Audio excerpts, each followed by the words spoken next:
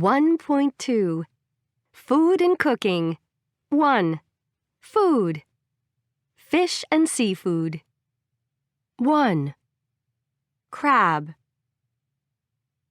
7. Lobster. 5. Mussels. 2. Salmon. 6. Shrimp. 3. Squid. 4. Tuna. Meat. 11. Beef. 12. Chicken. 9. Duck. 10. Lamb. 8. Pork. Fruits and vegetables. 14. Avocado. 25. Beet. 13. Cabbage. 24. Cherries. 18. Cucumber. 20. Eggplant. 23. Grapes. 27. Green beans. 26. Lemon. 19. Mango. 15. Melon. 21. Peach. 16. Pear. 28. Raspberries. 17. Red pepper. 22. Zucchini. Go to Telegram to use all the texts, audio, images, and neurotrainers. 1.3 2. Cooking. 6. Baked. 5. Boiled. 1. Fried. 2. Grilled. 4. Roasted. 3. Steamed. 1.4 3. Phrasal verbs. 1. I eat out a lot because I don't really have time to cook. Luckily, there are lots of good restaurants close to where I live. 2. I'm trying to cut down on coffee right now. I'm only having 1 cup at breakfast. 3. The doctor told me that I should completely cut out all cheese and dairy products from my diet. 1.5 1. Do you like salmon sushi? No, I don't like raw salmon. I prefer to eat it cooked. 2. What are you going to have as an appetizer? I think I'll have the spicy shrimp. I love hot food. 3. How should I cook this fresh tuna? Just grill it for a few minutes on each side. 4. Are you going to the supermarket? Could you get me some low-fat yogurt? Sure. What flavor do you want? Just plain. 5. What else can I put in this fruit salad? Well, we have some canned peaches. How about those? 6. I never buy frozen raspberries. No, they taste okay, but the texture just isn't the same. 1.6 3. Cat. Ah. crab salad. 1, Fish. Grilled squid. 4, Car. R. A large carton of milk. 2, Tree. Steamed green beans. 7, Bull. A good cook. 5, Clock. Hot sausages. 6, Horse. Or. 4 forks. 8, Boot. Tuna with zucchini. 1.7, Naomi. Definitely tea. I went to Aruba on vacation recently, and I was staying at a hotel, and they didn't have any good green tea. I really missed it in the mornings. Sarah. I absolutely love pasta, and I try and eat it whenever I can, so I would find it really difficult to live without pasta. Pasta and pesto is my favorite meal, and I have it at least twice a week, usually when my husband's away, because he's always telling me not to eat so much pasta. Emilio. Yes, pretty often. My wife's from Asia, from Indonesia, so we often eat hot food. I love hot food, curries, any Indonesian food. I also love Thai food, like a good green curry. Tron. I guess like a lot of people, I tend to eat chocolate in that situation. Chocolate or ice cream, maybe. Definitely something sweet. Austin. Only caffeine, actually, which I didn't used to be. I used to drink a lot of coffee, but a few years ago I started noticing that it was affecting me pretty badly when I drank coffee. I was getting headaches, and I've never been tested for it, but I've stopped drinking caffeine in coffee, and I think I feel better. Sean. I like spicy ones, and I like them with meat, so maybe pepperoni.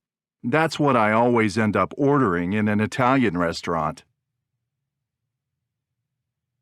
1.8. Part 1. With me today I have Mariana Livaditaki, head chef of Morito Restaurant in London. Mariana, what was your favorite food when you were a child? Well, at home we ate a funny mixture, and because of my parents, fresh fish, bacon and eggs for breakfast on Sundays, and traditional apple pies. But my favourite was fish. We ate fish every day, which my dad caught. In fact, my dad still goes fishing every night. Wow. Yeah, we were really lucky because not all families could do that, could eat fish every day. Even on an island, fish is expensive, unfortunately. Did your dad catch fish for the family or for the restaurant? For both, except for lobsters. When he caught a lobster, he never sold it. It was always for us. We boiled it and ate it with lemon and olive oil. You don't need anything except lemon and olive oil when fish and seafood is really fresh. That's how I cook lobsters nowadays in the restaurant, in Morito. Were you interested in cooking when you were a child? Oh, yes. I spent every evening in our restaurant, and instead of playing with the other children, I usually helped in the kitchen. I wrote down recipes which I wanted to cook for the family in a small blue notebook. So your love of food and cooking came from your parents? From my parents and also from my aunt, and from many inspiring ladies who surrounded me when I was growing up. My aunt, Thea Kula, had animals, a garden, olive trees and grapes. In the summer, I often spent all day with her. She knew everything about wild food in Crete. She only ate what she had grown, or found, or made herself. Such a beautiful way to eat. Did you ever eat out as a child? Never in the evening, because our restaurant was open for dinner 7 days a week. But occasionally my mum used to buy me and my brother souvlaki for lunch, a sort of Greek sandwich with pita bread. Inside it has pork, tomato, red onion, and lots of thick yogurt. 1.9. Part 2. So, did you always want to be a chef, to have your own restaurant? No, not at all. I wanted to be a psychologist. And when I was 18, I came to the UK to study at Kent University.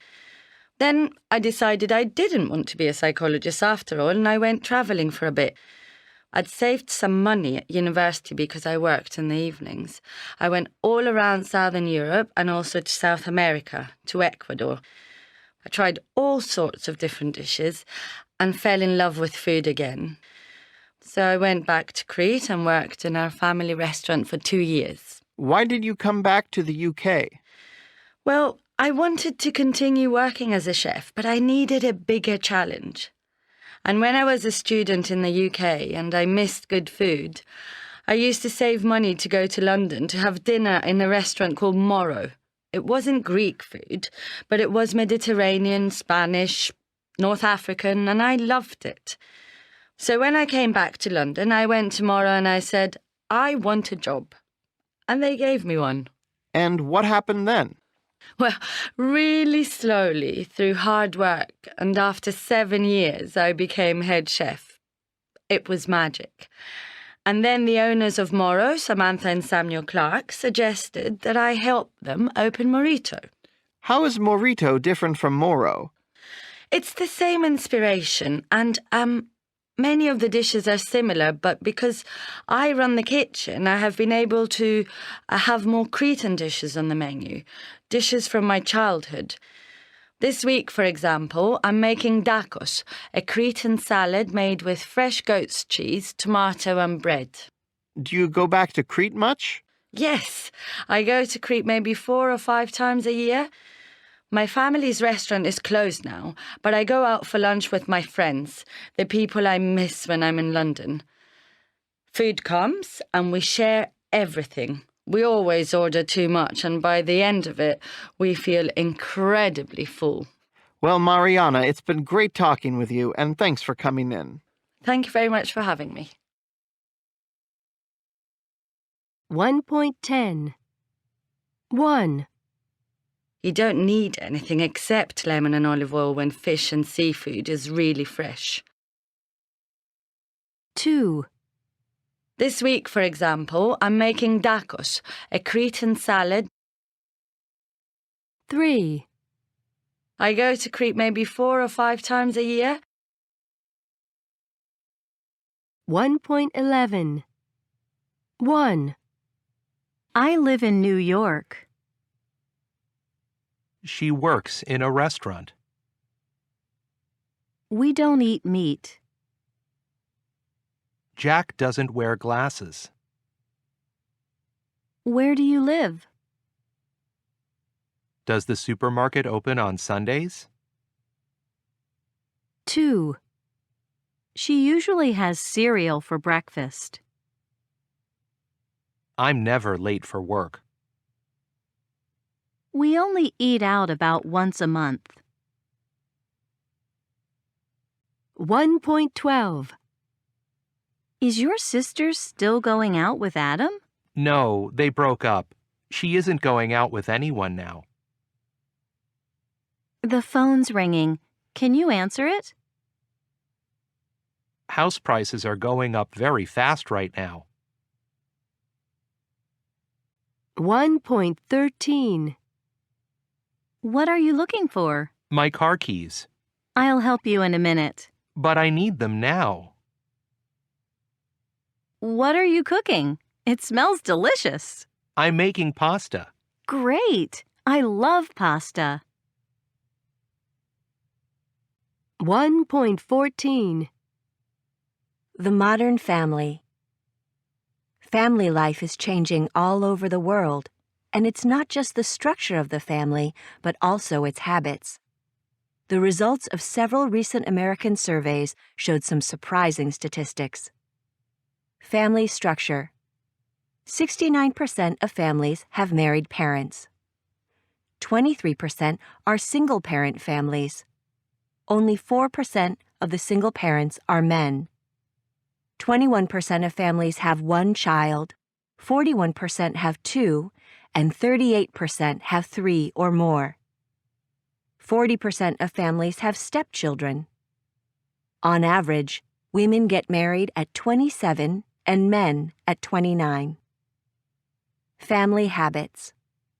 40% of families eat together fewer than 3 times a week, and 10% never eat at the same time. They go on vacation together as a family 7 days a year. An estimated 5% of people have brothers or sisters who they never speak to or contact. 60% of parents say chores, discipline, and family activities are shared equally in homes with 2 full-time working parents. The average family has 6 arguments each day, and the most common cause is children refusing to clean their messy bedrooms or complaining about food. 1.15 1. So, what are you going to do next year, Adam? Are you going to go to college? Adam? Can you hear me? Sorry, Grandma. What did you say? I said, are you going to go to college next year? No, Grandma. I've already told you like 100 times. I'm not going to go to college. I'm going to look for a job. I need to earn some money. All right, dear. You don't need to shout. I can hear perfectly well, thank you. What time is it? 10 to 3. I'll get you some coffee. Oh, thank you. That'd be nice. 2. Bye. See you tomorrow. Bye. Hey, what do you mean tomorrow? Aren't you coming back tonight? No, I told you about it yesterday. I'm going to a party at Katie's. I'm staying overnight there. Who else is going? Oh, just the usual crowd.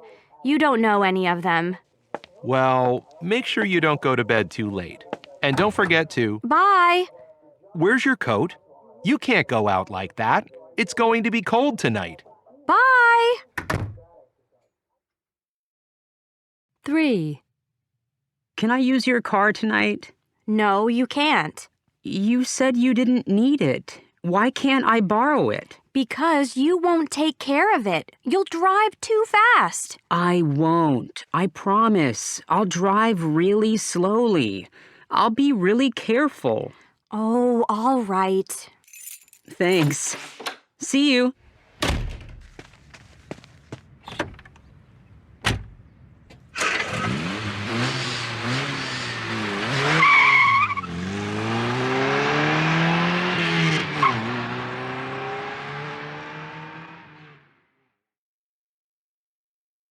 One 1.16 Future plans and intentions.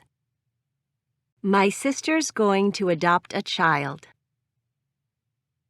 Are you going to buy a new car or a used one? I'm not going to go to New York City tomorrow. The meeting is canceled. 1.17 Predictions. The Yankees are going to win. They're playing really well. Look at those black clouds. I think it's going to rain. 1.18 Future arrangements. Lorna and James are getting married in October. We're meeting at 10 o'clock tomorrow in Jack's office. Jane's leaving on Friday and coming back next Tuesday. 1.19 Instant decisions, promises, offers, predictions, Future facts. I'll have the steak. I won't tell anybody where you are. I'll carry that bag for you. You'll love New York City. I'll be home all afternoon. 1.20. I'm going to look for a job. 1.21. 1, My sister's having a baby in April. 2, Is anyone in your family buying a car? 3, Are you going to see your parents on the weekend? 4, Do you think you'll live at home next year? 1.22. Personality. 1. What are they like? 1, Selfish people think about themselves and not about other people. 2, Spoiled children are rude and behave badly because they are given everything they want. 3, Mature people behave like adults. 4, Honest people always tell the truth and never steal or cheat. 5, Charming people have an attractive personality and people like them. 6, Sensible people have common sense and are practical. 7, Sociable people are friendly and enjoy being with other people. 8, Anxious people are often worried or stressed. 9, Imaginative people have a good imagination. 10, Independent people like doing things on their own without help. 11, Bossy people like telling other people what to do. 12, Insecure people are not confident about themselves. 13, Sensitive people can be easily hurt or offended. 14, Stubborn people never change their opinion or attitude about something. 15, Patient people can wait for a long time or accept difficulties without getting angry. 16, Ambitious people want to be successful in life. 17, Reliable people are ones who you can trust or depend on. 18, Self-confident people are sure of themselves and their abilities. 19, Rebellious people don't like obeying rules. 20, Moody people have moods that change quickly and often. 21, Competitive people always want to win. 22, Affectionate people show that they love or like other people very much. 1.23. 2. Negative prefixes. Dis. Unambitious. Unclean. Unfriendly. Dishonest. Unimaginative. Unkind. Disorganized. Unreliable. Unselfish. Unsociable. IN, IM, IR. Immature. Impatient. Irresponsible. Insensitive. 1.24 1, Anxious, ambitious, generous, rebellious. 2, Sociable. Reliable. 3, Responsible, sensible. 4, Competitive. Talkative. Sensitive. 5, Unfriendly, insecure, impatient, immature.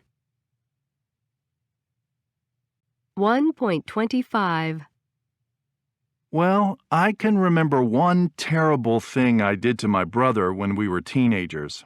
I have a twin brother. So we used to fight and argue a lot as kids and teenagers. And one time when we were about 15, we were fighting, arguing. We shared a bedroom, so we were in our room, fighting each other. And I accidentally stabbed him in the hand with a pen that I was holding in my hand. And it was a total accident, and I was holding it, and I was kind of threatening him, but I didn't really mean to stab him, obviously, but I did. And I was absolutely horrified at what I'd done. And of course, my brother, he looked down at his hand with this blood coming out from where I'd stabbed him, and he looked up at me and he said, "I'm going to tell Mom," which sort of made me laugh because, we were both 15 at the time, and it was a very childish thing to say. And he ran downstairs to tell our mom, and I was absolutely terrified that she was going to be really angry with me, which she was, of course. But, he was fine. By the way, it was a very small wound. He didn't have to go to the hospital or anything. It was absolutely fine. But, he still... Now, this is, we're in our late 40s now, so this is 30 years ago, but he still sometimes tells people, when we meet them, about when I stabbed him. But yeah, it wasn't a very nice thing to do to him. Well, my sister was 4 years older than me. She still is, actually. I remember once when I was about 10 years old, I had a pet, a bird. It was a small green parrot named Charlie, and I really loved him. He lived in a cage, but I sometimes let him out to fly around the house, so he could have some freedom. And one day, I was in my bedroom, and I let him out, but then something happened. I can't remember what, and I forgot about him for a while. And then suddenly I couldn't see him anymore. And well, I looked everywhere for him. I looked all over the house, and I couldn't find him anywhere. Oh, I cried, and I cried, because I was sure that he had flown out of the window. And my parents started to help me because they felt awful about it as well. And just when I was completely hysterical, my sister admitted that, in reality, she had hidden him. She had shut him inside a cupboard. Can you believe that? Well, she opened the cupboard, and poor Charlie was there. He was so frightened. But we were all really relieved to find him. My sister was so horrible that day. Of course, now we get along really well, but I still remember what she did to poor Charlie. And sometimes when she comes to see me, I hide her car keys or her purse or something just to remind her of it. Is that bad? 1.26 My name's Jenny Zielinski, and New York is my city. I live here, and I work for a magazine, New York 24/7. My name's Rob Walker. I'm a writer on New York 24/7. You can probably tell from my accent that I'm not actually from New York. I'm British, and I came over to the States a few months ago. I met Rob in London when I was visiting the UK on a work trip. He was writing for the London edition of 24/7. We got along well right away. I really liked him. So, why am I in New York? Because of Jenny, of course. When they gave me the opportunity to work here for a month, I took it immediately. It gave us the chance to get to know each other better. When they offered me a permanent job, I couldn't believe it. I helped Rob find an apartment, and now here we are, together in New York. I'm so happy. I just hope Rob's happy here too. I really loved living in London. A lot of my friends and family are there, so of course I still miss it. But New York's a fantastic city. I've got a great job, and Jenny's here too.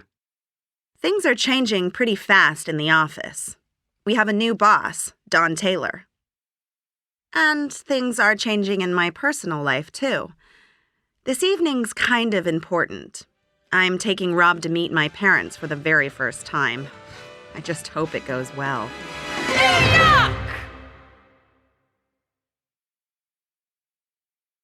1.27.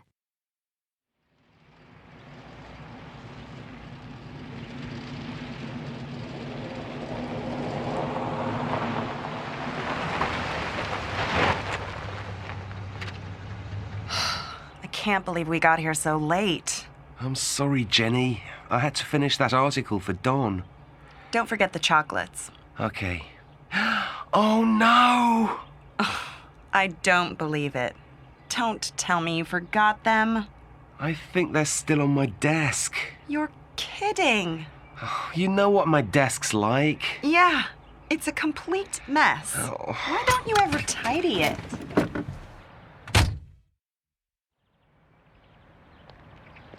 We could go and buy some more.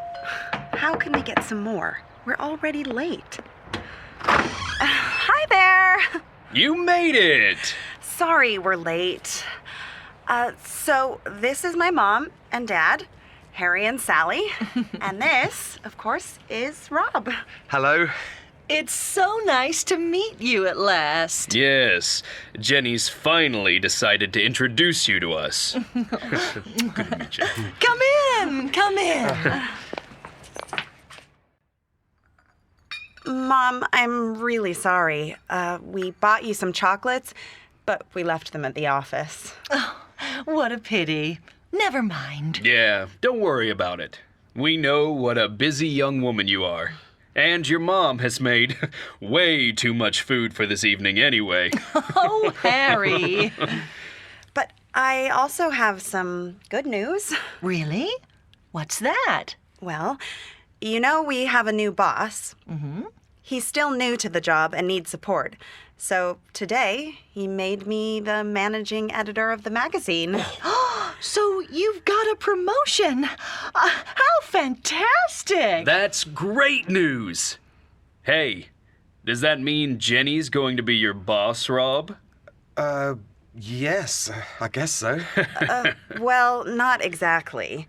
I'm a manager, but I'm not Rob's manager. Let's go and have dinner. What a great idea.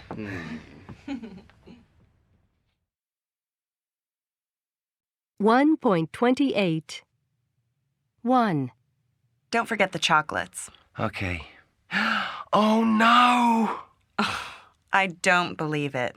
Don't tell me you forgot them. I think they're still on my desk. You're kidding. 2. Mom, I'm really sorry. We bought you some chocolates, but we left them at the office. Oh, what a pity. Never mind. 3. But I also have some good news. Really? What's that? 4. So you've got a promotion. How fantastic! That's great news. 5. Let's go and have dinner. What a great idea. 1.29. You're kidding. I don't believe it. Really? How fantastic! That's great news! What a great idea! Oh no! What a pity. Never mind.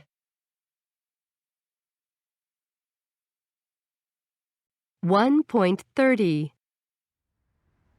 You know, our Jenny has done incredibly well, Rob. She's the first member of our family to study at Harvard. She's a very capable and ambitious young woman. Dad. No, it's true, Jenny. But what about you, Rob? How do you see your career? Do you see yourself going into management? Me? No, not really. I'm more of a writer. Really? What kind of things do you write? Interviews, reviews, things like that. And I'm doing a lot of work for the online magazine. Rob's a very talented writer, Dad. He's very creative. That's great, but being creative doesn't always pay the bills. You know, my dad's a very keen photographer. He took all of these photos. Oh, Rob won't be interested in those. But I am interested. I mean, I like photography. And I think I recognize some of these people. That's because most of them are of Jenny. But there are some great jazz musicians, too. That's Miles Davis. And isn't that John Coltrane? And that's Wynton Marsalis. You know about Wynton Marsalis? Know about him? I've interviewed him. How incredible! I love that guy. He's a hero of mine. Well, he's a really nice guy. I spent a whole day with him, chatting and watching him rehearse. Really? I want to hear all about it. Have a cookie, Rob. Go ahead, son. Sally makes the best cookies in New York. 1.31. 1. How do you see your career? 2. Not really. I'm more of a writer. 3. Interviews, reviews, things like that.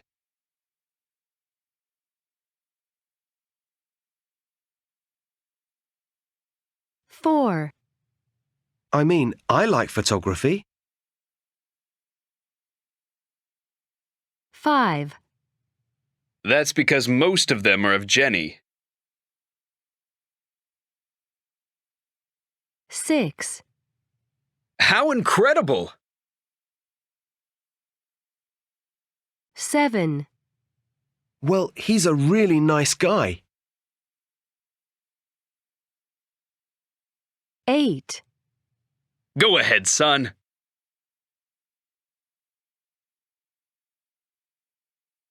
2.1. Money. 1. Verbs. 1. I'm going to inherit $5,000. 2. I save money every week. 3. He promised to lend me $50. 4. I need to borrow $20 from my mom. 5. I often waste money. 6. I can't afford to buy that car. 7. The mechanic charges me $400. 8. They cost $200. 9. I owe Jim $100. 10. I want to invest some money. 11.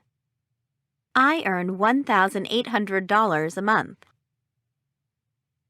12. My house is worth about $350,000. 13. We want to raise money for the new hospital. 2.2. 2. Prepositions. 1. Would you like to pay cash or by credit card? 2.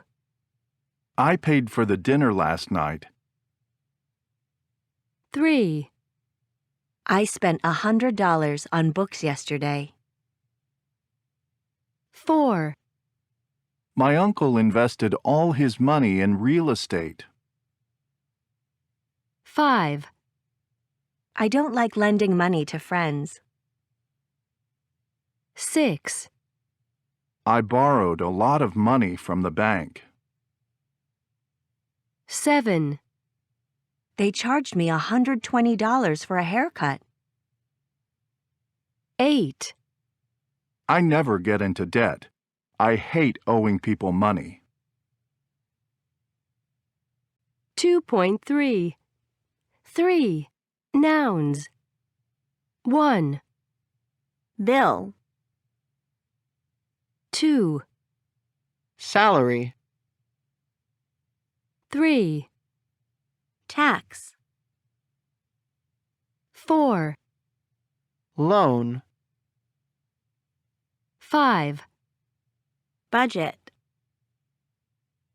6. Mortgage. 7. Contactless payment. 8. Insurance. 2.4. 4. Phrasal verbs. 1. I took out $200 from an ATM. 2. When can you pay me back the money I lent you? 3. I have to live off my parents while I'm in college. 4. It's difficult for me and my wife to live on only one salary. 2.5. Up. Done. From. Money. Nothing. Some. One. Clock. Borrow. Contactless. Dollar. Honest. Promise. Shopping. Phone. Close. Go. Loan. Sold. 2.6. Afford. Mortgage. Order. Work. Organized. Store. Worth. 2.7. 1. Let's go shopping for clothes. 2. Can I borrow some money? 3. He won $1 million. 4. I've done nothing wrong. 5. They can't afford to pay the mortgage. 6. I work in a store. 2.8. I haven't seen those sneakers before. Are they new? Yes, I bought them today. Do you like them? They're okay. How much did they cost? Oh, not much. They were a bargain. Under $100. You mean $99.99. That isn't cheap for a pair of sneakers. Anyway, we can't afford to buy new clothes right now. Why not? Have you seen this? No, what is it? The electricity bill. It came this morning. And we haven't paid the house insurance yet. Well, what about the iPad you bought last week? What about it? You didn't need a new one. The old one worked just fine. But I needed the new model. Well, I needed some new sneakers. 2.9. 1. Past experiences. I've inherited some money, but I haven't spent it. Sally has never met Bill's ex-wife. Have you ever lost your credit card? 2. With yet and already. I've already seen this movie twice. Can't we watch another one? My brother hasn't found a new job yet. He's still looking. Have you finished your homework yet? No, not yet. 2.10. They got married last year. I didn't have time to do my homework. What time did you wake up this morning? 2.11. I've been to Miami twice. I went there in 2010 and 2016. I've bought a new computer. I bought it last Saturday. 2.12.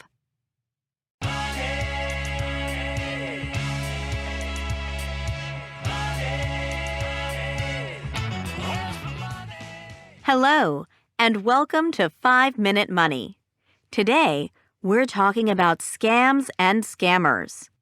Millions of people a year are victims of scams in the U.S. In 2017, Americans lost $905 million because of scams, so we all need to know what to look out for. We're going to hear 3 listeners' stories, and for each scam, we'll explain how to stay safe. Our first story is from Tara in Knoxville. A few months ago, I got an email from my cousin who was studying abroad in South Africa. He said he'd lost his backpack with his ID and credit cards and needed money to get home. He asked for my credit card number, and I was like, well, it's my cousin. I have to help him. So I sent him a reply with my credit card number and everything, but there was no reply. So I got suspicious, and I checked my credit card balance, and somebody had stolen over $3,000. Of course, I never got it back. Ah, the friend or family member abroad who needs help. But it isn't really a friend. It's a scammer who is using this friend's email account. Often, this scam is obvious, either because you know your friend isn't abroad or because the email has grammar and spelling mistakes. So always be suspicious of any strange emails from friends. The next story is from Max in Madison. I got an email saying that I'd won a lot of money in the Mega Millions lottery. It looked official, and it was from the Mega Millions Corporation, so I thought it was real. I did buy a Mega Millions lottery ticket last fall when the jackpot was close to $1 billion, so I believed it. I emailed back and they replied and said the easiest thing was for me to send them my bank details and they'd pay the money directly into my account. So, like an idiot, I did, and the next day my bank account was completely empty. Thank goodness my account only had $300 in it. I feel so stupid, but I definitely learned my lesson. Yes. So again, never believe an email or message saying you've won a lottery, especially if you've never bought a ticket. Our last story is from Zeke in Hartford. It was a Saturday morning, and I'd just gotten back from the gym. The phone rang, and a woman said she was from Citibank's security division. She said the bank was conducting its regular account verification process and that I needed to verify my credit card number and some other information. I thought it was weird that the bank was calling on a Saturday morning, but she was so nice and polite, so I gave her all my credit card information. A few days later, I tried to use my credit card and it was declined. I called the Citibank customer hotline and the bank representative said that my credit card was deactivated because of suspicious charges. The representative told me that Citibank never calls its customers to verify credit card information. Thank goodness I wasn't responsible for any of the suspicious charges, so I didn't lose any money. It's natural to cooperate if you think your bank is calling you, but your bank will never ask you on the phone to verify your account details. If you get suspicious, just hang up, wait 10 minutes, and then call your bank to check if it really was them. So, what's the most important thing to remember if you don't want to be the victim of a scam?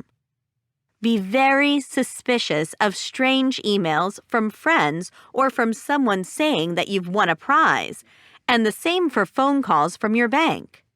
And above all, never give your bank account or credit card numbers to anybody, either in an email or on the phone, unless you are 100% sure who they really are.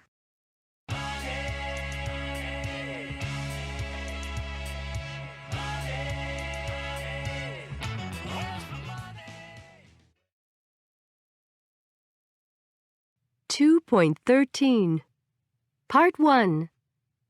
The charity Adelante Africa was started in 2008. That summer, a group of Spanish and British tourists had traveled to Uganda on safari to see the mountain gorillas. Halfway through the trip, in a small rural village called Igayaza, the truck they were traveling in broke down. While a mechanic repaired the truck, the group took shelter in a nearby building. It was a school for orphans, children without parents, but it was in terrible shape.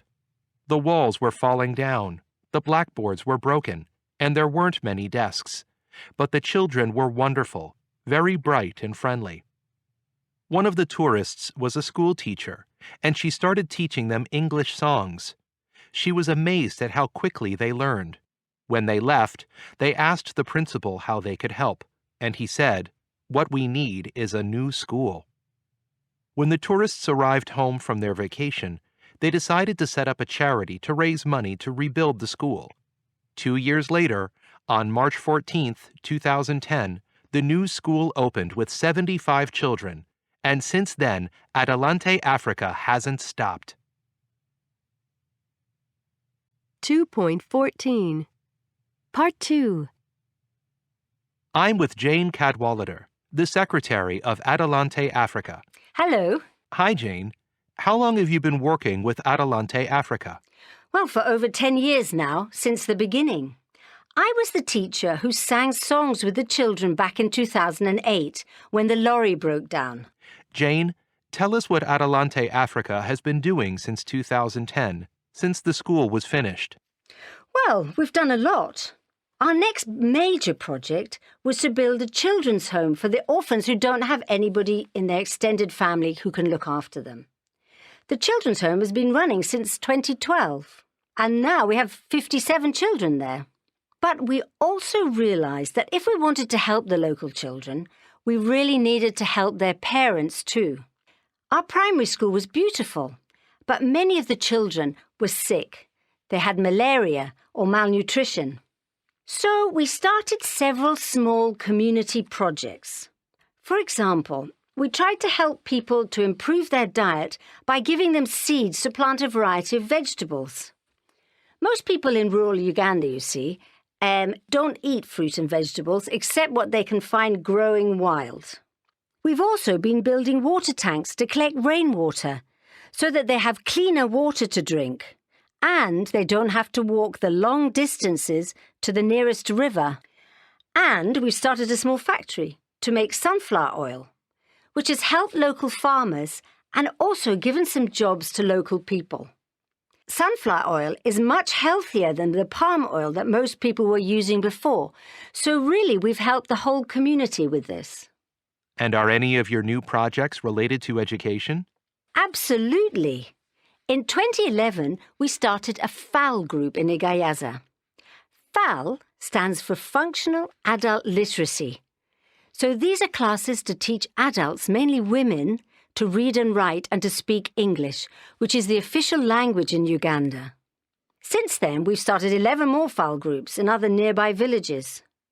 And our other big project is that we've just built a secondary school so that children from our primary school and the other local children can get a good secondary education. We're very proud of it. It's not quite finished yet, though. We need to raise more money in order to finish all the buildings. And are all the volunteers, the people who work with you, from Britain and Spain? No, not at all. There are a few of us from Europe who visit regularly, but the people who make it all possible are the Ugandan volunteers. Without them, we couldn't do anything. In the future, we hope that all the projects will be run by them. And can you tell me about some of the children, some individual cases? Let me think. I know a good example. John Musée. He's a boy, an orphan, who was at the primary school when the lorry broke down. He was very bright, and when he finished primary in the new school, he got very good grades, and we sponsored him to go to secondary school. He worked very hard there as well and did very well. And now he's in the last year of nursing at a good nursing college. And I also have to tell you about baby Rose. She was brought to our children's home with her brother. They were living alone in a hut with their mother, who was dying of AIDS. When they arrived, Rose was a year old. She was suffering from malnutrition and weighed only 5 kilos. Her little legs were so thin that we thought she'd never walk. And she never, ever smiled. Now, 1 year later, she's running around, laughing and smiling. Since she came here, she's changed completely into a healthy, happy child. So Adelante Africa has really changed their lives. Yes, it's changed their lives. But it's also changed the lives of the people who work for Adelante Africa. Most of us feel it's the most satisfying thing we've ever done. Have a look at the photos and videos on our website. It's www.adelanteafrica.org. Maybe it will change your life too. 2.15 1. Jane, how long have you been working with Adelante Africa? 2. Tell us what Adelante Africa has been doing since 2010. 3. The children's home has been running since 2012. 4. We've also been building water tanks to collect rainwater. 5. Since then, we've started 11 more FAL groups. 6. Since she came here, she's changed completely. 2.16 They've known each other for 10 years. Julia's had that bag since she was in college. How long have you worked here? Since 2010. How long has your brother had his motorcycle? For about a year. 2.17 1. How long have you been learning English? Nick has been working here since April. They've been going out together for about 3 years. 2. Your eyes are red. Have you been crying? No, I've been chopping onions. 2.18 1. How long have you been learning French? 2. I've been learning French for 3 years. 3. How long has it been raining? 4. It's been raining since lunchtime. 2.19 1. It's snowing. How long has it been snowing? 2, I'm learning Chinese.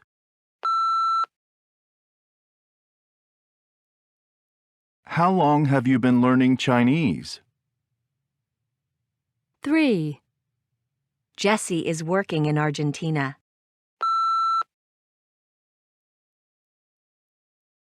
How long has Jesse been working in Argentina? 4, John is looking for a job.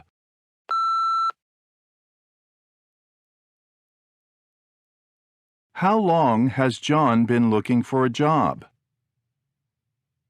5, They're living with Maria's parents.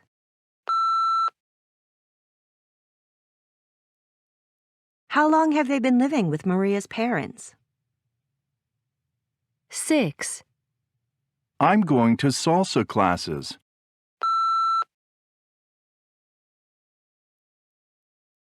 How long have you been going to salsa classes? 7, It's raining. How long has it been raining? 8, Kenji is going out with Emily.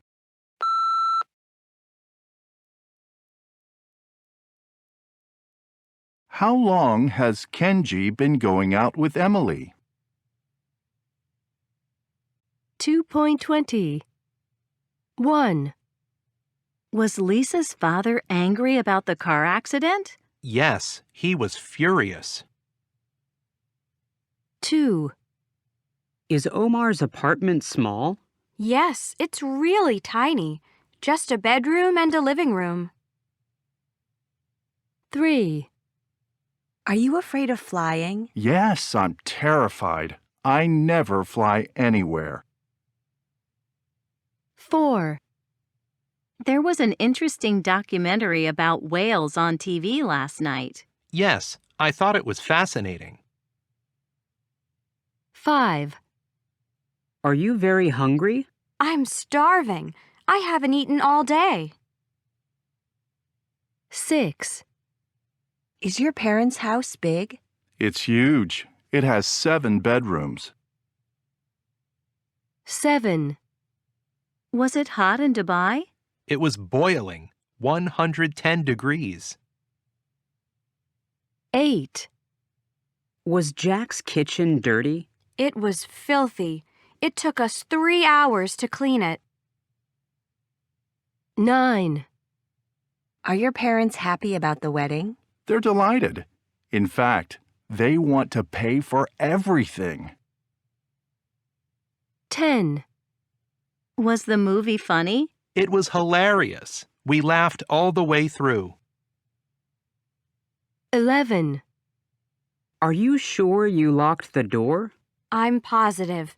I remember turning the key. 12, Were you surprised to hear that Tyler and Kimiko have broken up? I was absolutely amazed. I never thought it would happen. 2.21. 1, What do you eat to cheer yourself up when you're feeling sad? I love roast potatoes, baked potatoes. They're warm, buttery, nice olive oil. They make me feel good. Does it make you feel better? Yeah, usually it does. I think they're quite refreshing, warm. When you're feeling down, I think they're the perfect remedy. 2, How often do you eat out? Well, my wife would probably like me to eat out a little bit less, but probably about 2 to 3 times a week. What kind of places do you go to? You know, it always kind of depends. I think that people like to eat about 3 or 4 different restaurants in their town, no matter what. And it's usually one of those 3 or 4, usually pizza, Mexican, or Asian. Why do you like these kinds of restaurants? I guess part of it is it's a type of food that you can't normally prepare at home, and so it's something a little bit different. Otherwise, it's just tasty. 3, Do you have brothers and sisters? I have step brothers and sisters, 2 stepsisters and 1 stepbrother. Do you get along with them? Yes, we didn't grow up together, but we're now all adults and we get on really well. 4. Have you ever won any money, for example, in a lottery?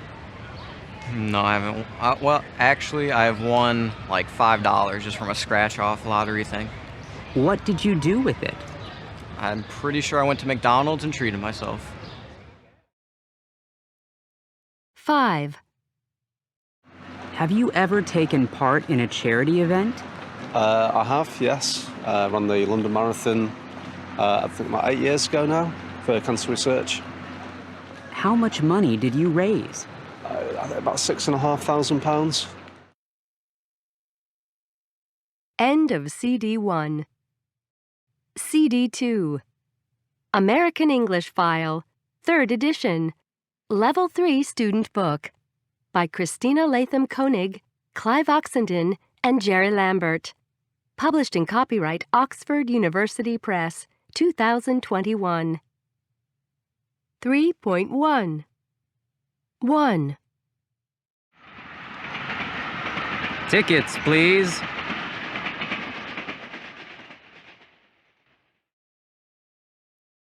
Two. Does everyone have their seatbelts on?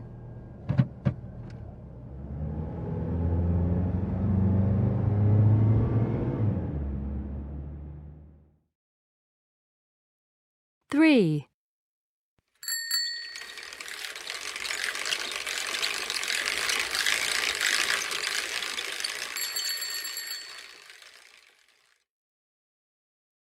Four.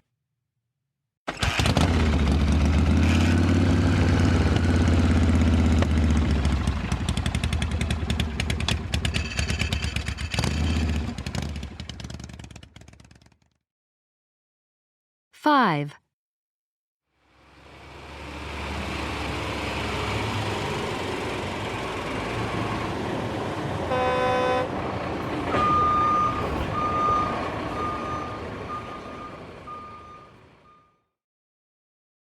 Six.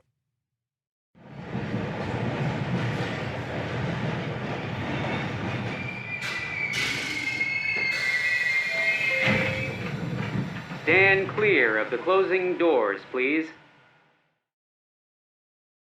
Seven.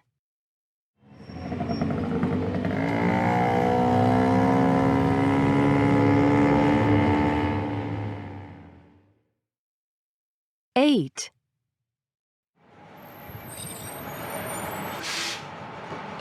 Does this stop at Broadway and 125th?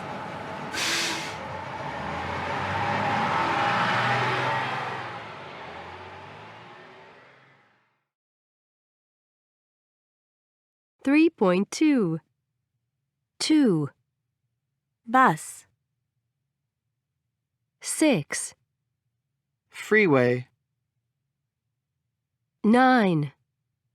Motorcycle. Eight. Platform. Four. Scooter. Seven. Subway. Five. Train. Three. Truck. One. Van. 3.3. 1. Bicycle lane. 2. Car crash. 3. Crosswalk. 4. Gas station. 5. Parking ticket. 6. Pedestrian zone. 7. Road work. 8. Rush hour. 9. Seatbelt. 10. Speed camera.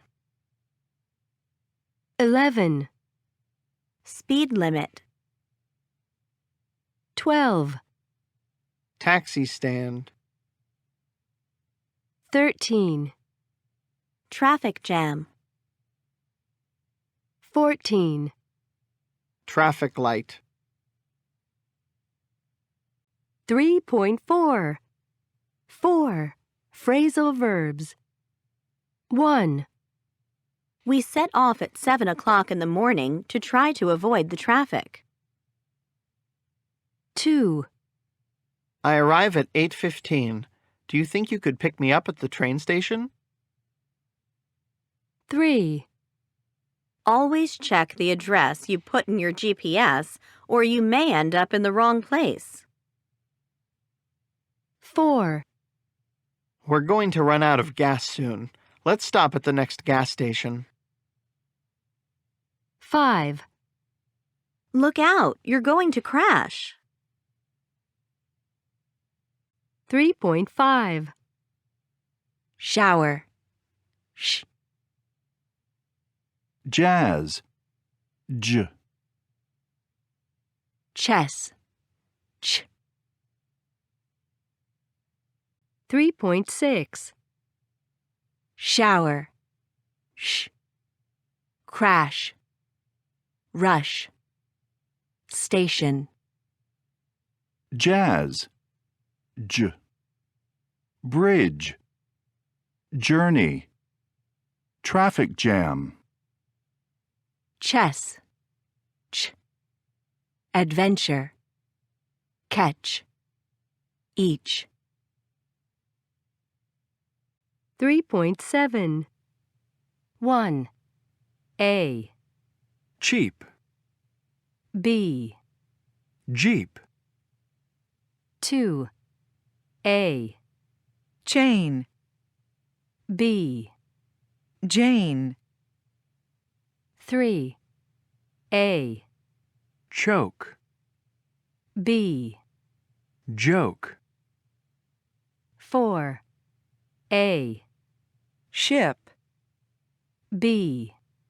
Chip. 5. A. Shoes. B. Choose. 6. A. Wash. B. Watch. 3.8. 1. Jeep. 2. Chain. 3. Joke. 4. Chip. 5. Shoes. 6. Watch. 3.9. 1. Do you like potato chips? 2. I'm going to wash it. 3.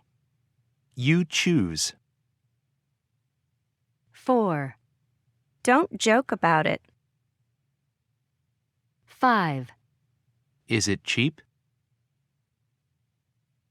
3.10. Tanner took a taxi from the boatyard to the airport where the seaplane was leaving from. It took 45 minutes to get from the boatyard to the airport. Once he got on the seaplane, Tanner quickly made up the time he spent riding in the taxi. With the plane flying close to 100 miles an hour, Tanner caught up to Rutledge and Adam near 7 Mile Bridge. After landing at the airport in Key West, Tanner rented a scooter for the last 3 miles of the race. Just a few more minutes until he arrived at the southernmost point of the U.S.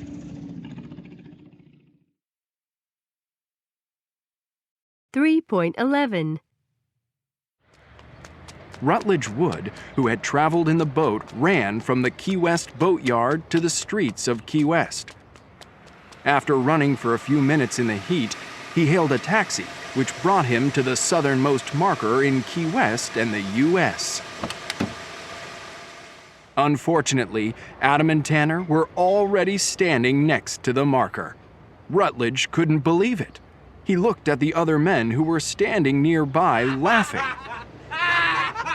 It turns out that Adam, traveling in the Lotus Evora, had reached the Key West marker just seconds before Tanner arrived on his rented scooter. Adam's car had won, which is a good thing because Top Gear is, after all, a program about cars. Tanner's combination of taxi, seaplane, and scooter arrived second, several minutes before Rutledge, who ended his boat trip with a ride in a taxi. 3.12. 1. My car is a little older than yours. San Francisco is more expensive than Chicago. This test is less difficult than the last one. Olive oil is better for you than butter. 2. The new sofa isn't as comfortable as the old one. I don't have as many books as I used to. 3.13. 1. My father drives faster than me. He walks more slowly than I do. Atlanta played worse today than last week. 2. Max doesn't speak English as well as his wife does. I don't earn as much as my boss. 3.14. Kevin is the tallest player on the team. Singapore is the most expensive city in the world. The small bag is the least expensive. Lucy is the best student in the class. Who dresses the most fashionably in your family? That's the worst we've ever played. 3.15. 1. What's the most dangerous thing you can do while you're driving? 2. You'll probably make bad decisions. 3. People slow down to look at an accident. 4. This is a really common cause of accidents on freeways. 5. This makes you twice as likely to have an accident. 6. What did you find most interesting? 7. Always keep your eyes on the road. 3.16.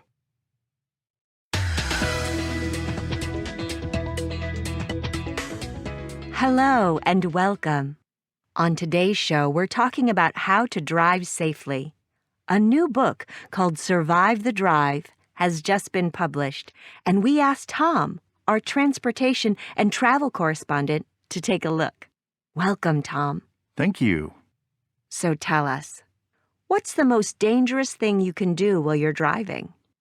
Obviously, we're not talking about drinking alcohol, taking drugs, or using a handheld phone to make calls or text, which everyone knows you must never do. Well, this is really surprising. At the top of the list is driving when you're feeling emotional. The researchers found that you're nearly 10 times more likely to have an accident if you're feeling very sad or angry or stressed. If you're emotional, then you can't concentrate on the road, and you'll probably make bad decisions if you find yourself in a dangerous situation. In fact, if you're feeling very emotional, it'd be better not to drive at all. Wow. Okay, I'll try to remember that next time I have a bad day at work. What's the second most dangerous thing? This one's less surprising. It's reaching for something in your car. It might be your phone or a map or some candy. If you're reaching down or trying to get something from the back seat, then you aren't looking at the road, and you're 9 times more likely to have an accident. And number 3?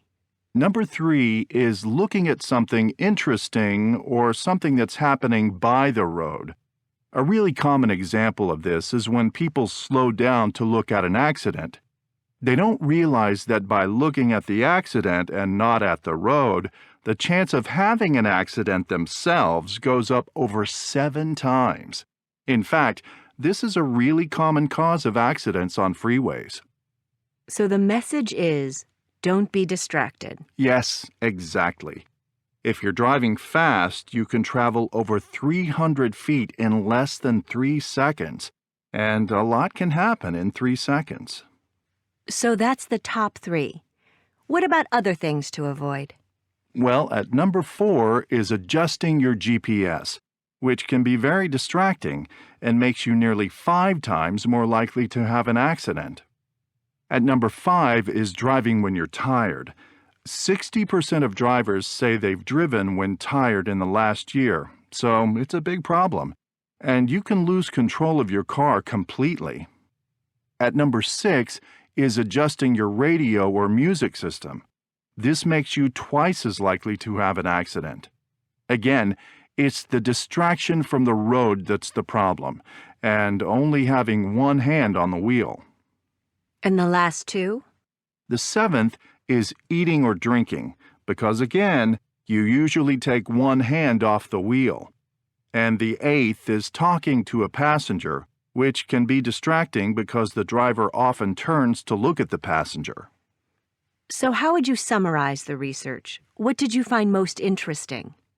I think for me, the most interesting thing is that some of these things don't seem very dangerous, and good drivers often do them, but the research shows that they are. So next time you get in your car to drive somewhere, think about what you're doing, and always, always keep your eyes on the road.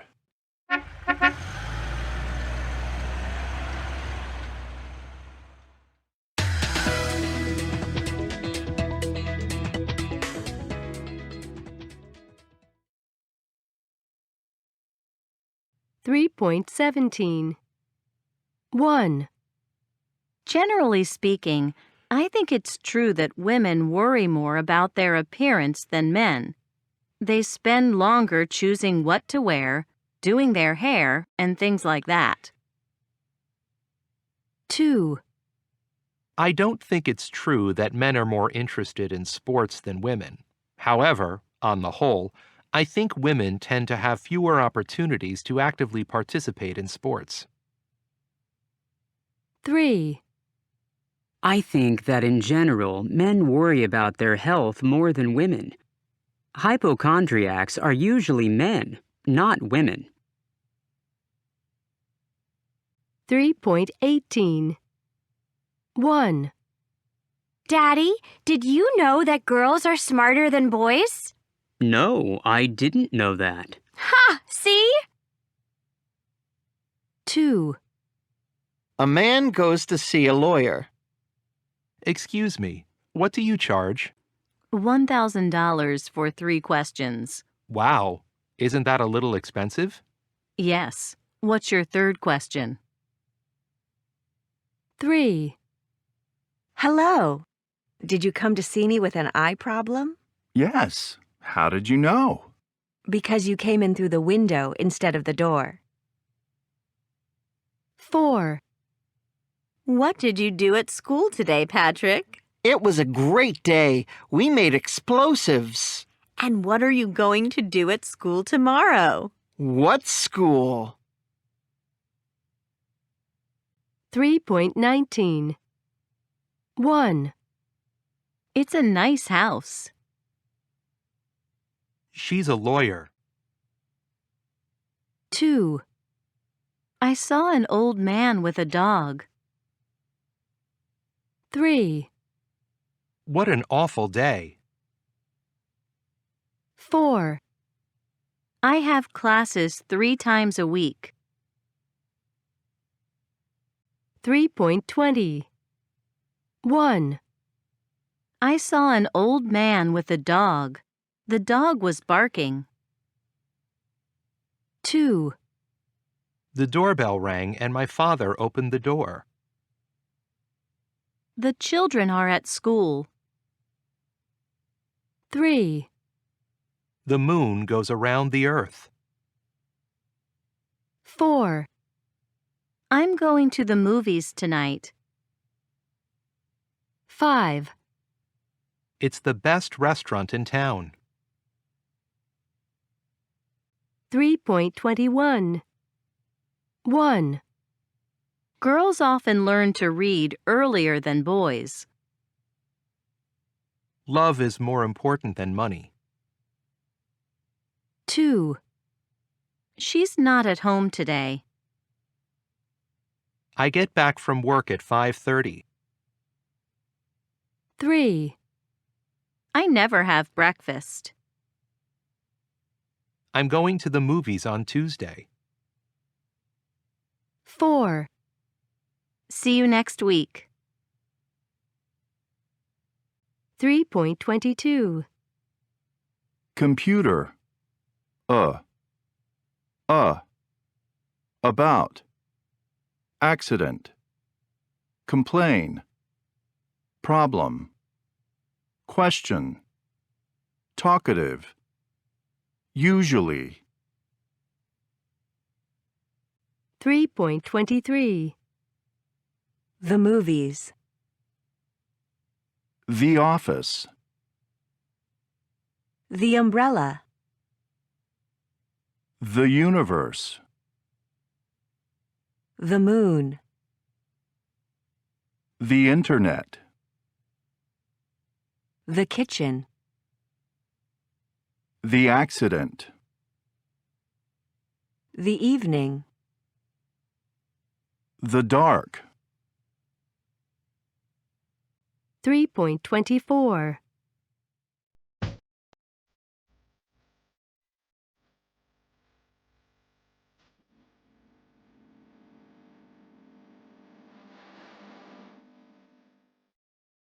Pink is for girls, blue is for boys.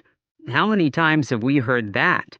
And if you walk down the aisles of children's clothes stores, you'll see rows and rows of clothes in these two colors. But where does this rule come from exactly? Are little girls genetically attracted to pink and little boys to blue? It seems not. You may be surprised to hear that 100 years ago, it was the exact opposite. In a popular magazine of the time, an article said the generally accepted rule is pink for boys and blue for girls. The reason is that pink, being a stronger color, is more suitable for a boy, while blue, which is more delicate, is prettier for a girl. The change to pink for girls and blue for boys happened only after World War II. The idea of women being equal to men emerged, and as a result, people started dressing little girls in pink. Soon, advertisers got a hold of the idea and made blue the color for boys. Since then, the pink and blue stereotype has never gone away. And it's not only clothes, but all sorts of other things as well. Girls' rooms and furniture are painted pink. Girls' accessories are made in pink. Girls' toys are packaged in pink. South Korean photographer Jang Mi-yoon was so struck by this that she created a series of photographs called the Pink and Blue Project, where children were photographed in their rooms with all the things they possessed in either pink or blue. But is this something we really need to worry about? Allison Carr from the Institute of Engineering and Technology says yes. When we're choosing between one toy or another to buy as a present for a child, we're influenced by stereotypes. And if the child is a girl, we'll probably choose something pink. And this is a problem because not only are 89% of girls' toys pink, but also only a very few of them are connected with science or math. Most girls' toys are still based on dolls and dressing up, while boys' toys are more likely to be related to building and cars. And the problem is that the toys we play with influence our interests and even the jobs that we end up getting. If girls don't have access to as many construction toys or mechanical and scientific toys as boys, they'll think that science and technology is not for them, so they'll be less likely to choose to study it at school and later in college. I think that if they were allowed to choose for themselves, girls and boys would choose the same sort of toys, and that parents need to forget about the stereotypes about pink and blue. Toys should be the same colors for all children: red, yellow, green, whatever. However, Natasha Crooks from the British Toy and Hobby Association doesn't agree. I think that instead of abandoning the pink and blue thing, we should use it. If we want girls to get interested in maths and science, we should package science and engineering toys in a pink box. Then maybe girls, or their parents, will start buying them. Thank you, Natasha. And now we're moving on to 3.25. Dependent prepositions. 1. After verbs. 1. He apologized to the police officer for driving fast. 2. I never argue with my husband about money. 3. We're arriving in Miami on Sunday. 4. We're arriving at O'Hare Airport at 3:45. 5. Could you ask the waiter for the check? 6. Do you believe in stereotypes? 7. Who does this book belong to? 8. I can't choose between these two bags. 9. We might go out. It depends on the weather. 10. I dreamed about my childhood last night. 11. Don't laugh at me. I'm doing my best. 12. I'm really looking forward to the party. 13. If I pay for the meal, can you get the tip? 14. This music reminds me of our honeymoon in Italy. 15.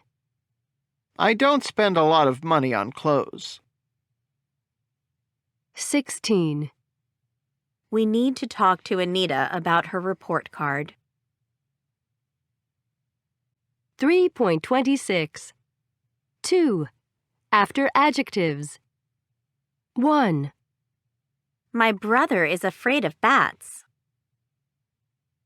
2. She's really angry with her boyfriend about last night. 3. I'm very close to my older sister. 4. This exercise isn't very different from the last one. 5. We're really excited about going to Brazil. 6. Krakow is famous for its main square. 7. I'm fed up with sitting in this traffic jam. 8. I'm very fond of my little nephew. He's adorable. 9. I've never been good at sports. 10. Eat your vegetables. They're good for you. 11. My sister is very interested in astrology. 12. She's very passionate about riding her bike. She does about 30 miles every weekend. 13. I don't like people who aren't kind to animals. 14. She used to be married to a pop star. 15. I'm really happy with my new motorcycle. 16. My dad was very proud of learning to ski. 17. Why are you always rude to waiters and salespeople? 18. Rachel is worried about losing her job. 19. I'm tired of walking. Let's stop and rest. 3.27. 1. When you're with friends of the same sex, what do you usually talk about? 2. Are there any sports or games that you're good at? 3. Is there anything you're really looking forward to? 4. Who in your family are you closest to? 5. What kind of movies are you excited about? 6. Are there any animals or insects that you're afraid of? 7. What's your town or region famous for? 8. Are there any superstitions that you believe in? 9. Is there a story in the news right now that you're really tired of? 10. Who's the last person you were really angry with? What about? 11. Have you bought anything recently that you're very happy with? 12. What do you think success on an exam depends on? 3.28.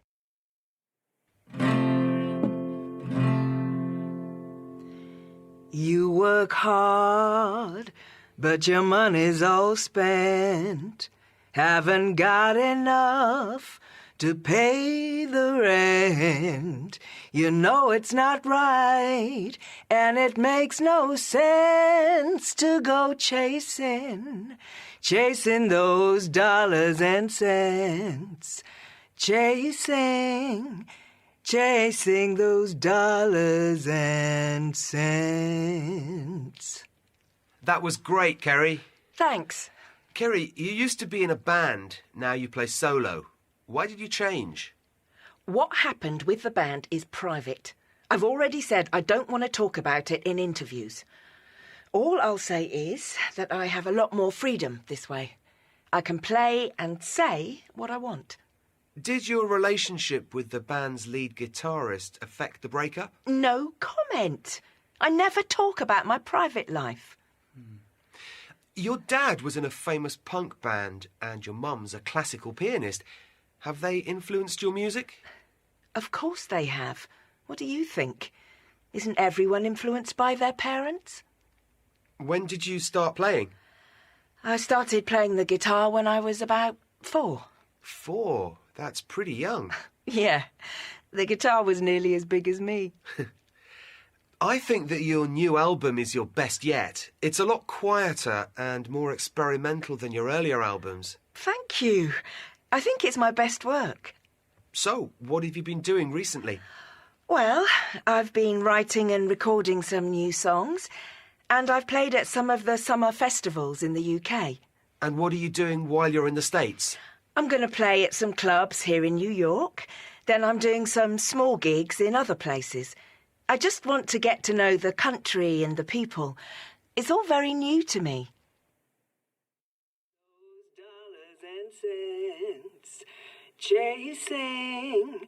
Chasing those dollars and cents. Good job, Rob. She isn't the easiest person to interview. She's okay. And this video clip will work great online. Well, thank you for coming in today, Carrie. Now I suggest we have some lunch. Rob, could you call a taxi? Sure.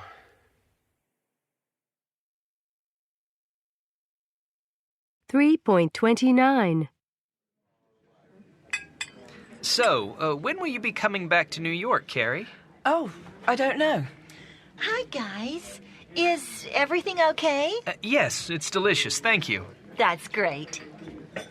New York waiters never leave you alone. I really don't like all this, hi guys, is everything okay stuff. What? You mean waiters aren't friendly in London? Oh, they're very friendly. Yes, they're friendly, but not too friendly. They don't bother you all the time. Can I get you anything else? More drinks, maybe? No thanks, we're fine. Fantastic. See what I mean? Personally, I think people in London are a lot more easygoing. London's just not as hectic as New York. Sure, we all like peace and quiet, but in my opinion, New York is possibly, well, no, is definitely the greatest city in the world. Don't you agree? To be honest, I definitely prefer London. Come on, Rob. You've lived in both. What do you think? Well, I have to say London's very special. It's more relaxed. It's got great parks, and you can cycle everywhere. It's dangerous to cycle in New York. Why would you cycle when you can drive a car? You can't be serious. Okay, I agree London has its own peculiar charm.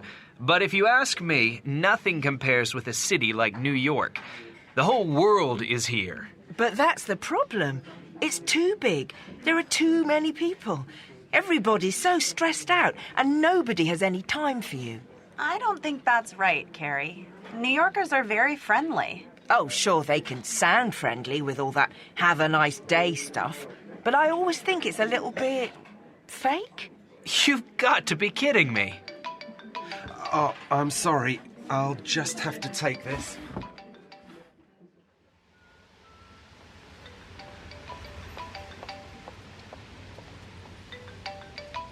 Hello? Yes? You're who? The taxi driver? What did she leave? Her cell phone. Right. Okay. Yes, we're still at the restaurant. See you in about 5 minutes.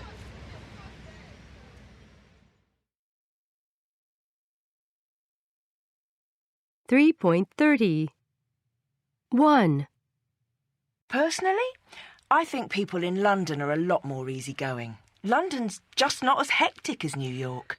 Sure, we all like peace and quiet, but in my opinion, New York is possibly, well, no, is definitely the greatest city in the world.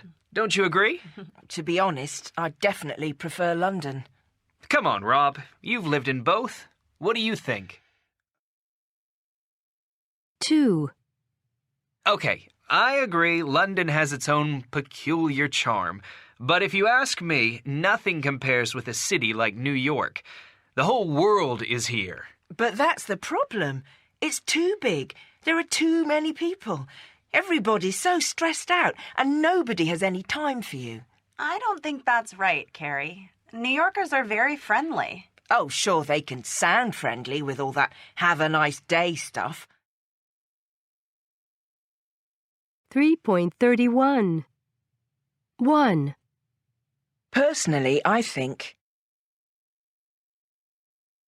But in my opinion... Don't you agree? To be honest... What do you think? 2. Okay, I agree. But if you ask me... I don't think that's right. Oh, sure. 3.32. Thank you for a nice lunch, Don. You're welcome. Thanks for coming, guys. Have a nice day. See? Nice, friendly service. Maybe, but I think she saw the big tip you left on the table.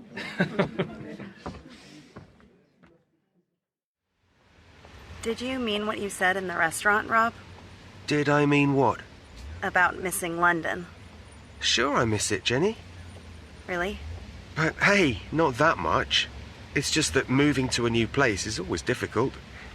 But you don't regret coming here, do you? No, not at all. It's just that you seemed homesick in there. For the parks, the cycling. Well, there are some things I miss, but... Oh, hang on a minute. Look over there. Our taxi's come back.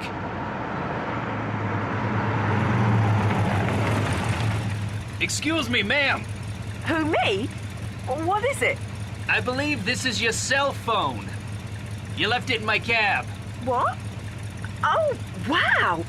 Thank you. Have a nice day.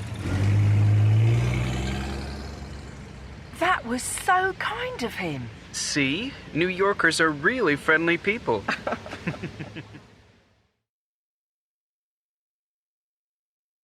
3.33.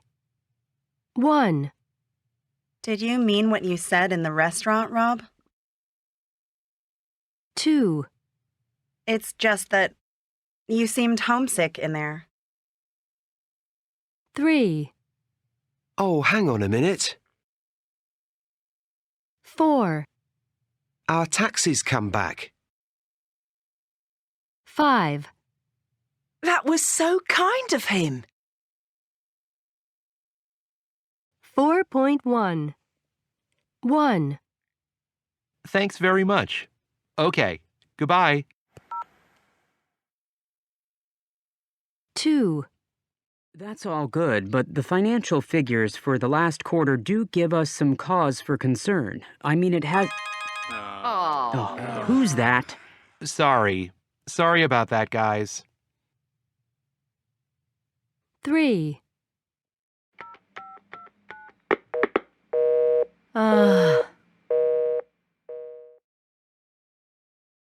4. All our representatives are busy right now. Please hold for the next available representative.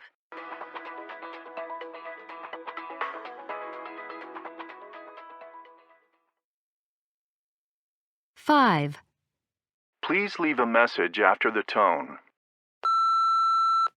Hi, Jack. It's Sandra. I was just calling.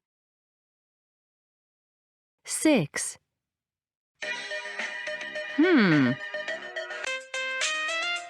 Ah. Huh. 7.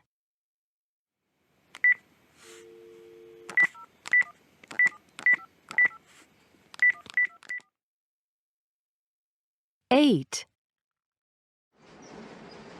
Hi, honey. I'm on the 6:25, so I should get in at 8:22. Great. Do you want me to? Hello? Jane? Jane, can you hear me?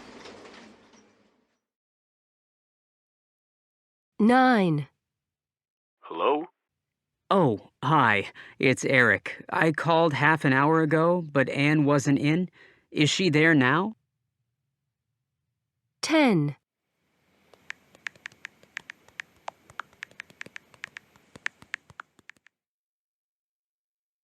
11.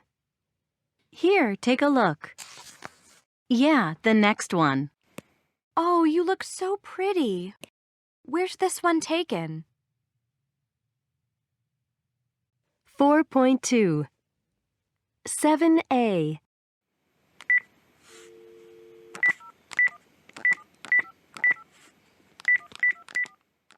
He's dialing a number.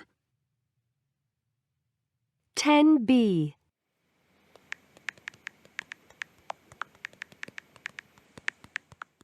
She's texting a friend. 1C. Thanks very much. Okay, goodbye. He just hung up. 6D.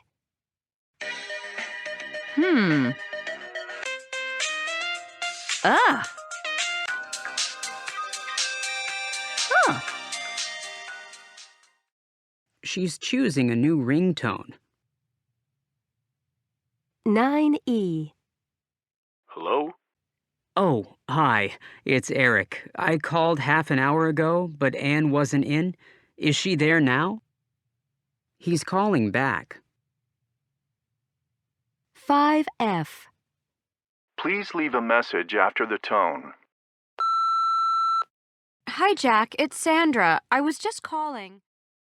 She left a message on his voicemail. 3G.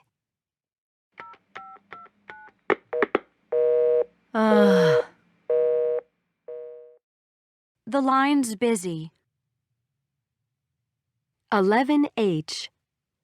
Here, take a look. Yeah, the next one. Oh, you look so pretty. Where's this one taken? She's swiping through photos. 2I. That's all good, but the financial figures for the last quarter do give us some cause for concern. I mean, it has... Oh, who's that? Sorry. Sorry about that, guys. His phone went off in the middle of a meeting. 4J. All our representatives are busy right now. Please hold for the next available representative.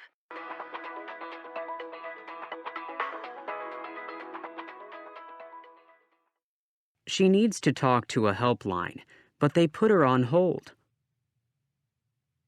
8K.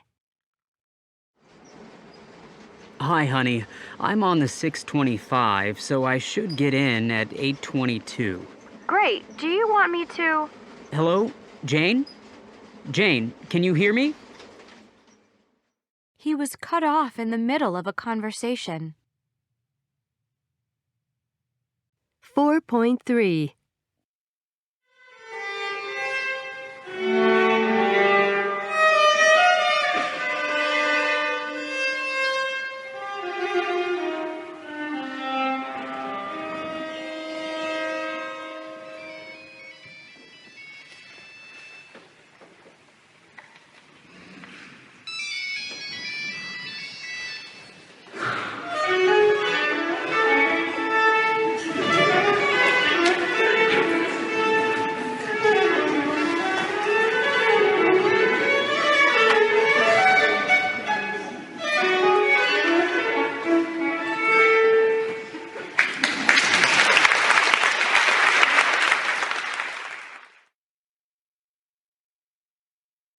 Four point four.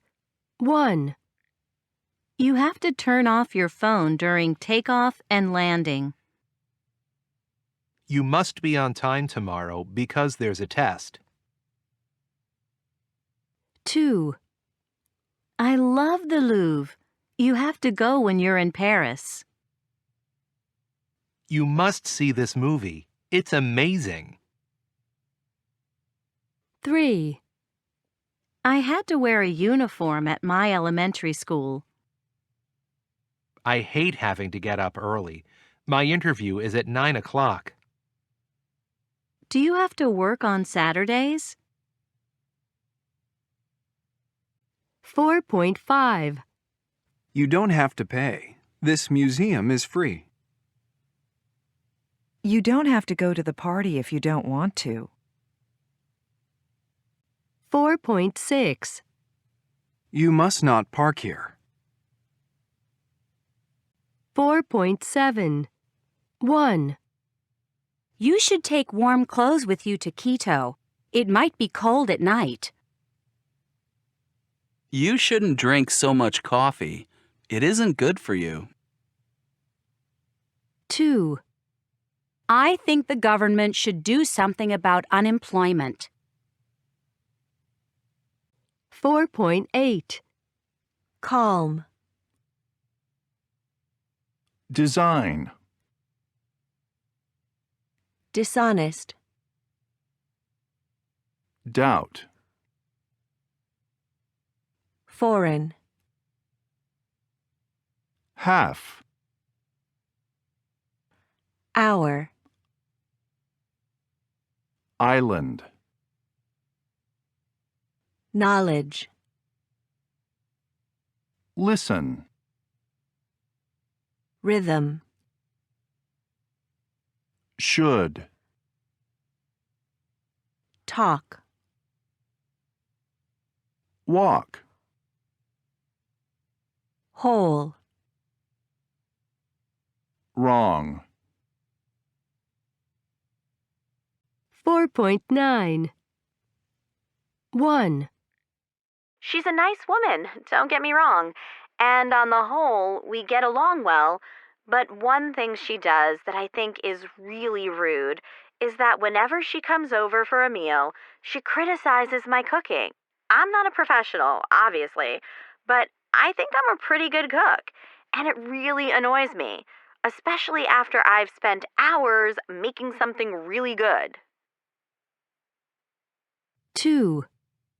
Well, he lives in New York City and he likes to come and stay with us from time to time, which is great. But he just called me saying he's coming next month and he's bringing his new dog. I know he just got this dog and he takes really good care of it and doesn't like leaving it alone, but it's still a puppy and my girlfriend and I aren't very into dogs. Also, we just redecorated our house and we did a lot of work on the yard, and I'm pretty sure the dog's going to destroy them both. 3. He's 8 years old, and his parents don't set any rules for him, so he's really wild. And whenever they come to our house, he just shouts all the time, jumps on the furniture, makes a mess in the kitchen. He even writes on the walls. It's really exhausting, but my sister's very sensitive about me criticizing her son, so generally I don't say anything. But I've reached the point where I'd almost prefer it if they didn't come over. 4.10. Belinda. 1. I think you should be the one who behaves well. 2. You shouldn't argue with her because she won't change her opinion. Damien. 3. I think you should politely but directly say how you feel. 4. To be honest, you don't really have to give a reason. Miranda. 5. You have to speak to his parents before their next visit. 6. Explain that he has to calm down a little when he's visiting. 7. You must not write on the walls. 4.11.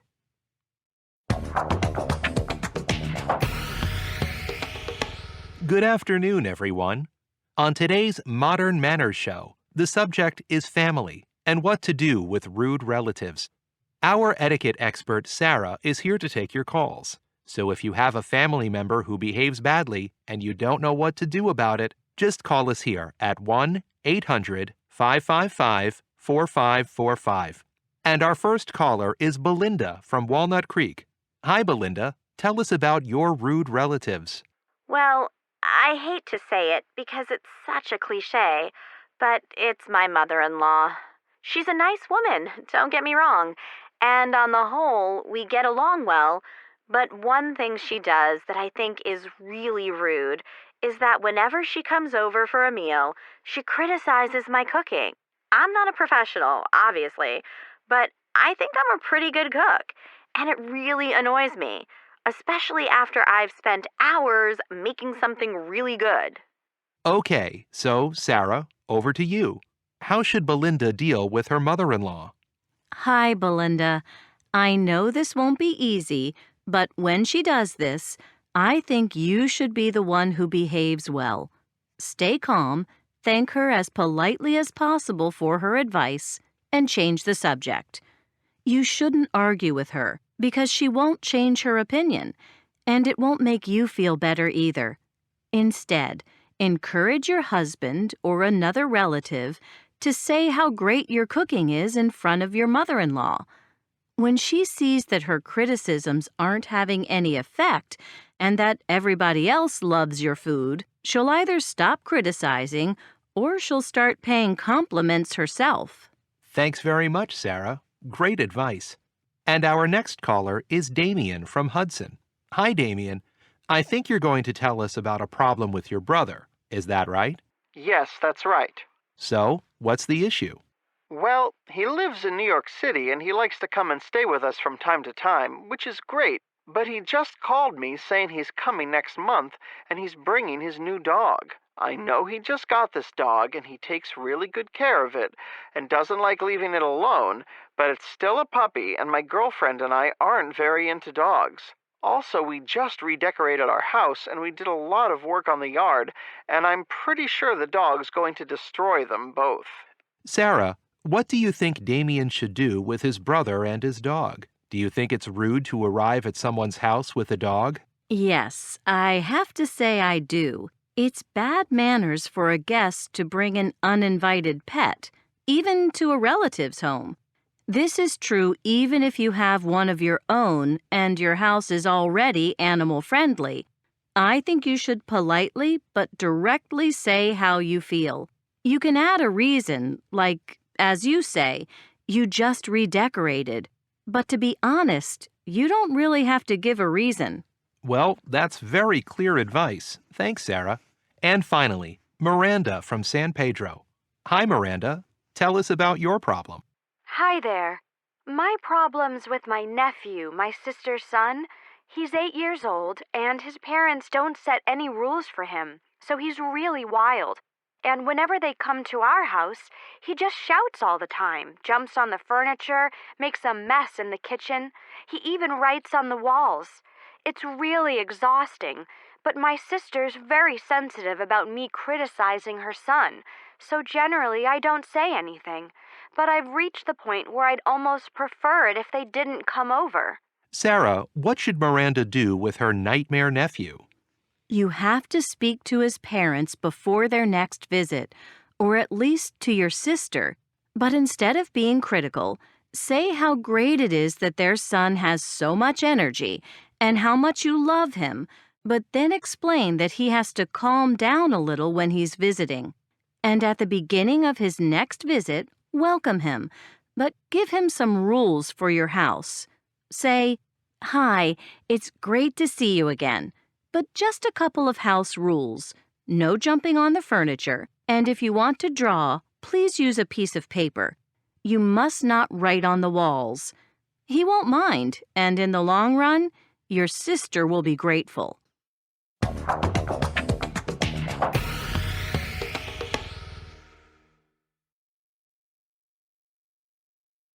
Four 4.12. 1. I can speak Italian well. Lucky you. I'd love to be able to speak Italian. 2.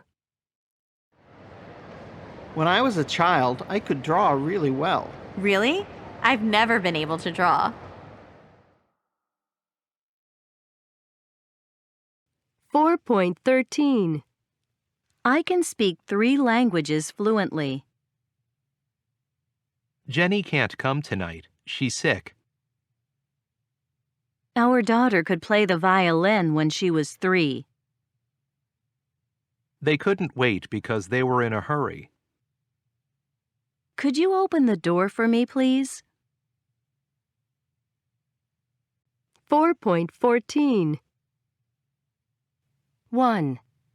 Luke has been able to swim since he was 3. I'd like to be able to ski. I love being able to stay in bed late on Sunday morning. You'll be able to practice your English in the U.S. 2. Fortunately, I am able to accept your invitation. My colleagues weren't able to come to yesterday's meeting. 4.15. 1. He's never been able to dance. 2. We won't be able to come. 3. I'd love to be able to ski. 4. She hates not being able to drive. 4.16. 1. I'd love to be able to ski. Ride a horse.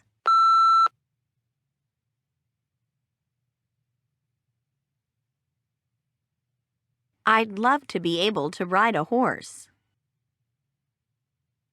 2. We won't be able to come. Park.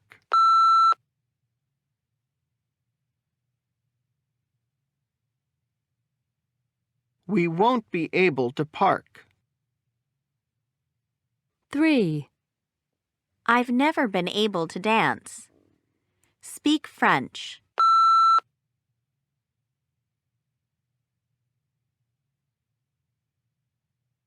I've never been able to speak French. 4. She hates not being able to drive. Cook.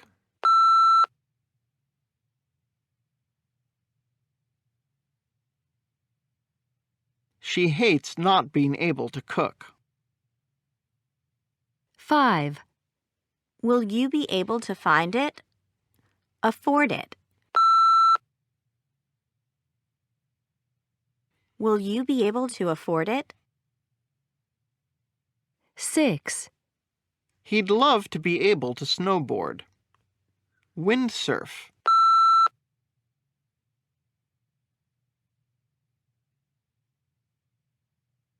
He'd love to be able to windsurf. 7. I love being able to understand everyone. Speak to everyone.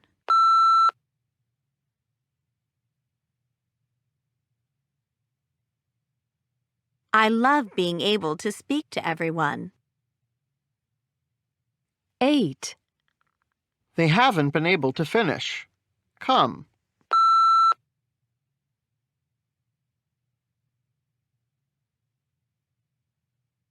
They haven't been able to come. 4.17. 1.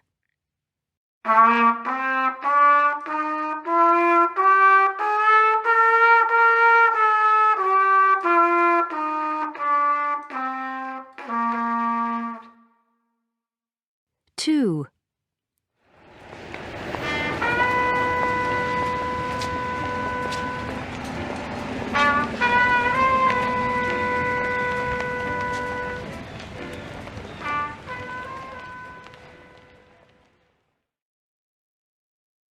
3.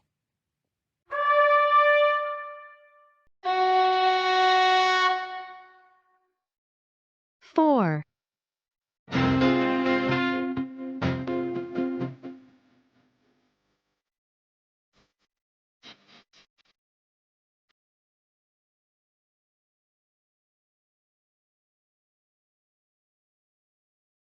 5.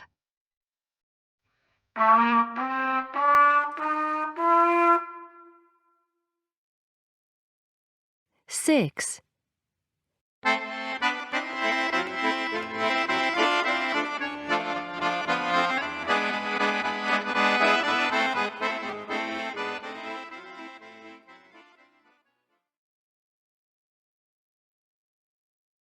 4.18.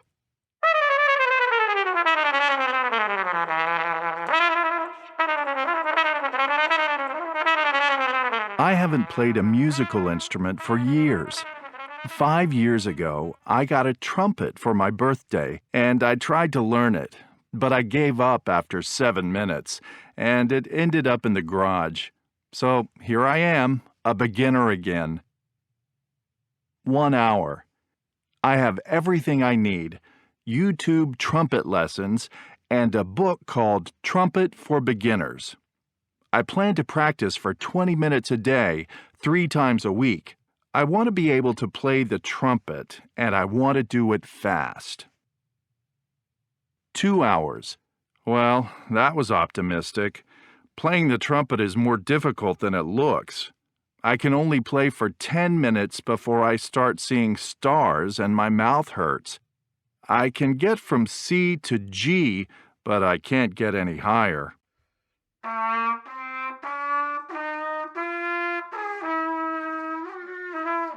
It's depressing. 5 hours. I'm now practicing for 10 minutes at a time. I can play a whole octave, from C to C.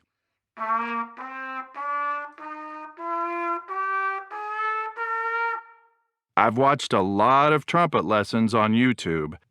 The teacher has a beard and wears very colorful shirts. He's beginning to annoy me, so I'm going to stop watching videos and use books instead. 9 hours. I still can't play high notes.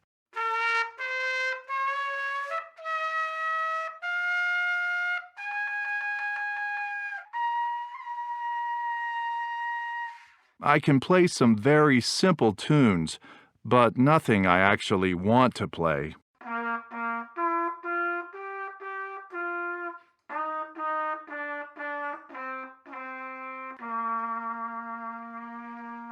It isn't Rimsky-Korsakov. 14 hours. I've been practicing 3 times a week, but I'm not getting any better. I've put the trumpet in the closet. 15 hours. One evening, I'm at a school concert, and I meet Matilda Lloyd, one of the best trumpet players around. She was a winner in the BBC Young Musician competition in 2014. I ask her for help, and the following week she gives me a trumpet lesson. I'm doing everything wrong. I need to forget everything I learned from the man with the beard and the colorful shirts. I need to start again. 17 hours. I'm getting better. My trumpet is starting to sound more like a musical instrument. I'm practicing for half an hour every day. I'm enjoying myself. And the neighbor's dogs have stopped barking. 20 hours. I was planning to finish my 20 hours of practice by performing in the subway for an afternoon, but I can't do it. 20 hours is too little. But give me 100 hours, and you'll see me playing the trumpet on a street near you.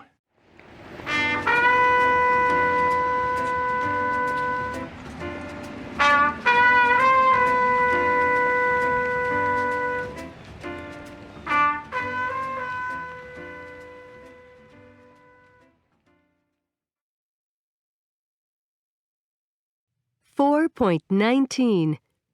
1.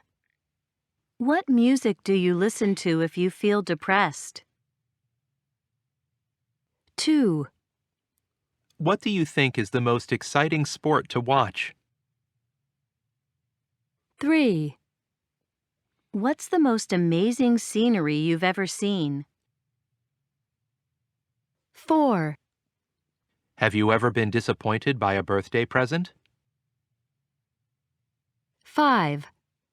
Which do you find more tiring, clothes shopping or grocery shopping? 6. What's the most embarrassing thing that's ever happened to you? 7. Are you frightened of heights? 8. Do you usually feel very tired in the morning? 9. What's the most boring movie you've ever seen? 10. Do you ever get frustrated by technology? 4.20. 1. She's cut herself. You.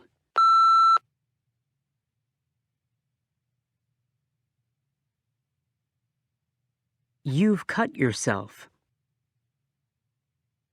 2. I'm teaching myself Spanish. He's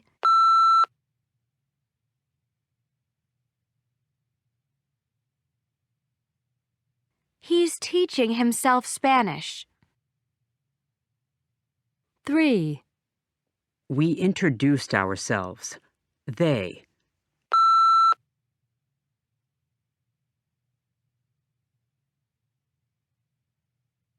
They introduced themselves. 4.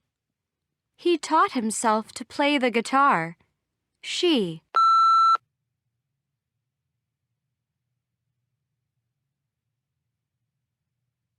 taught herself to play the guitar. 5. He often talks to himself. I.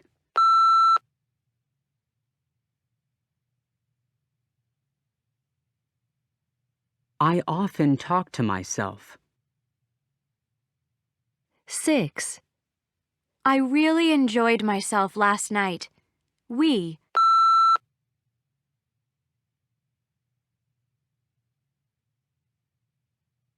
really enjoyed ourselves last night.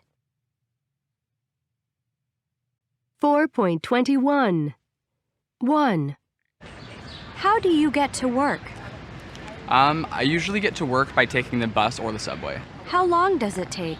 Usually about an hour. What do you think is the best way to get around New York? I definitely think the best way to get around New York is the subway. 2. Do you think women are better than men with young children? Or do you think that's just a stereotype? I think that it is definitely a stereotype that women are just better with children than men are. I believe that both sexes provide children with equally valuable experiences. So I definitely trust either sex to raise children and love children, with the same styles and the same quality and, respect and love. 3. Are there any stereotypes about men and women that you think are true? I think women do think differently to men, and I think conversations tend to be different as well.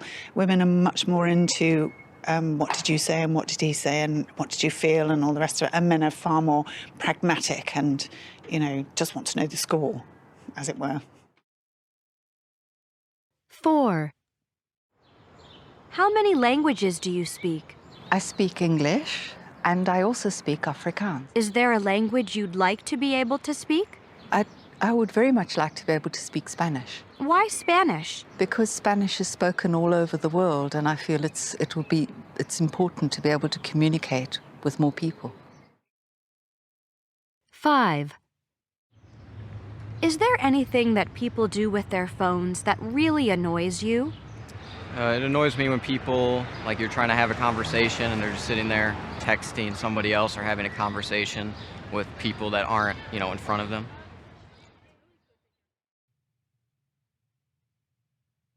End of CD 2. CD 3. American English File, 3rd edition. Level 3 student book. By Christina Latham Koenig, Clive Oxenden, and Jerry Lambert. Published in copyright Oxford University Press, 2021. 5.1. 1. You can do the butterfly in swimming. 2. There's a shot called a slam dunk in basketball. 3. The person who throws the ball in baseball is called the pitcher. 4. There are 2 teams of 15 people and a ball that isn't round in rugby. 5. You hit the ball over a net on a table in table tennis or ping pong. 6. Players walk about 5 miles and never run during a game of golf. 7. There are 2 teams of 6 who play on ice in ice hockey. 8. There are 4 main tennis tournaments in the world, in Melbourne, Paris, London, and New York. 9. You can do different activities, for example, running, high jump, or javelin in track and field. 10. Brazil has won more World Cups than any other country in soccer. 5.2. Sports. 1. People and places. B. 3. Captain. 7. Coach. 1. Fans. 5. Players. 2. Referee. Umpire. 9. Spectators. The crowd. 6. Sports arena. 8. Stadium. 4. Team.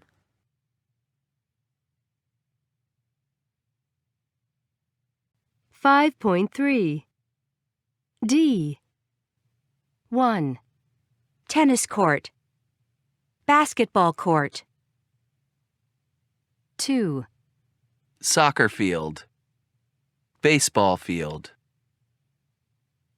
3. Swimming pool. Diving pool. 4. Running track. Horse racing track. 5. Golf course. 6. Ski slope. 5.4. 2. Verbs. A. Beat. Beat. Beaten. Win. Won. Won. Lose. Lost. Lost. Tie. Tied. Tied. B. 1. Spain tied with Brazil 2-2. 2. Costa Rica beat the U.S. 3-0.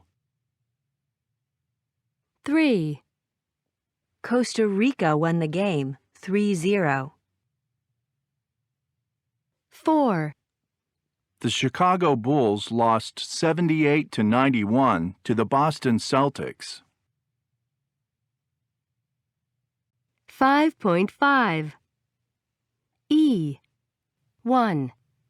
Professional sports people have to train every day. 2.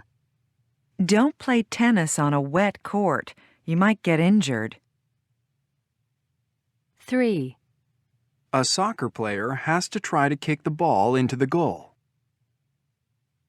4. I've started going to the gym because I want to get in shape. 5. Our new striker is going to score a lot of goals. 6. Would you like to go swimming this afternoon? 7. My brothers do yoga and Tai Chi. 8. In basketball, players throw the ball to each other.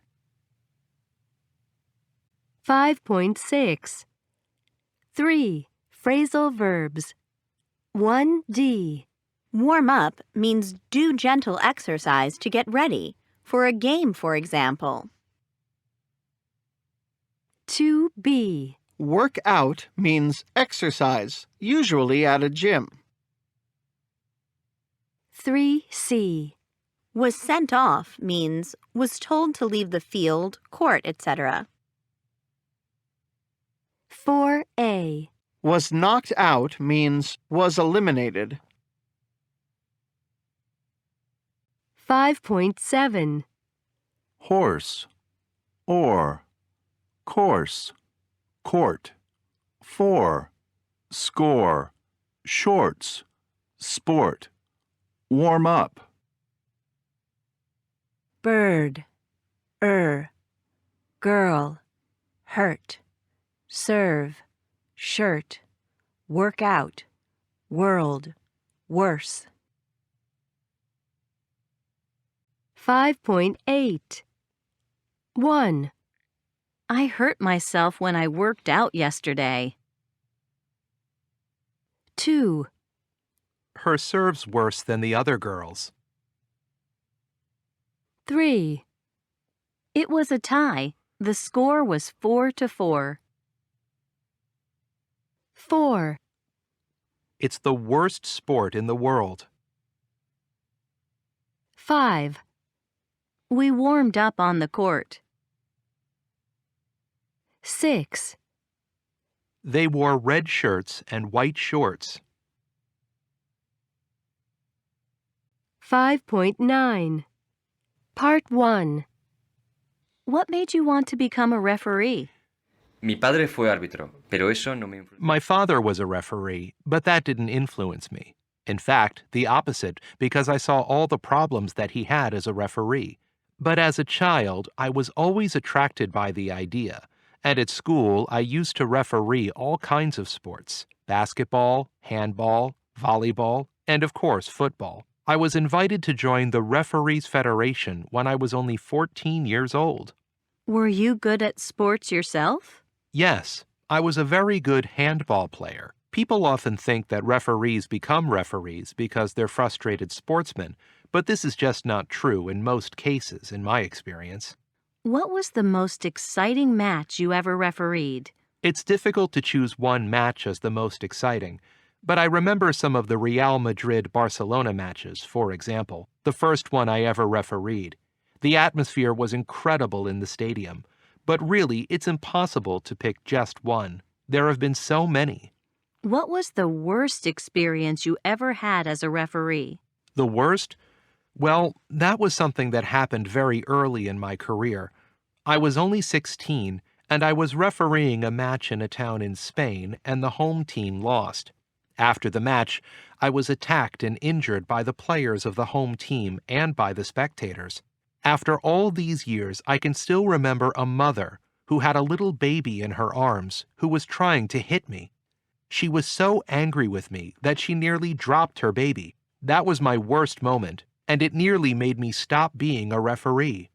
Do you think that there's more cheating in soccer than in the past? Yes, I think so. Why? I think it's because there's so much money in football today that it's become much more important to win. Also, football is much faster than it used to be, so it's much more difficult for referees to detect cheating. How do soccer players cheat? Oh, there are many ways. But for me, the worst thing in football today is what we call simulation. Simulation is when a player pretends to have been fouled when in fact he hasn't. For example, sometimes a player falls over in the penalty area when, in fact, nobody has touched him, and this can result in the referee giving a penalty when it wasn't a penalty. In my opinion, when a player does this, he's cheating not only the referee, not only the players of the other team, but also the spectators, because spectators pay money to see a fair contest. 5.10 Part 2. What's the most difficult thing about being a referee? The most difficult thing is to make the right decisions during a match. It's difficult because you have to make decisions when everything's happening so quickly. Football today is very fast. You must remember that everything is happening at 100 kilometers an hour. Also, important decisions often depend on the referee's interpretation of the rules. Things aren't black and white. And of course, making decisions would be much easier if players didn't cheat. Do you think that the idea of fair play doesn't exist anymore? Not at all. On the contrary, I think fair play does exist. The players who cheat are the exceptions. Finally, who was the best player you ever saw in your career as a referee? I have to say Leo Messi. Why do you think he's so good? Well, a study was done on him which showed that Messi could run faster with the ball than many footballers can do without the ball. But apart from his great ability, what I've always admired about him is that he isn't a typical superstar footballer. In public and in his personal life, his behavior has always been very normal. That's unusual for such a famous player. 5.11 They were in Mexico in 2016. A South African won the race. The plane didn't arrive on time. What time did you get up this morning? When I lived in Los Angeles, I often went to watch the Lakers. 5.12 1. What were you doing at 6 o'clock last night? 2. I was driving along the freeway when it started snowing. 3. While I was doing the housework, the children were playing in the yard. 4. It was a cold night and it was raining. I was watching TV in the living room. 5.13. When they turned on the TV, the game had already finished. As soon as I shut the door, I realized that I'd left my keys on the table. We couldn't get a table in the restaurant because we hadn't booked one. 5.14. It was a cold night, and it was raining. I was watching TV in the living room. Suddenly, I heard a knock at the door. I got up and opened the door, but there was nobody there. The person who had knocked on the door had disappeared. 5.15. Well, I used to be a teacher, and I taught English to adults in Indonesia for a few years. And I met my wife there, in the school that I was working in. She was a student at the school. Not my class, I should point out. Just a student at the school. And one day in the hall, I was walking to class, and she was running through the hall because she was late for class. She didn't used to be very punctual in those days. And she crashed into me, and I was on my way to class, so I was carrying a whole load of things. And I dropped all my books, all my papers, all my pens. They went all over the floor. And did she help me pick them up? Nope. She just ran off laughing. She thought it was very funny. So, you could say it wasn't love at first sight. But we became friends after that, and we sometimes used to have tea together. And after being friends for, I think, 3 years, we got together, became boyfriend and girlfriend. And then a few years later, we got engaged, and then we got married. And now we've been married for 12 years. 5.16. 1. I used to teach English when I was living abroad. He didn't used to exercise at all, but now he runs marathons. I never used to like soccer, but I watch it every week now. We used to be close friends, but we don't talk to each other anymore. That hotel used to have a swimming pool, but they closed it. Did they used to live downtown? Didn't you used to have long hair? 2. I usually meet my friends on the weekends. I don't usually go out during the week. Houses in the suburbs usually have yards. Do you usually walk to work? 5.17. Z.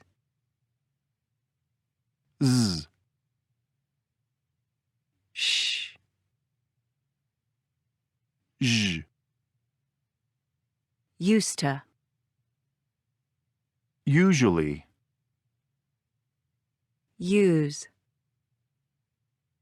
Busy. Decision. Friends. Lose. Music. Occasion. Parents. Promise. Raise. Singer. Sport. Sugar. Summer. Supermarket. Sure. Unusual. 5.18. Snake. S. Used to. Parents. Promise. Singer. Sport. Summer. Supermarket. Zebra. Z. Use. Busy. Friends. Lose. Music. Raise. shower, sugar, sure. Television, zh. Usually, decision, occasion, unusual. 5.19. 1, I'm sure you used to put sugar in your tea. 2, She didn't used to like classical music, but now she loves it. 3, We used to stay with my parents' friends during summer vacation. 4, Did you used to use your car more? 5, The singer usually practices for 6 hours a day. 5.20. Relationships. 1, people.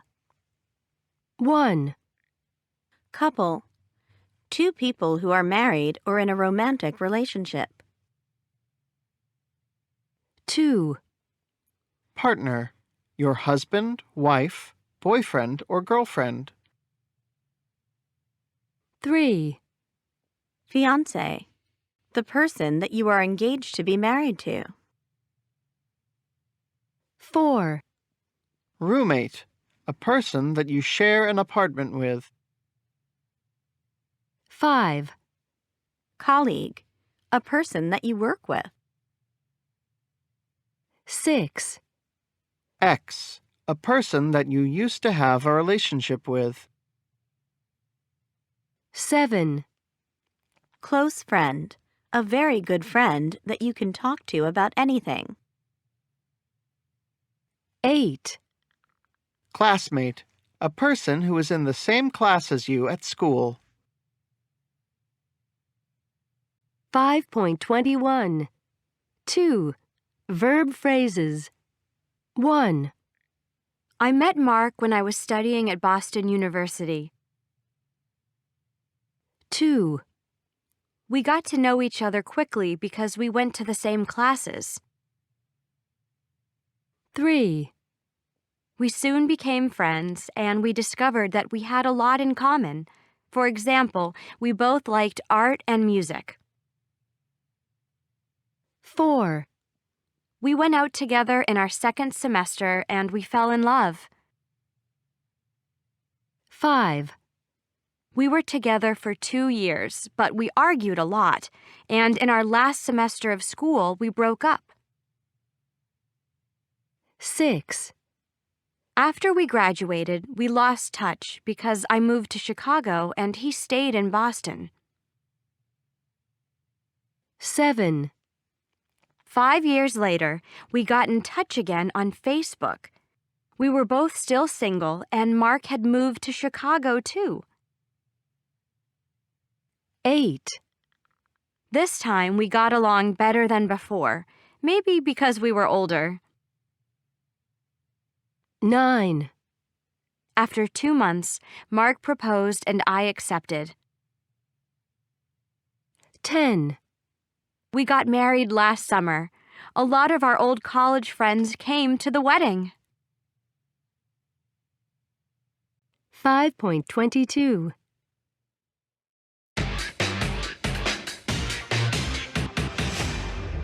You're listening to The Morning Show, and I'm Ricky Hammond. And I'm Joanna Keys. Now, I wonder how many of you know what today is?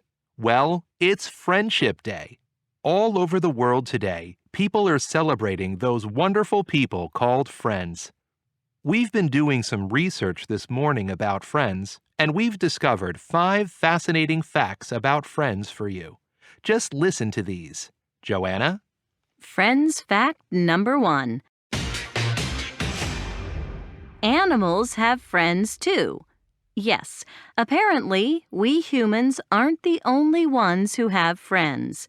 There's strong evidence that animals like chimpanzees, horses, elephants, dolphins, and even bats can form friendships for life. And they even make friends with animals that aren't from their species. Friends fact number 2. We have more real friends thanks to social media. You may find this hard to believe, but since the invention of the internet, and especially since social media came on the scene, we actually have more real-world friends than before. People always say we're so busy with our online friends that we don't have time for our real friends. But in fact, the opposite is true. A doctor in psychology at Sheffield Hallam University has done some research that shows that the internet actually helps us to keep up friendships. And why is that? Because with social media, it's easier to stay in touch. In the past, we used to lose touch with friends because of distance or lack of time. So now you know. Friends fact number 3. Having friends at work makes you more productive. Now, you probably think that if you have lots of friends at work, you waste a lot of time gossiping with them. Well, listen to this. According to various studies, having friends at work makes you more productive and more creative. And I can believe that because, if you have friends at work, you're going to be happier, which in turn probably makes you work better. Just one thing, though. Don't be friends with your boss. That might make your colleagues trust you less, and they might think you got your job because of your friendship. Friends fact number 4. Love can make you lose 2 friends. Yes, it's a sad fact that you can lose 2 friends when you fall in love. According to the anthropologist Robin Dunbar, who studied the effect that love has on friendship, when a new person comes into your life, he, or she, of course, displaces 2 other people in your circle of friends. He says that when you're in love, you spend less time with your friends, and this means that friendships deteriorate. And you know something? From my experience, that's true. Friends fact number 5. So this is the last one, and it's good news. Friendship is good for your health. It doesn't matter if you're a man or a woman. People who have a lot of friends are less stressed and live longer. Research shows that you are 50% more likely to have a long life if you have a good social network. So, now we're asking you to choose a song for a special friend. Call us or text us at 800-555-9176. The lines are open now. And our first caller is Mandy from Portland. Hi, Joanna. Can you play I'll Be There For You for my best friend? Her name's Annie, and I love her to pieces. 5.23. Monica? Jenny! Oh! Wow, how are you? You look great. Thanks, Jenny. You look really good, too. Hey, why don't we get some coffee? I'd love to, but I'm on the way to meet... Oh, come on. 5 minutes.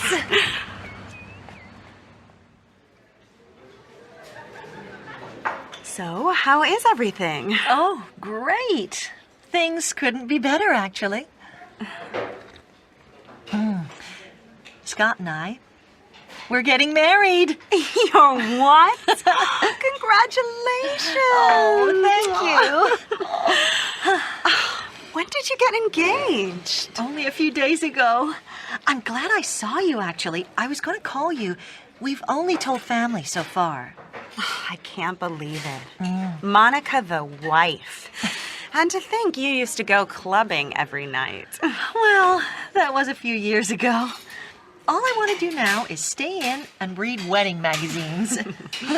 And how are the plans coming along? Oh, I haven't done anything yet. My mom and Scott's mom want to organize the whole thing themselves. That's what mothers are for. True. But what about you? You look fantastic. Well, I guess I'm kind of happy, too. Uh-huh. What's his name? Rob. Oh, you've been keeping him very quiet. Is it serious?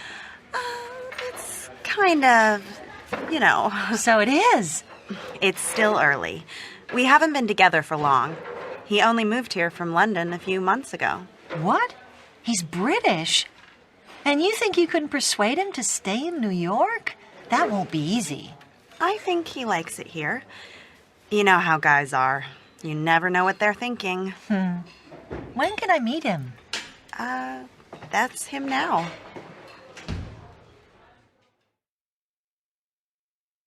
$5.24. Do you mind if I join you? Of course not. Come on, sit down. Thank you. I have to leave in a minute anyway. Could I have a large latte, please? Of course.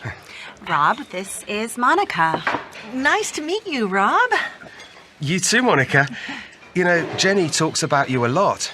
And I've seen college photos of you two together at Jenny's parents' house. Oh, of course you have. My dad's photos? You've hardly changed at all. What a nice man. I can see why you like him, Jenny. The perfect English gentleman. Your latte. Oh, thanks. Can you pass the sugar? Sure. Oh, sorry, guys, but I have to go. Oh, you sure I haven't interrupted anything? Not at all. It's just that I have to meet someone. But let's get together very soon. We will. Bye, Rob. Nice meeting you. Bye. Bye. Talk soon. She seems like a happy person. She is. Especially right now. She's getting married. That's fantastic news. Yeah, it is. I guess we're at that age now, when most of our friends are settling down and getting married. Yeah. Oh, speaking of friends, I want to ask you a favour. Is it okay if we change our plans a bit this week? Sure. What's up? I've just had a call from an old friend of mine, Paul. I haven't seen him since we were at university, and he's travelling around the States at the moment. Anyway, he's arriving in New York this evening, and I've invited him to stay for the week. Cool. It'll be fun to meet one of your old friends. What's he like? Oh, Paul's a laugh. He used to be a bit wild, but that was a long time ago. He's probably changed completely. Well, I'm looking forward to meeting him. Just one other thing. Could you do me a big favour? I have to work late this evening, so would you mind meeting him at the airport? Not at all. I'd like to meet him. And do you think you could take him to my flat? I'll give you the keys. No problem, Rob. Thanks so much, Jenny. You're a real star. 5.25. Asking permission. 1, Do you mind if I join you? Of course not. Come on, sit down. 2, Is it okay if we change our plans a bit this week? Sure. Requests. Asking someone to do something. 3, Can you pass the sugar? Sure. 4, Could you do me a big favour? I have to work late this evening, so would you mind meeting him at the airport? Not at all. I'd like to meet him. 5, And do you think you could take him to my flat? I'll give you the keys. No problem, Rob. 5.26. 1, Do you mind if I join you? Of course not. 2, Is it okay if... Sure. 3, Can you pass the sugar? Sure. 4, Could you do me a big favour? Would you mind meeting him? Not at all. 5, Do you think you could take him? No problem. 5.27.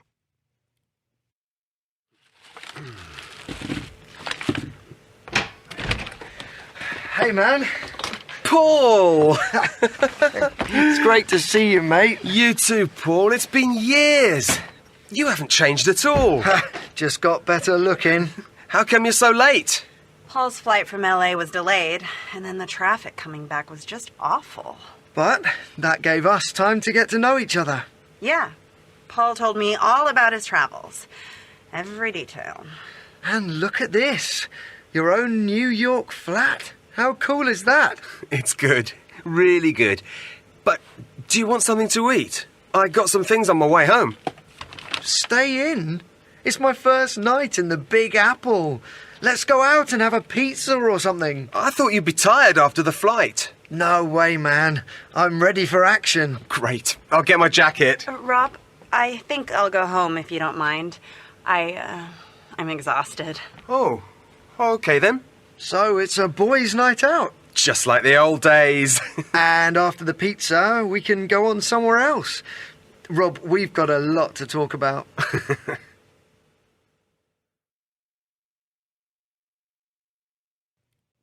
5.28.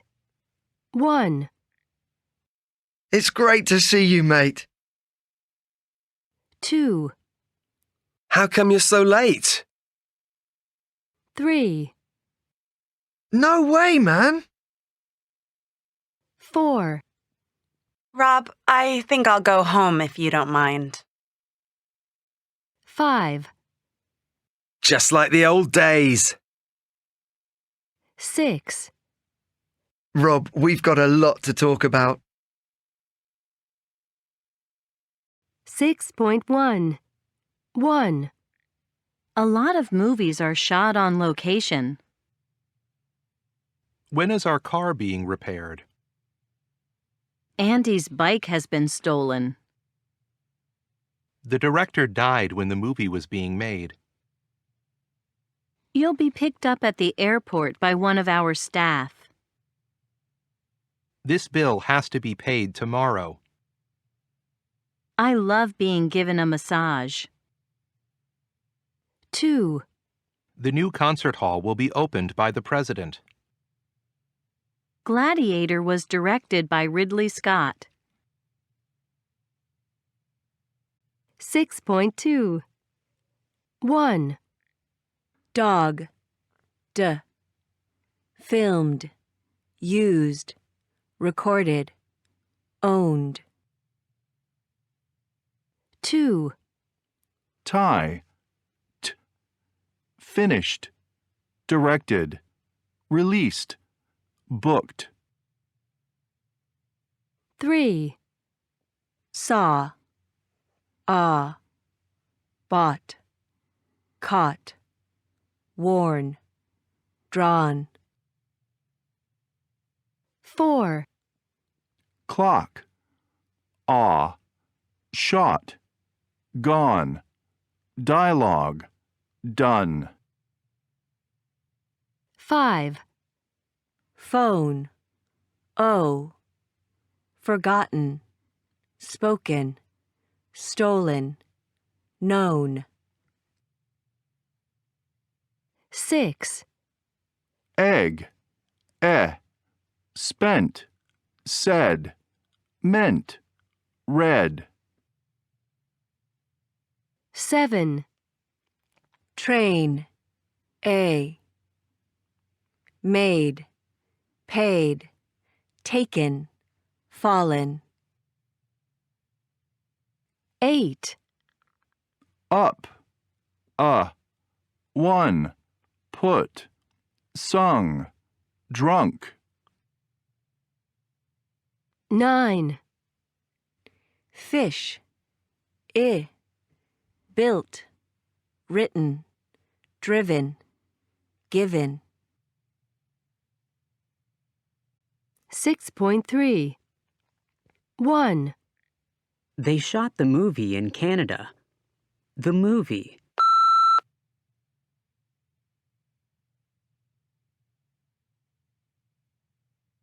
The movie was shot in Canada. 2, They speak English here. English.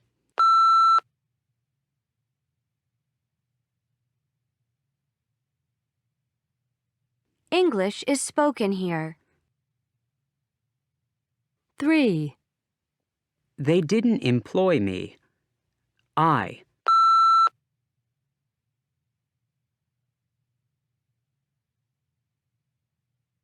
I wasn't employed. 4.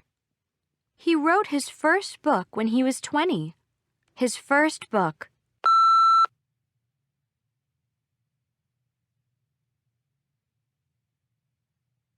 His first book was written when he was 20. 5. They do the work by hand. The work.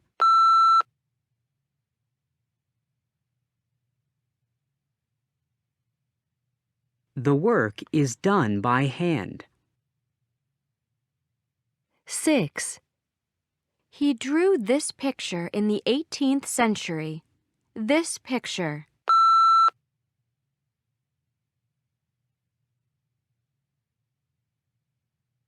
This picture was drawn in the 18th century.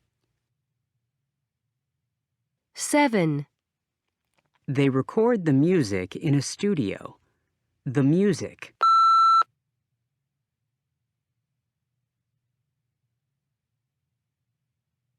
The music is recorded in a studio. 8. They don't use this office anymore. This office.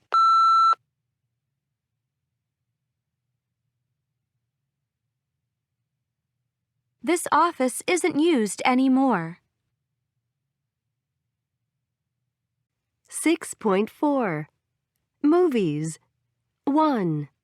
Kinds of movies. 5. An action movie. 3. An animated movie. 12. A comedy. 1. A drama. 11. A historical movie. 6. A horror movie. 2. A musical. 10. A rom-com. 9. A science fiction movie. 7. A thriller. 4. A war movie. 8. A western. 6.5. 2. People and things. 1. Cast. All the people who act in a movie. 2. Star. The most important actor in a movie. 3. Soundtrack. The music of a movie. 4. Plot. The story of a movie. 5. Scene. A part of a movie that happens in one place. 6. Audience. The people who watch a movie in a movie theater. 7. Sequel. A movie that continues the story of an earlier movie. 8. Special effects. Images often created by a computer. 9. Trailer. A series of short scenes from a movie shown in advance to advertise it.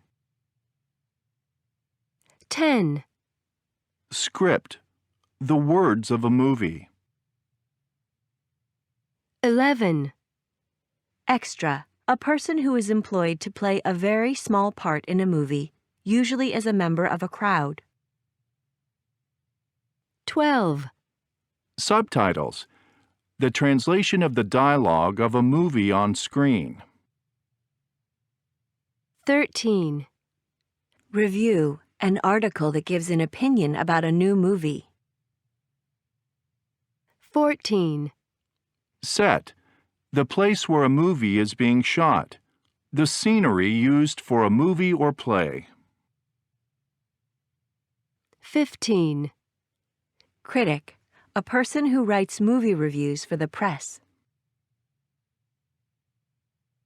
6.6. 3. Verbs and verb phrases. 1E. Is based on means an adaptation of a true story. 2A. Is set in means is situated in that place at that time. 3B. Is directed by means he is the director. 4C. Plays the part of means this is his role in the movie. 5F. Was shot on location means was filmed outside the studio. 6D. Is dubbed means the words are spoken in a different language by foreign actors. 6.7. Part 1.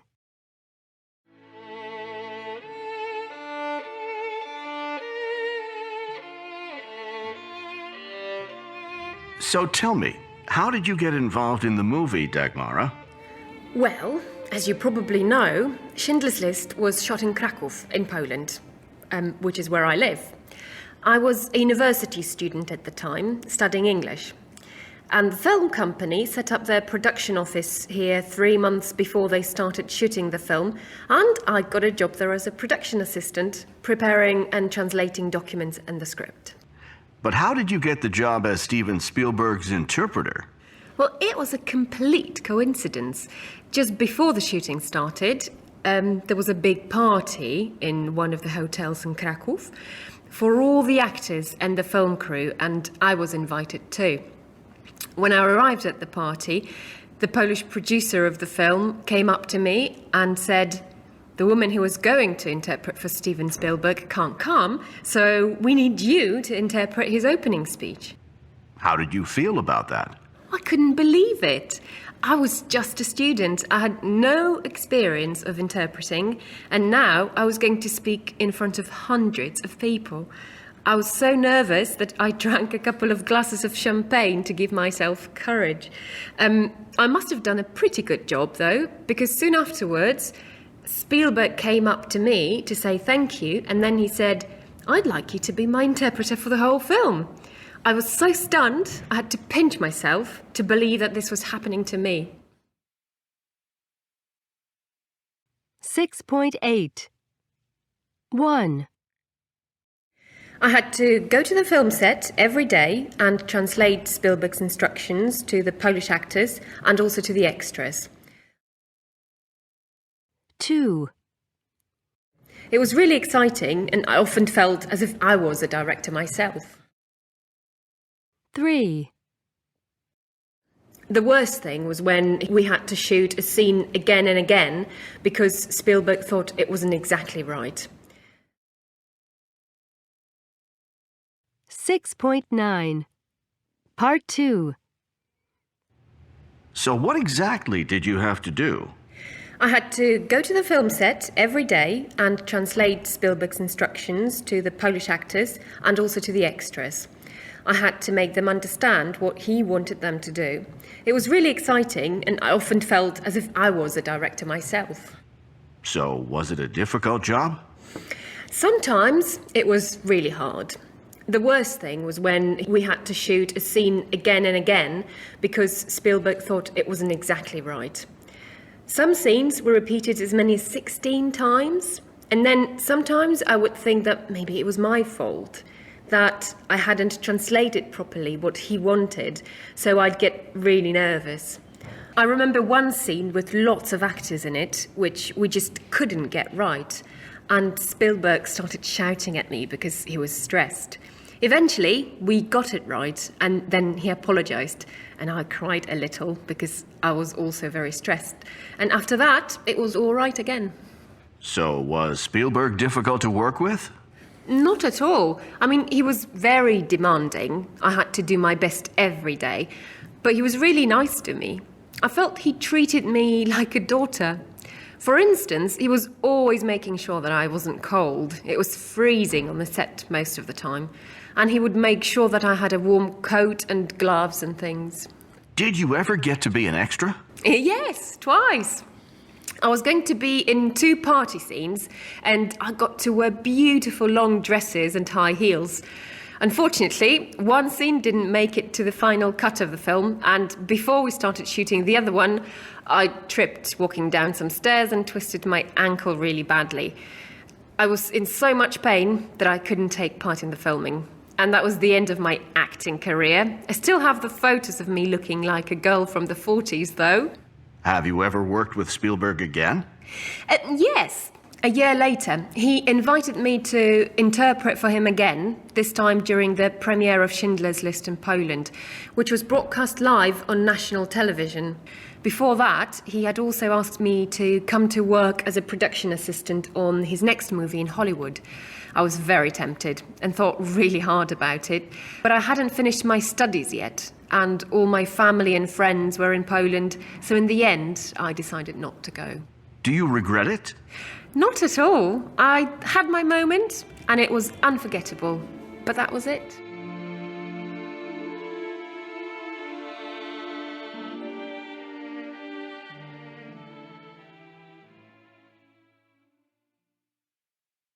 (6.10) I love your profile picture. How old are you in the photo? I must be about 5 or 6. Definitely not more than that. Where are you? You know, I can't remember. It might be the Outer Banks in North Carolina. My grandparents had a house on Hatteras Island, so we sometimes spent the summer there. It can't be the Outer Banks. Not in summer. You're wearing boots and a sweater, and it doesn't look like a North Carolina beach. No, you're right. It could be Maine then. We sometimes went there. 6.11 Tony's phone is turned off. He might be on the plane now or just boarding. Laura might not like that skirt. It's not really her style. 6.12 Brandon can't earn much money at his job. He's still living with his parents. That woman can't be Jack's wife. Jack's wife has dark hair. 6.13 The neighbors must be out. There aren't any lights on in the house. Your sister must have a lot of money if she drives a Porsche. 6.14 The body. 1. Parts of the body. 6. Arms. 8. Back. 21. Chin. 16. Ears. 13. Eyes. 9. Face. 7. Feet. 14. Fingers. 5. Hands. 2. Head. 19. Knees. 17. Legs. 20. Lips. 1. Mouth. 4. Neck. 18. Nose. 12. Shoulders. 10. Stomach. 11. Teeth. 22. Thumb. 3. Toes. 15. Tongue.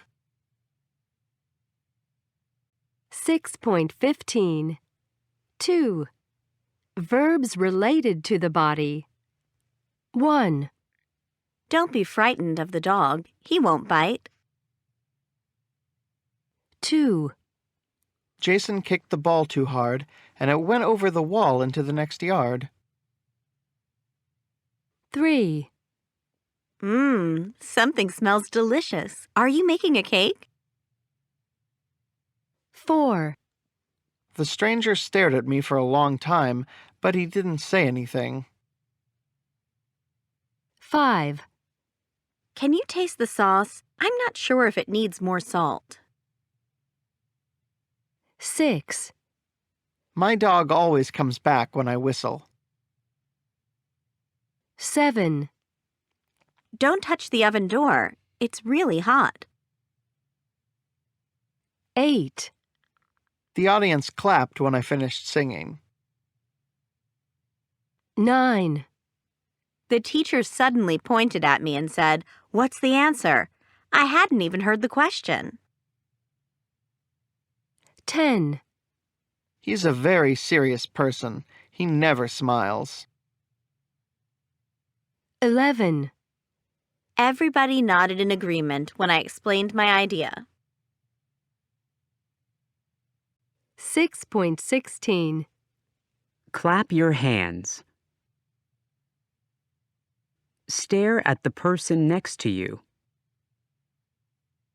Point at the board. Nod your head. Whistle a tune. Touch your chair. Smile. 6.17. 1, Bike. I.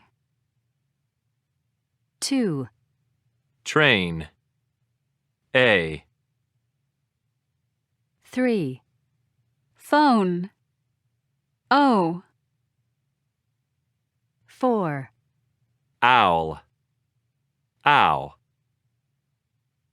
5, Boy. Oi. 6.18. 1, Bike. I. Bite. Eyes. Smile. 2, Train. A. Face. Taste. 3, Phone. O. Nose. Shoulders. Throw. Toes. 4, Owl. Ow. Mouth. Outgoing.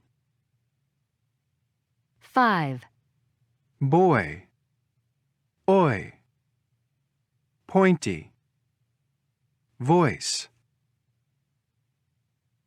6.19. Donna Sheikh tells me that people with charisma do two basic things. They project their own personality, but at the same time, they also make other people feel important. Sheikh's lessons are designed to help me to do both of these things, and in the next 48 hours, I learn a lot. Projecting your own personality is difficult to learn. Nobody likes people who talk about how fantastic they are, but nobody remembers people who don't say anything about themselves. Sheikh says the solution is to talk about yourself enough, but not too much. People with charisma also feel confident. Sheikh gives me advice to help me feel more confident. For example, when I walk into a meeting or a party. He tells me to remember a time in the past when I was successful. This positive memory will stop me from feeling afraid or anxious. Body language is also important. We practice it together, including how to stand like a gorilla with your feet apart and your arms wide. This shows that you're an important person. Sheikh also tells me how to enter a room. You have to have your chin up and your shoulders back. He tells me to make eye contact with the people I'm talking to but not for too long. Maximum 4 seconds. It's important not to stare. We also study hand gestures. You shouldn't use them too much.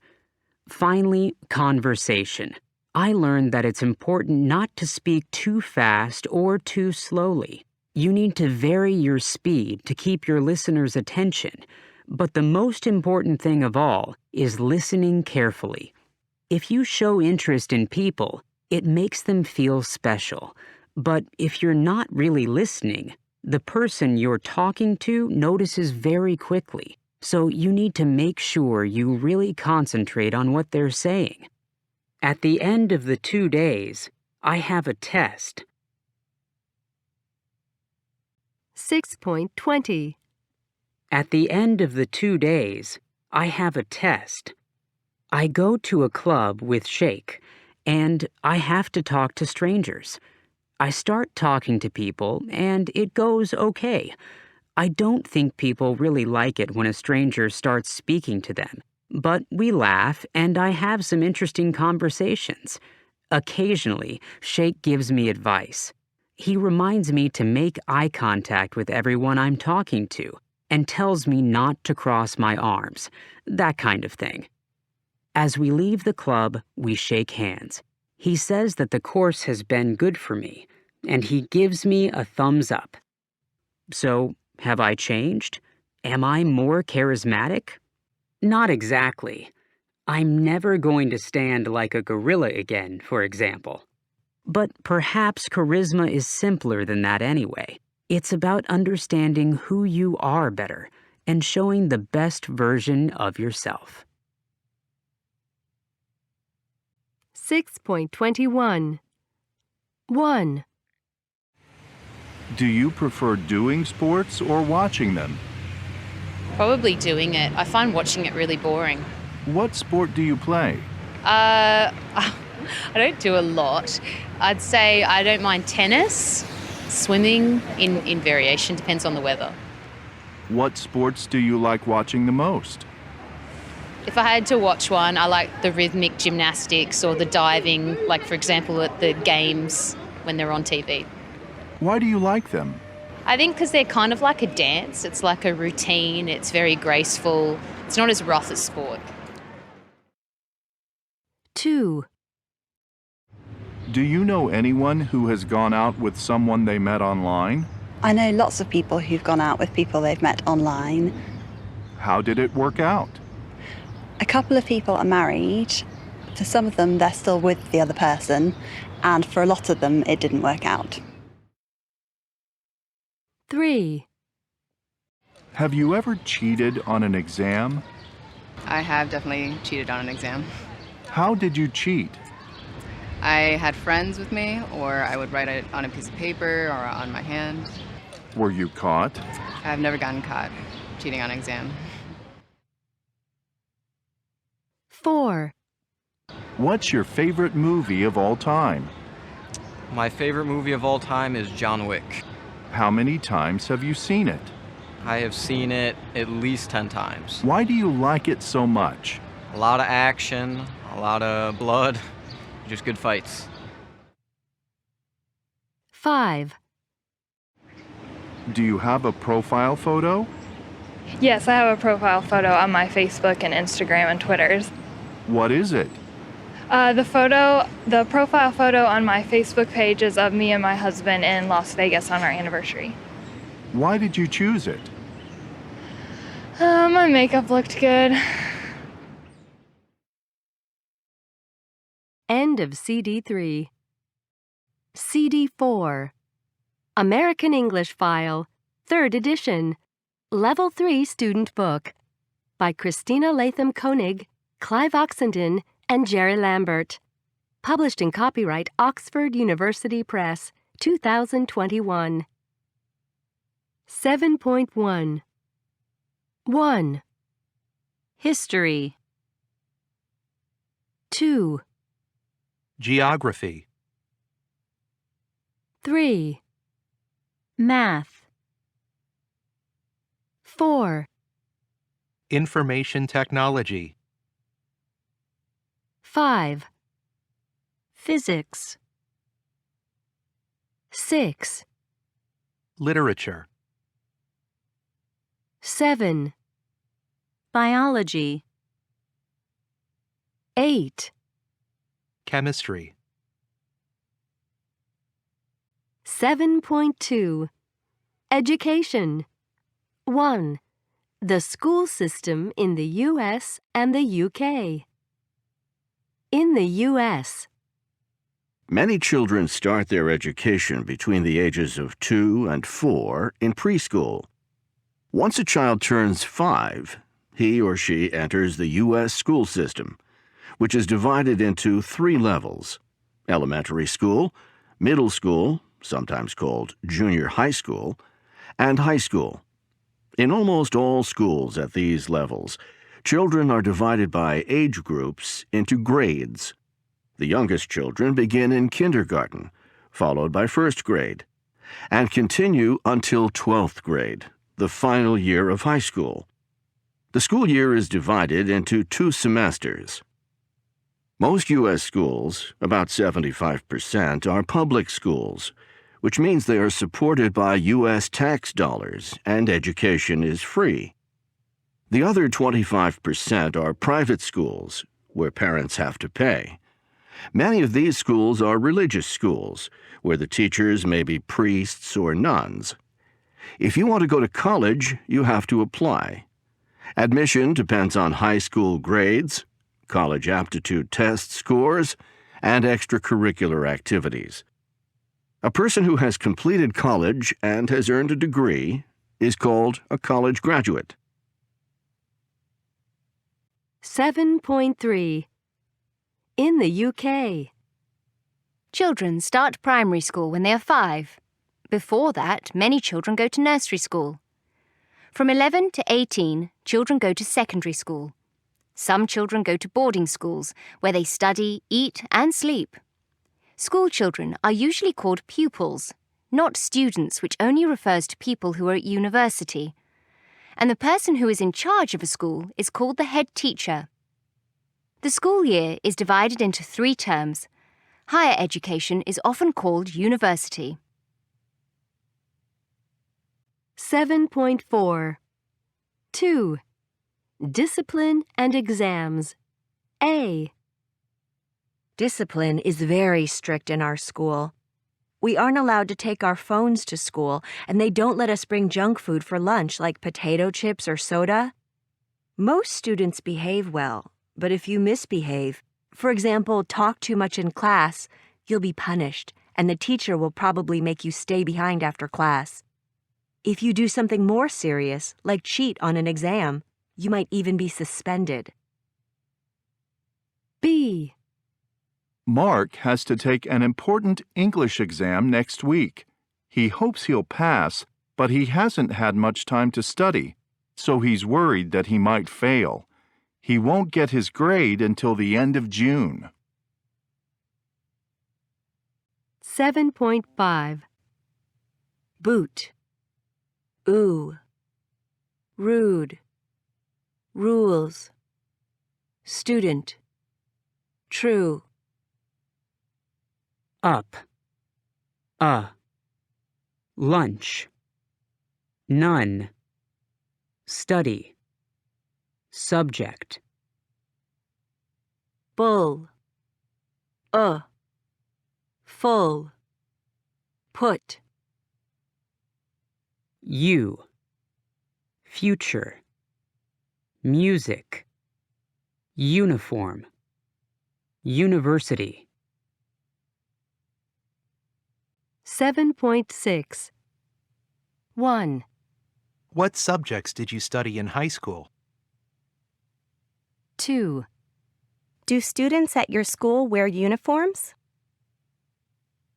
3. Most students have lunch in the cafeteria.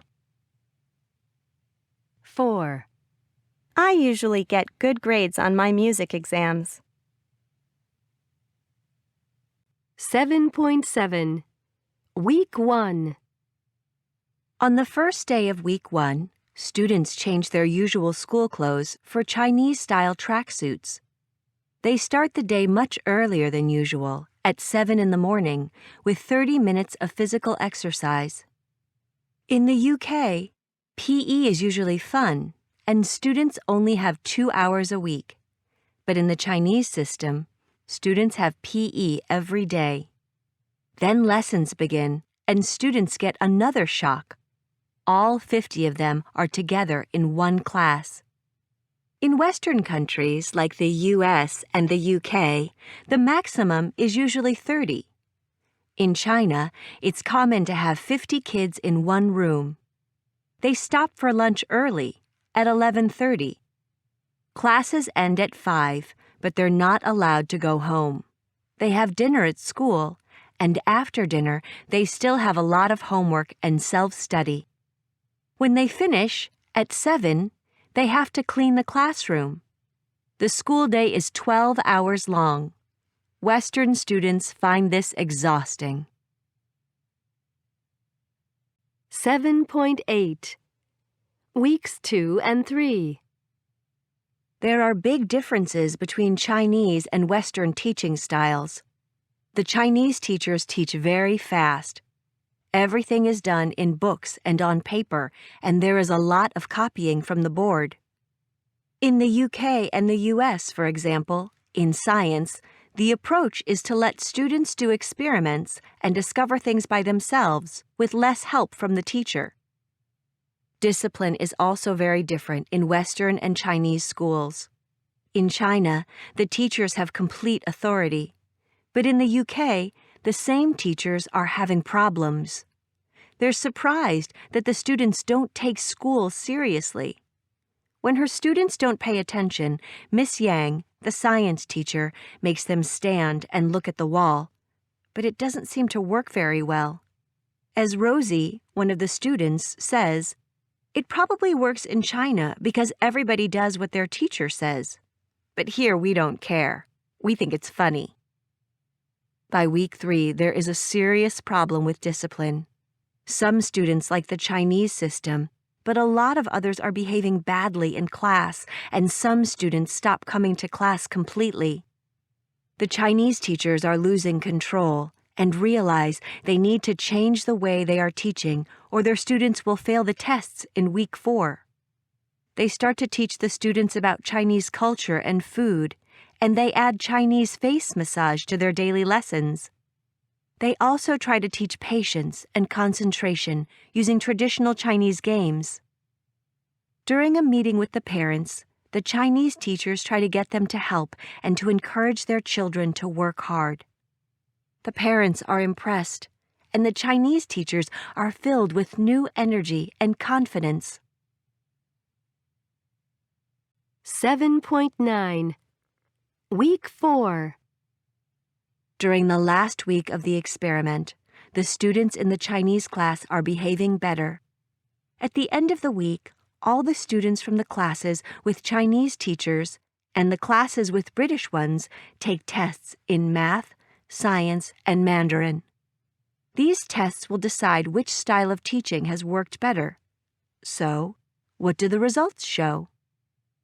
On the math test, the students taught by British teachers get an average of 54%, and the class taught by Chinese teachers gets 68%. In science, British taught students get 50%, and Chinese taught students get 58%. And in Mandarin, British taught students get 37%, and Chinese taught students get 46%. The Chinese teachers are delighted, and their students are really grateful and happy. So the Chinese teachers get better results, but does that mean their teaching methods are better? Neil Strowger, the principal of the school, says, "It clearly gets good results, but the discipline is too strict for some students." The Chinese teachers agree that their method doesn't help to develop personality or creativity. Perhaps the last word should go to Miss Lee, the Mandarin teacher. As she says, "It's very hard to say which system is better, but I think we both learned from each other." 7.10 What test did you take? I just took the main parts of the SAT, the Scholastic Aptitude Test. The evidence-based reading and writing, and the math parts. When will you get your results? They'll go online next week. Believe me, as soon as they're online, I'll look up my scores. And how will you celebrate if you get high scores? I don't want to plan any celebrations until I get the results. Why? Because I want to be a doctor, and I want to get into a pre-med program at one of the big universities, like maybe the University of California. They probably won't admit me unless I get a 1450 or higher. Do you think you'll get the scores you want? I don't know. I think I did okay, but I'm a little worried about math. What will you do if you don't get the scores you need? I don't want to think about it. If I don't get into a good college, my parents will kill me. No, I'm joking. I suppose I could apply to some schools that don't require such high scores. Well, good luck. Thanks. 7.11. What exam did you take? The TOEFL IBT. That's the test of English, as a foreign language, internet-based test. Was it difficult? Well, not really, but I need at least 65 to get into a college. One of the schools I've applied to requires 79. Do you think you'll get it? I think so. I'm optimistic. I think I did pretty well. When will you get the results? When they score the tests, they'll post the results online. It takes about 10 days. How will you celebrate if you get a high score? I'll go out for dinner with my girlfriend. What do you want to do if you get a good score? I want to go to a college with a good air traffic controller program. That's what I want to be, an air traffic controller. And what will you do if you don't get a high enough score? Will you continue studying English? Yes, of course. I need it. I'll continue studying, and I'll take the test again in June. Good luck. 7.12. Olivia, I can see from your face that the results, weren't exactly what you wanted. Am I right? Yeah. I got a 700 on evidence-based reading and writing, but only 580 on math. So, what are you going to do now? Well, my reading score was pretty good, so I'm going to wait and see if one of the universities I want will still accept me. If not, I'll try to find other schools that will take me. Were your parents angry? No, they've been really nice about it. They know how disappointed I am. Besides, it's not like my scores were really bad. Well, Woo-sung, how did you do? I got an 85. I'm really happy. It's even better than I expected. So, have you booked the restaurant? Yes. Well, my girlfriend has. We're going to my favorite place, and I'm really looking forward to it. 7.13. 1. They probably won't admit me unless I get a 1450. 2. As soon as they're online, I'll look up my scores. 3. I don't want to plan any celebrations until I get the results. 4. If I don't get into a good college, my parents will kill me. 5. When they score the tests, they'll post the results online. 7.14. 1. If you work hard, you'll pass your exams. The teacher won't be very happy if we're late for class. 2. Come and see us next week if you have time. 3. Allison won't get into college unless she gets good grades. I won't go unless you go too. 7.15. We'll have dinner when your father gets home. As soon as you get your test scores, call me. I won't go to bed until you come home. I'll have a quick lunch before I leave. After I graduate from college, I'll probably take a year off and travel. 7.16. 1. If I had a job, I'd get my own apartment. If David spoke good English, he could get a job in that new hotel. I would get along better with my parents if I didn't live with them. I wouldn't do that job unless they paid me a really good salary. 2. If your sister were here, she'd know what to do. If it was warmer, we could take a swim. 3. If I were you, I'd buy a new computer. 7.17. 1. If I lived on my own, I'd have to pay rent. 2. If we get a mortgage, we'll buy the house. 3. Would you leave home if you got a job? 4. I won't move out if I can't afford it. 5. If it were my apartment, I'd be happy to do the cleaning. 7.18. Houses. 1. Where people live. 1. I live in the country, surrounded by fields. 2. I live on the outskirts of Boston, about 5 miles from the center of the city. 3. I live in a village. 4. I live in Del Mar, a small town on the West Coast. 5. I live on the second floor of a large apartment building. 6. I live in Littleton, a suburb of Denver, about 11 miles from the center of the city. 7.19. 2. Parts of a house. 3. Attic. 5. Balcony. 8. Basement. 2. Chimney. 7. Entrance. 6. First floor. 12. Gate. 10. Path. 13. Patio. 1. Roof. 9. Steps.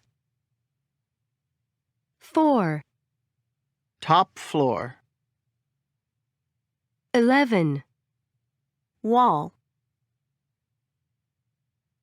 7.20. 3. Describing a house or an apartment. 2. I live in a cabin in the woods. It's old and made of logs. The rooms have very low ceilings. There's a fireplace in the living room, and it's very cozy in the winter. 1. I live in a modern apartment in the city. It's spacious and very light, with wood floors and big windows. 7.21. 1. Carpet. Castle. Location. Cozy. Country. Balcony. Comfortable.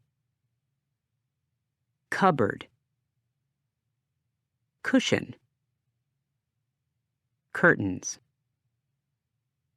2. City. circle,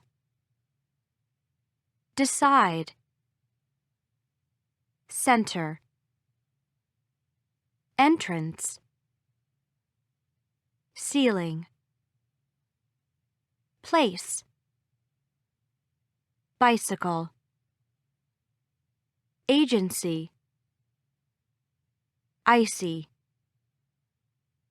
3. Spacious. Special. Musician. 4. Occasion, accommodations, accuse. 5. Accent. Success. Accident. 7.22. Welcome to the Handel Hendricks house.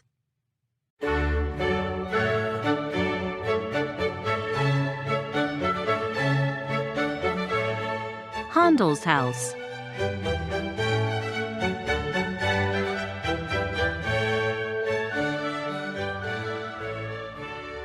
In 1712, the German composer George Friedrich Handel decided to settle permanently in England, where he was employed as musician to the English court. After living in Surrey for some years, he moved to London, and during the summer of 1723, he rented a house at 25 Brook Street. He was the first occupant of the house, but as a foreigner, he was not allowed to buy it. However, after becoming a British citizen 5 years later, he decided to continue renting the house. In 1742, his annual rent for Brook Street was £50.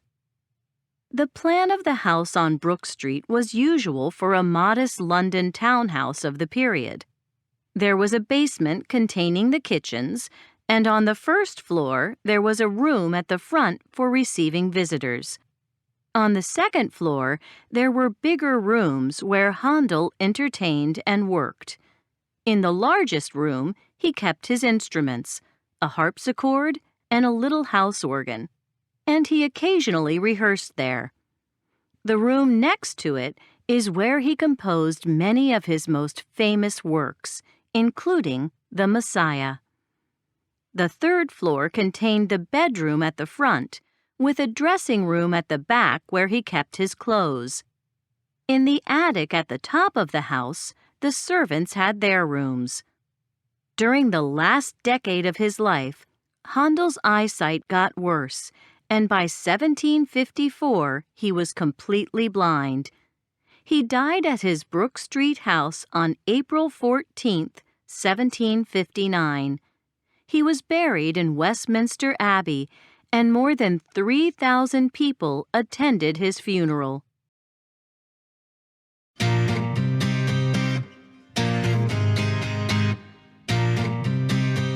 Hendrix's apartment.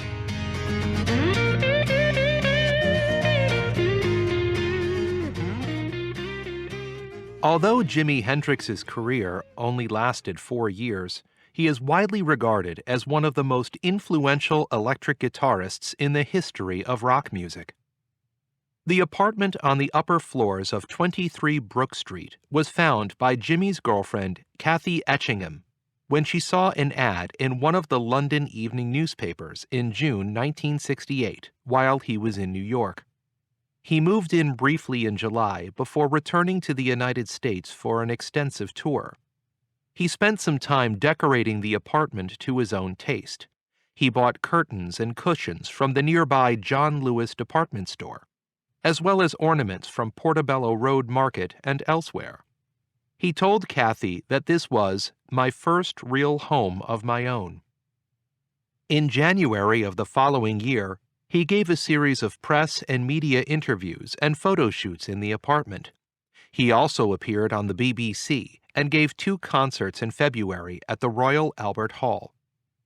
In March 1969, he went back to New York again, and although Kathy stayed at Brook Street for a while longer, Jimmy did not live there again. He died in London in 1970 at the age of 27, but in a hotel, not in the Brook Street apartment. Over the years, his apartment was used as an office until it was taken over in 2000 by the Handel House Trust. It opened to the public on Wednesday, February 10, 2016. The whole house is now a museum and a concert venue where both men's music can be heard in live performances.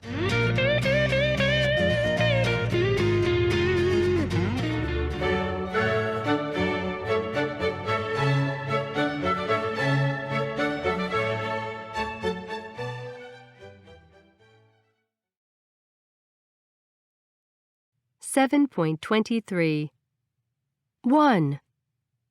Handel decided to settle permanently in England. 2. After living in Surrey for some years, he moved to London. 3. He was the first occupant of the house. 4. The apartment on the upper floors of 23 Brook Street was found by 5. He spent some time decorating the apartment to his own taste. 6. The whole house is now a museum and a concert venue. 7.24 Oh, bad luck, mate.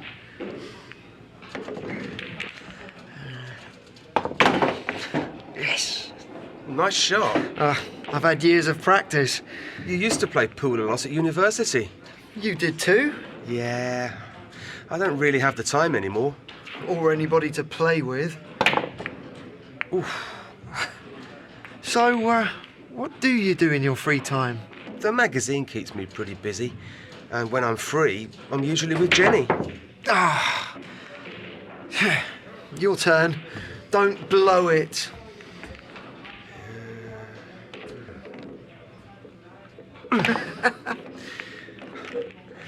What is it? I was just thinking about you. What about me? Do you remember the great times we had at uni? You had such crazy hair. The last time I saw you, it was blonde. Don't remind me. Those were the days. But look at you now with your girlfriend and your 9-to-5 job. If you don't come back to London soon, you'll become an all-American boy. Oh, come off it. It's true. I mean, just look at that shirt. What's wrong with my shirt? You look like a businessman. Did you buy it? Me? No, it was a present from Jenny. I thought so. What does that mean? Well, it's Jenny's taste. Yes, and I really like it. Jenny seems to know what she wants, and she probably gets it. That's one of the things I like about her. Oh, terrible. You said it. Sorry, Paul. We've got to go. Oh, come on, Rob. We haven't even finished the game. Another time. Jenny's waiting for us. Jenny. Right.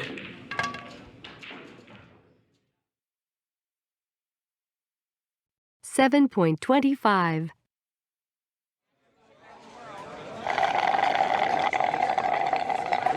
Oh, yeah. That was good. So, what should we do now? What do you want to do? Well, I haven't been on a dance floor for weeks now. I've got to move my body. Let's go dancing.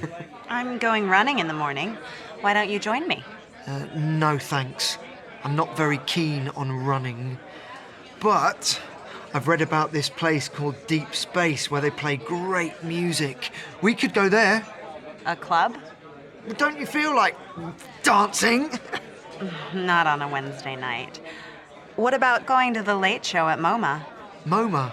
What's that? MoMA? It's the Museum of Modern Art.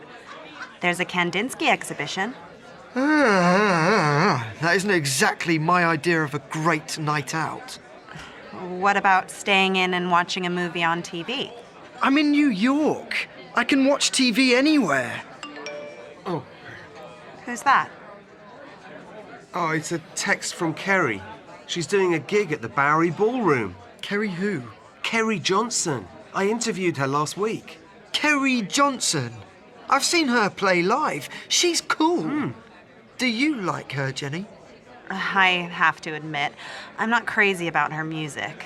Or her, for that matter. I didn't think so. So, shall we go there? Why not? Actually, Kerry's staying very near here, and she doesn't know New York very well. We could meet her outside and go together. That's a great idea. I'll send her a text. I think I might have an early night. You two can go on your own. Are you sure you don't mind? Of course she doesn't mind. No, Rob, it's fine. I have another busy day tomorrow. You do too, actually. I know, we're meeting Dawn. I haven't forgotten. Oh. Ah, it's Kerry. She's on her way now. What are we waiting for? Let's go.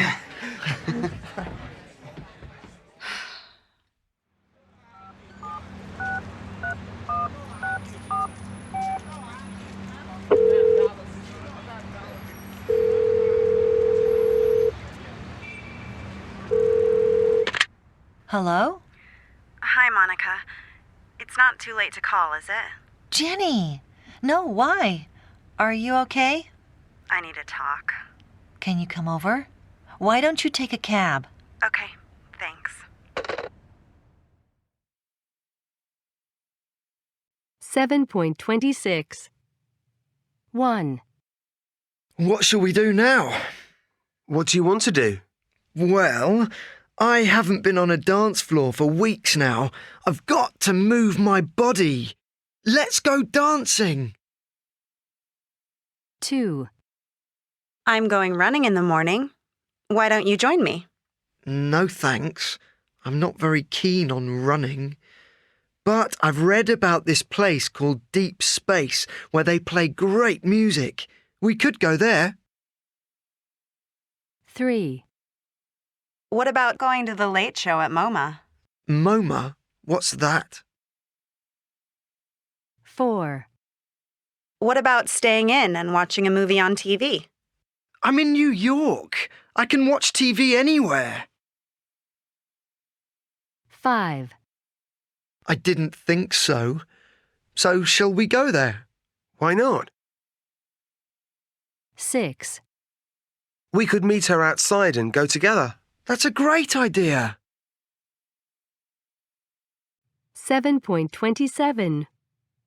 1. What shall we do now? Let's go dancing. 2. Why don't you join me? No thanks. I'm not very keen on running.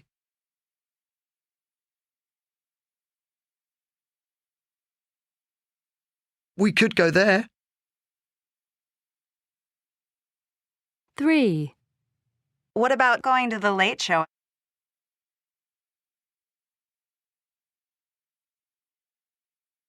4. What about staying in? 5. Shall we go there? Why not? 6. We could meet her outside. That's a great idea.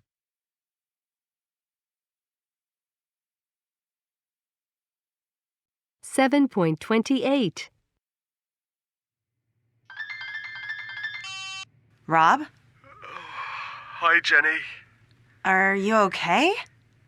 Where are you anyway? I'm at home. I'm feeling terrible. We got back really late last night. Now, why doesn't that surprise me? You know, you're not a student anymore. I know. There was a party after the gig. Kerry invited us, and of course, Paul said yes. And this morning's meeting? In 10 minutes? That's why I'm calling. I'm not going to make it. I'm really sorry. Rob, it's a very important meeting. I'll cover for you this time, but I won't be able to do it again. It won't happen again, I promise. Anyway, Paul's leaving. He's leaving? That's right. He's off to Boston this afternoon. Maybe that's a good thing. I mean, it's not that I don't like Paul, but... I know. I have to go. Talk to you later. Jenny, have you seen Rob? I wanted to have a word with him before the meeting, and he isn't even here. I know. He just called to say he can't make it. He what? I was with him last night. He wasn't feeling very well. But it's okay. He told me everything I need to know for the meeting. Oh. Okay, then. You know, Rob, he's such a professional. 7.29. 1. Where are you anyway? 2. That's why I'm calling. I'm not going to make it.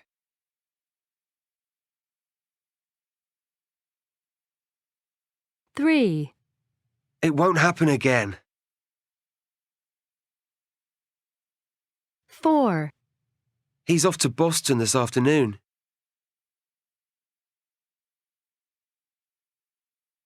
5. I mean, it's not that I don't like Paul, but...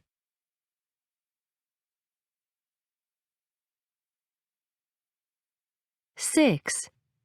I wanted to have a word with him before the meeting.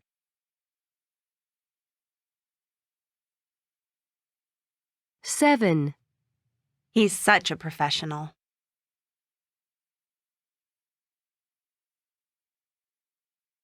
8.1. E1. Claire worked for a marketing company. I2. She had to work very hard and work overtime. G3. She made a good salary, but she didn't like her boss. D4. They had an argument, and Claire was fired. C5. She was unemployed and had to look for a job. F6. She applied for a lot of jobs and sent in resumes. H7. She had some interviews, but didn't get the jobs. A8. She decided to set up an online business selling birthday cakes. B9. Her business is doing very well. Claire is a success. 8.2. Work. 1. Verb phrases. 1. Dan has to work a lot of overtime. He has to work extra hours. 2. Matt got promoted last week. He was given a more important job. 3. Most nurses have to work shifts. Sometimes they work during the day and sometimes at night. 4. A man in our department was fired yesterday. He lost his job because of poor performance. 5. Riza was downsized. He lost his job because the company didn't need him anymore. 6. The director of the company is going to resign. He has decided to leave his job. 7. Lillian is going to retire next month. She's 65 and she's going to stop working.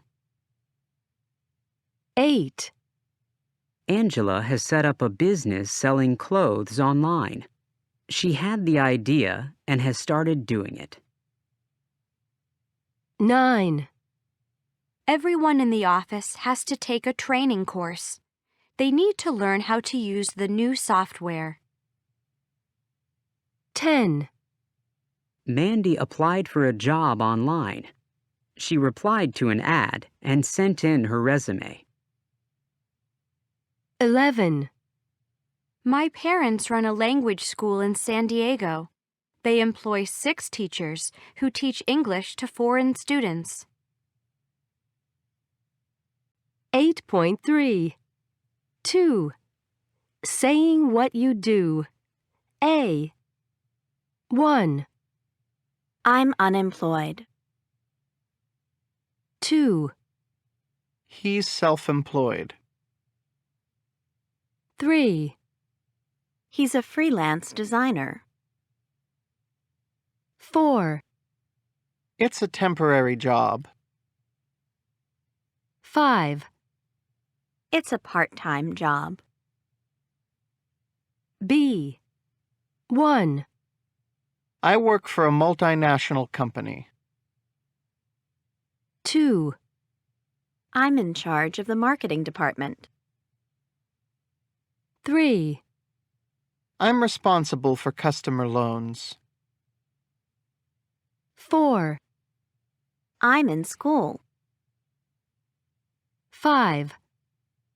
I'm in my 3rd year of college. 8.4. 3. Word building. A. 1. Promote. Promotion. 2. Apply. Application.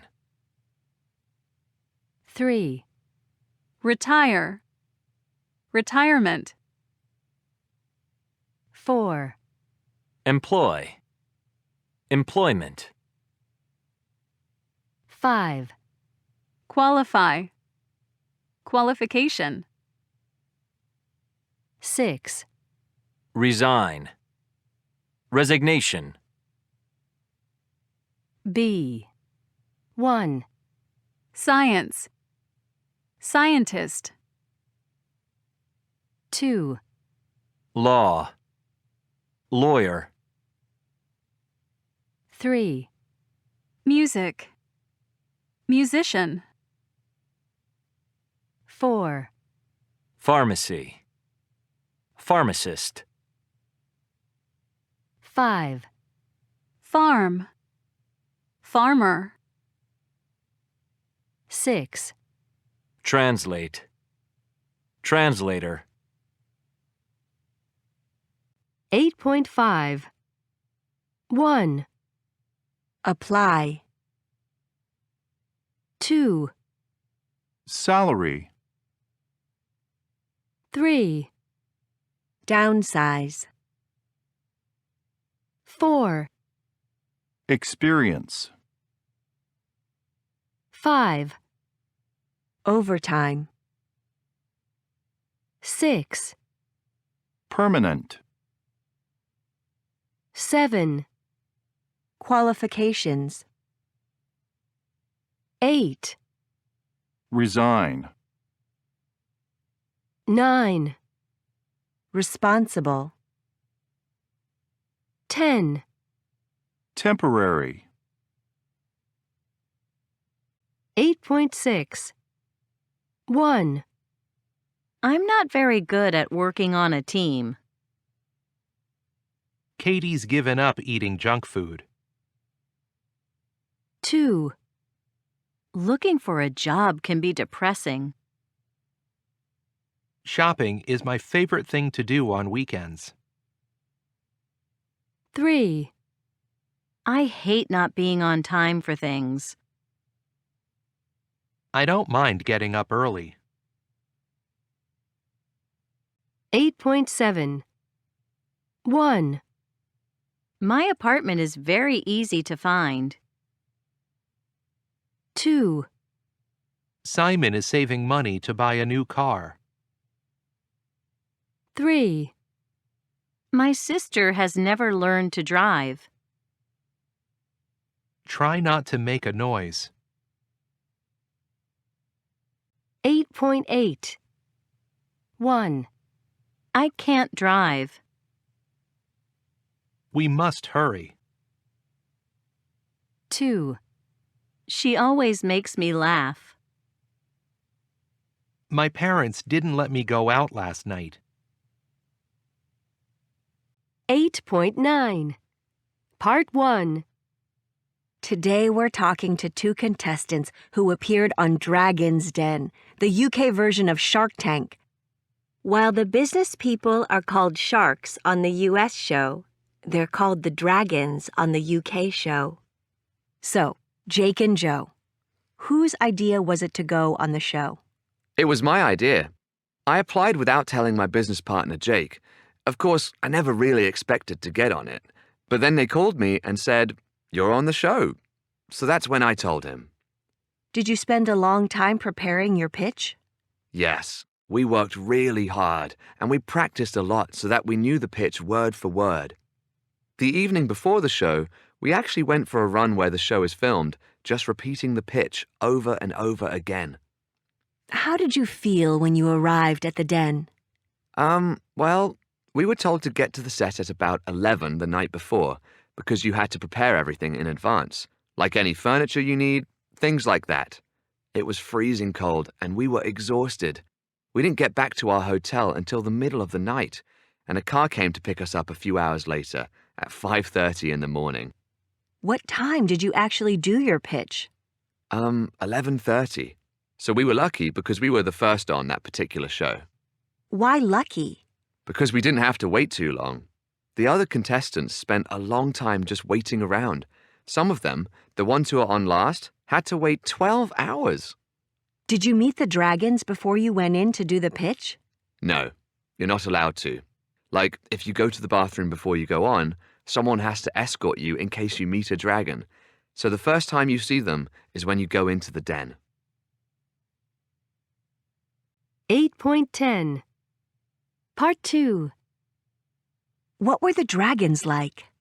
Well, they're obviously told by the producers to be really unfriendly and aggressive. So I remember thinking, when the doors opened and we walked in, what I wanted to do was just to smile at one of them. That was my way of making myself relaxed. And I looked at Deborah Meaden because she was in the middle, and I smiled at her. But she just, stared at me, stony-faced, to make me feel nervous. And it worked. Did you think you made a good presentation? Yeah, we did. But Jake, who usually never gets anything wrong, he forgot his first words, and he just never does that. So we both thought, when he got the introduction wrong, that it was going to go badly. But it didn't. So what happened after you'd made your pitch? Yeah, well, 4 of the dragons said, "I'm out." They said they weren't interested. So we were feeling pretty depressed, pretty negative. And then? The last dragon was Peter. And he's kind of scary. He's incredibly tall, over 6 feet. And at first, he really criticized us. But then he told us he had a big chain of camera stores called Jessup's, and they were starting online printing and photo framing as part of their business. And then he said, "I've got 15 guys in Hong Kong trying to do what you guys are doing, but you guys are doing it better. I'm going to offer you both a job." Were you very surprised? Totally, because it had never happened on the show before. In 10 years, they'd never offered someone a job. So he offered you jobs just like that? Well, his offer was that he wanted to have our business and for us to work with him at Jessup's. With a good salary? Very. So what did you do? 8.11 Part 3. It was very stressful because we knew we had to make a decision immediately. So Jake said, "Yes, let's take the jobs." But I said, "You don't want to work for Jessup's." And he stayed silent, and I said, "I don't want to work for Jessup's." I mean, neither of us were in a position where we could have dropped everything and gone and worked for Jessup's full time. It was ridiculous. So you said no?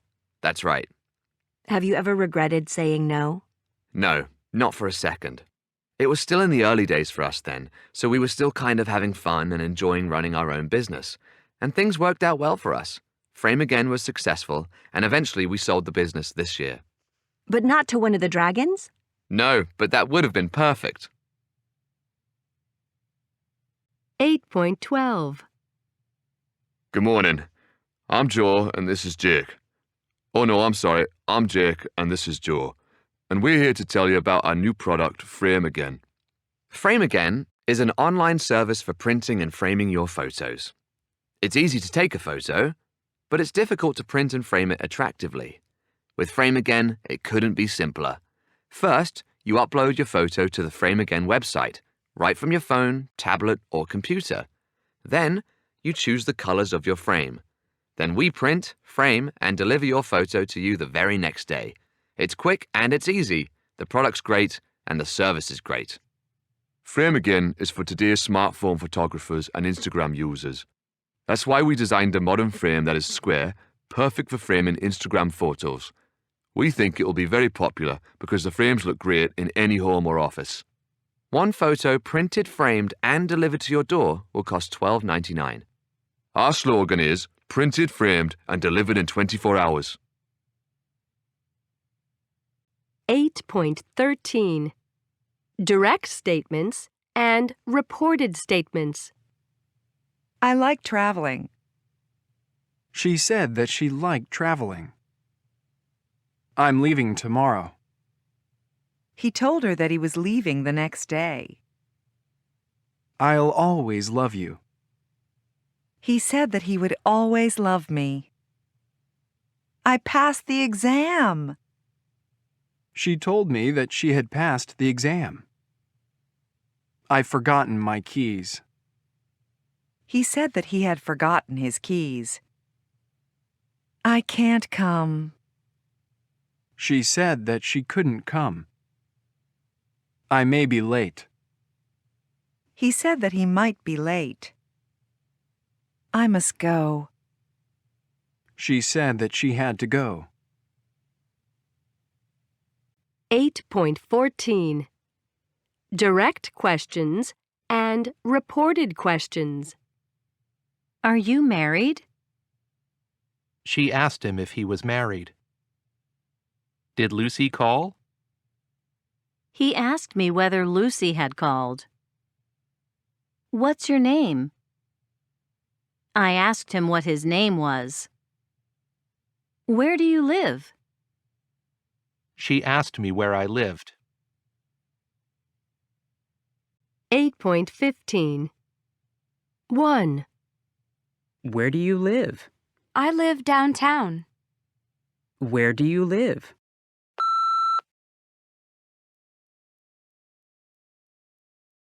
He asked her where she lived.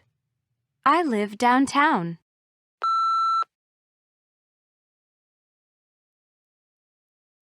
She said that she lived downtown. 2. What are you doing tonight? I'm going to the movies. What are you doing tonight?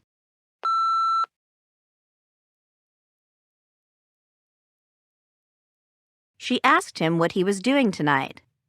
I'm going to the movies.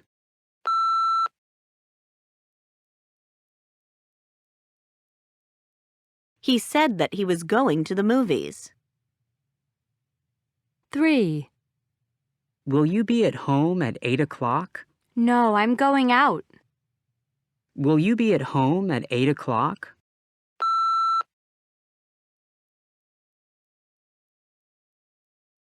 He asked if she would be at home at 8 o'clock.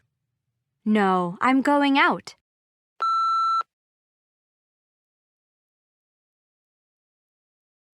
She said that she was going out. 4. Where did you buy your bag? I bought it online. Where did you buy your bag?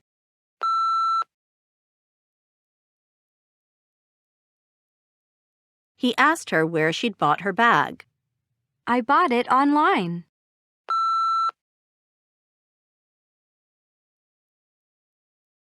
She said that she'd bought it online. 5. Have you seen the new Jason Bourne movie? I've seen it twice. Have you seen the new Jason Bourne movie?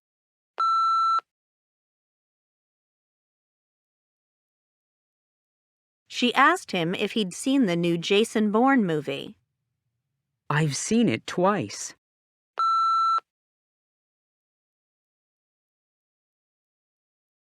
He said that he'd seen it twice.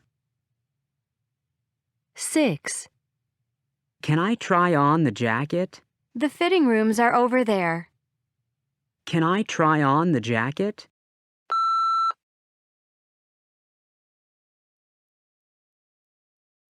He asked her if he could try on the jacket. The fitting rooms are over there.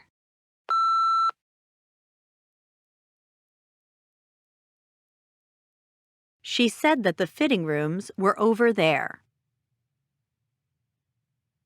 8.16 Airline.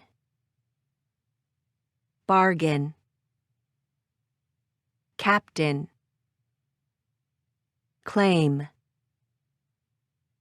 Complain. Contain. Email. Explain. Paid. Repair. Waiter. 8.17 Train. A. Claim. Complain. Contain. Email. Explain. Paid. Waiter. Chair. Air. Airline. Repair. Computer. Bargain. Captain. 8.18 1 My goodness, they're throwing guitars out there. 2 They immediately complained to United Airlines. 3 For 9 months, he tried to claim compensation. 4 Dave wrote a song about his experience and produced a music video to go with it. 5 United Airlines contacted Dave and offered him a payment. 6 The BBC reported that United Airlines' share price had dropped by 10%. 8.19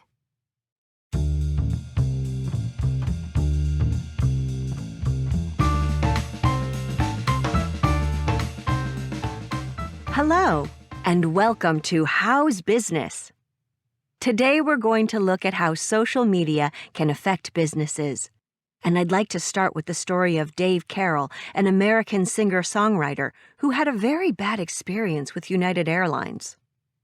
Dave and his band were flying with United Airlines from Halifax in Nova Scotia to Omaha in Nebraska with a stopover in Chicago. As they were waiting to get off the plane in Chicago, they heard another passenger say, "My goodness, they're throwing guitars out there." As Dave and the other band members looked out of the plane window, they were horrified to see that the baggage handlers, who were taking the luggage off the plane, were throwing the band's guitars to each other. They couldn't believe what they were seeing. They immediately complained to United Airlines employees in Chicago, but nobody listened to them. When they arrived in Omaha, Dave discovered that the neck of his very expensive Taylor guitar had been broken. It cost him $1,200 to get it repaired. For 9 months, he tried to claim compensation from United Airlines. He called and emailed their offices in Halifax, Chicago, and New York without success. In the end, he even suggested that instead of money, they could give him $1,200 worth of flight tickets. But after all his complaints and suggestions, United simply said no. So what else could a singer-songwriter do? Dave wrote a song about his experience and produced a music video to go with it. The song was called United Breaks Guitars.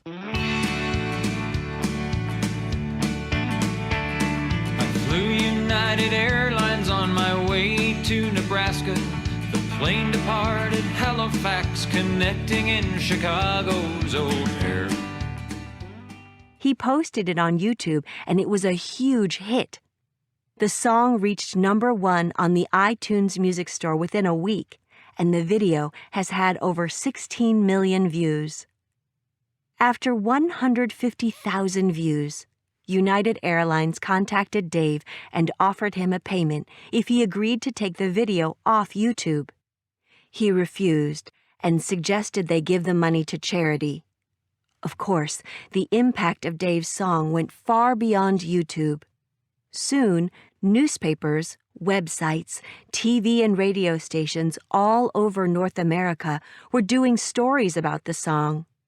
Dave was interviewed on many radio and TV shows where, of course, he retold the story of how United breaks guitars. He did over 200 interviews in the first 3 months.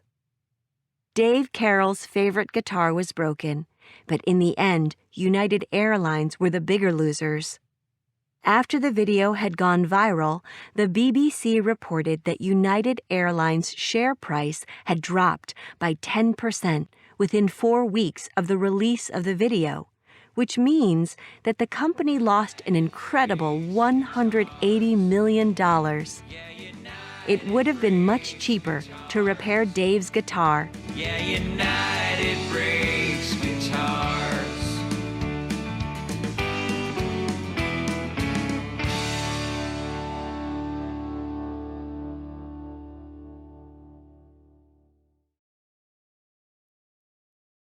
Eight 8.20 Word building. 1. Making nouns from verbs. B. Ation. Compensation. Consideration. Demonstration. Explanation. Temptation. Valuation. Meant. Achievement. Agreement. Argument. Attachment. Improvement. Management. Payment. Treatment. New word. Choice. Complaint. Delivery. Failure. Loss. Response. Sale. Service. Success. 8.21 D. 1. Have you ever been in a demonstration? What were you protesting about? 2.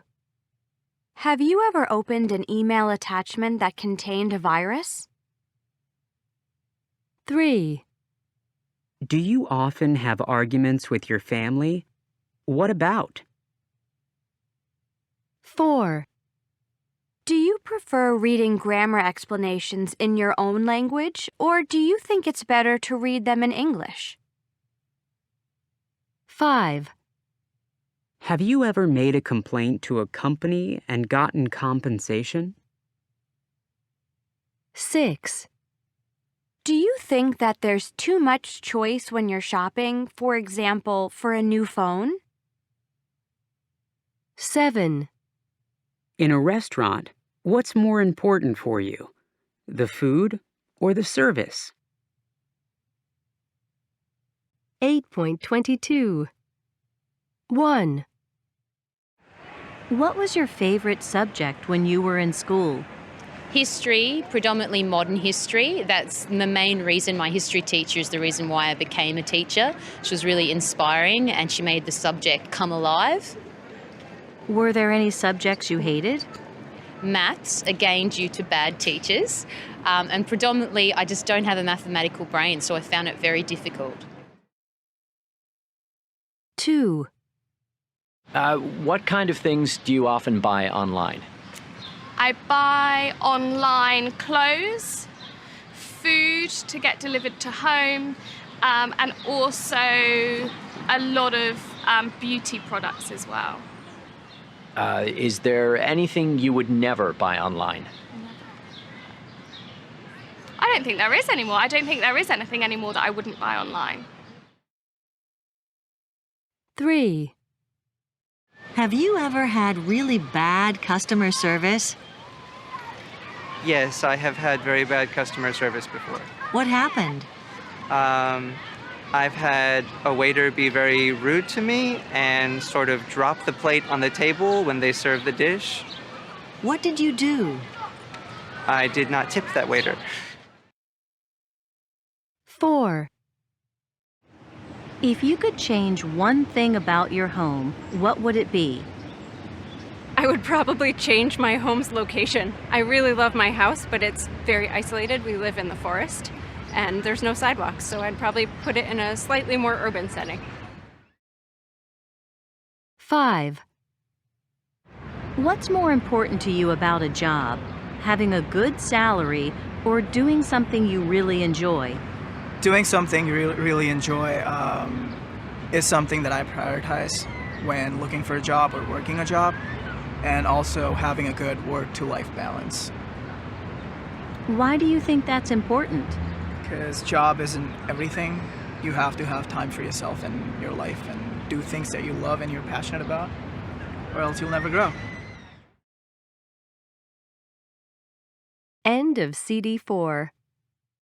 CD 5. American English File, 3rd edition, Level 3 Student Book, by Christina Latham Koenig, Clive Oxenden, and Jerry Lambert. Published in copyright Oxford University Press, 2021. 9.1. I was living in a student flat in North London when the police knocked on my door one night. I thought it was because I hadn't paid the rent for a few months, so I didn't open the door. But then I wondered if it was something to do with my mother, who I knew wasn't very well. There was no phone in the flat, and this was before the days of mobile phones, so I ran down to the nearest phone box and phoned my dad in Leeds, in the north of England. He told me that my mum was very ill in hospital and that I should go home as soon as I could. When I got to the station, I found that I'd missed the last train to Leeds. There was a train to Peterborough, from where some local trains went to Leeds, but I would miss the connection by about 20 minutes. I decided to get the Peterborough train. I was so desperate to get home that I thought maybe I could hitchhike from Peterborough. "Tickets, please." I looked up and saw the ticket inspector. He could see from my eyes that I'd been crying. "Are you okay?" he asked. "Of course I'm okay," I said. "You look awful," he continued. "Is there anything I can do?" "You could go away," I said rudely. But he didn't. He sat down and said, "If there's a problem, I'm here to help." The only thing I could think of was to tell him my story. When I finished, I said, "So, now you know. I'm a bit upset and I don't feel like talking anymore, okay?" "Okay," he said, finally getting up. "I'm sorry to hear that, son. I hope you make it home." I continued to look out of the window at the dark countryside. 10 minutes later, the ticket inspector came back. 9.2. The ticket inspector touched my arm. "Listen," he said, "when we get to Peterborough station, run as fast as you can to platform 1. The Leeds train will be there." I looked at him without really understanding what he had said. "What do you mean?" I said. "Is the train late or something?" "No, it's not late," the ticket inspector said. "I've just radioed Peterborough station. The train is going to wait for you. As soon as you get on, it'll leave. The passengers will complain, but let's not worry about that. You'll get home, and that's the main thing." And he walked away. I suddenly realized what an amazing thing he had done. I got up and went after him. I wanted to give him everything I had, all the money in my wallet, but I knew he would be offended. I grabbed his arm. I just wanted to, but I couldn't continue. "It's okay," he said. "No problem." "I wish I had a way to say thank you," I said. "I really appreciate what you've done." "No problem," he said again. "Listen, If you want to thank me, the next time you see someone in trouble, help them. That will pay me back. And tell them to do the same to someone else. It'll make the world a better place. When the train stopped, I rushed to platform 1 and sure enough the Leeds train was there waiting. And a few hours later, I was with my mum in hospital. Even now, years later, whenever I think of her, I remember the good ticket inspector on that late-night train to Peterborough. It changed me from a young man who was nearly a criminal into a decent human being. I've been trying to pay him back ever since then.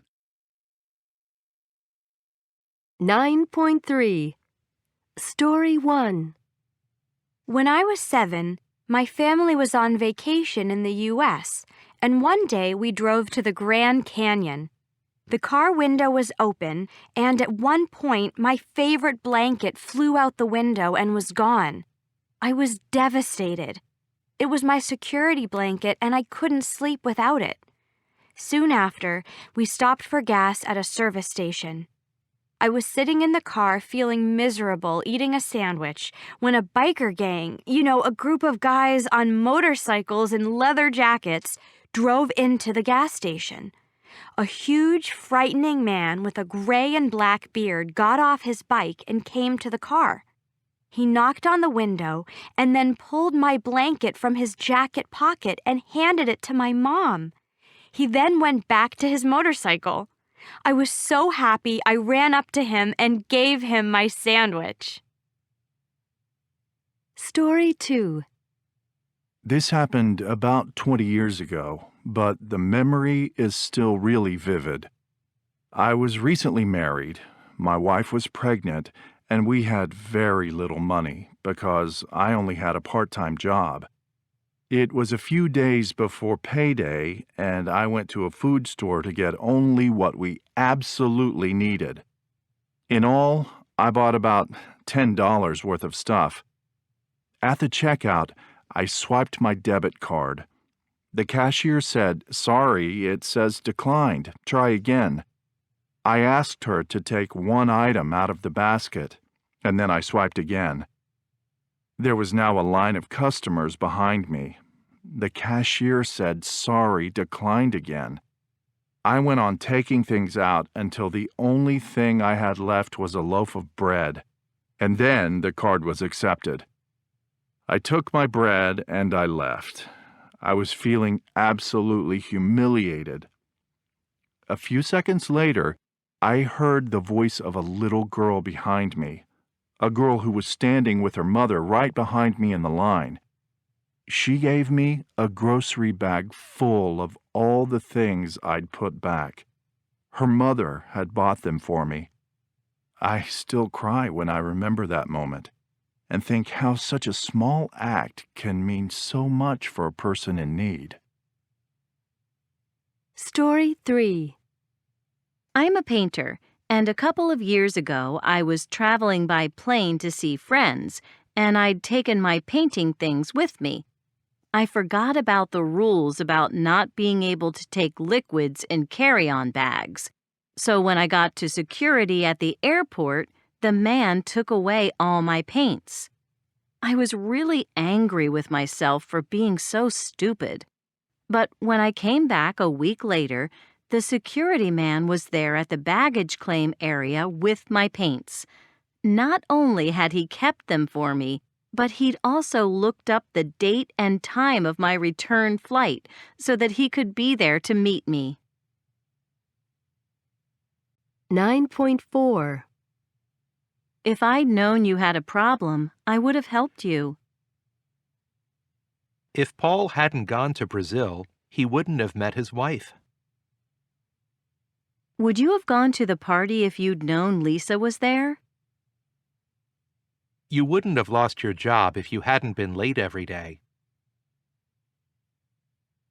9.5 1 If I'd known you were sick, I would have come to see you. If I'd known you were sick, I would have come to see you. 2, If the weather had been better, we would have stayed longer. If the weather had been better, we would have stayed longer. 3, If I hadn't stopped to get gas, I wouldn't have been late. If I hadn't stopped to get gas, I wouldn't have been late. 4, We would have missed our flight if it hadn't been delayed. We would have missed our flight if it hadn't been delayed. 9.6. 1, It would have been much quicker if we'd taken a taxi. 2, She wouldn't have found out if you hadn't told her.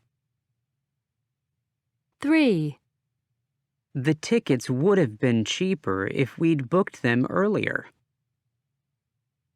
4, If you hadn't done your homework so quickly, you wouldn't have made so many mistakes. 5, I would have lent you some money if you'd asked me. 9.7. Word building. 2, Making adjectives and adverbs. B. Luck. Lucky. Unlucky. Luckily. Unluckily. Fortune.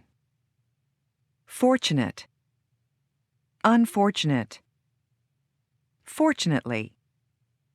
Unfortunately. Comfort. Comfortable. Uncomfortable. Comfortably. Uncomfortably. Patience. Patient. Impatient. Patiently. Impatiently. Care. Careful. Careless. Carefully.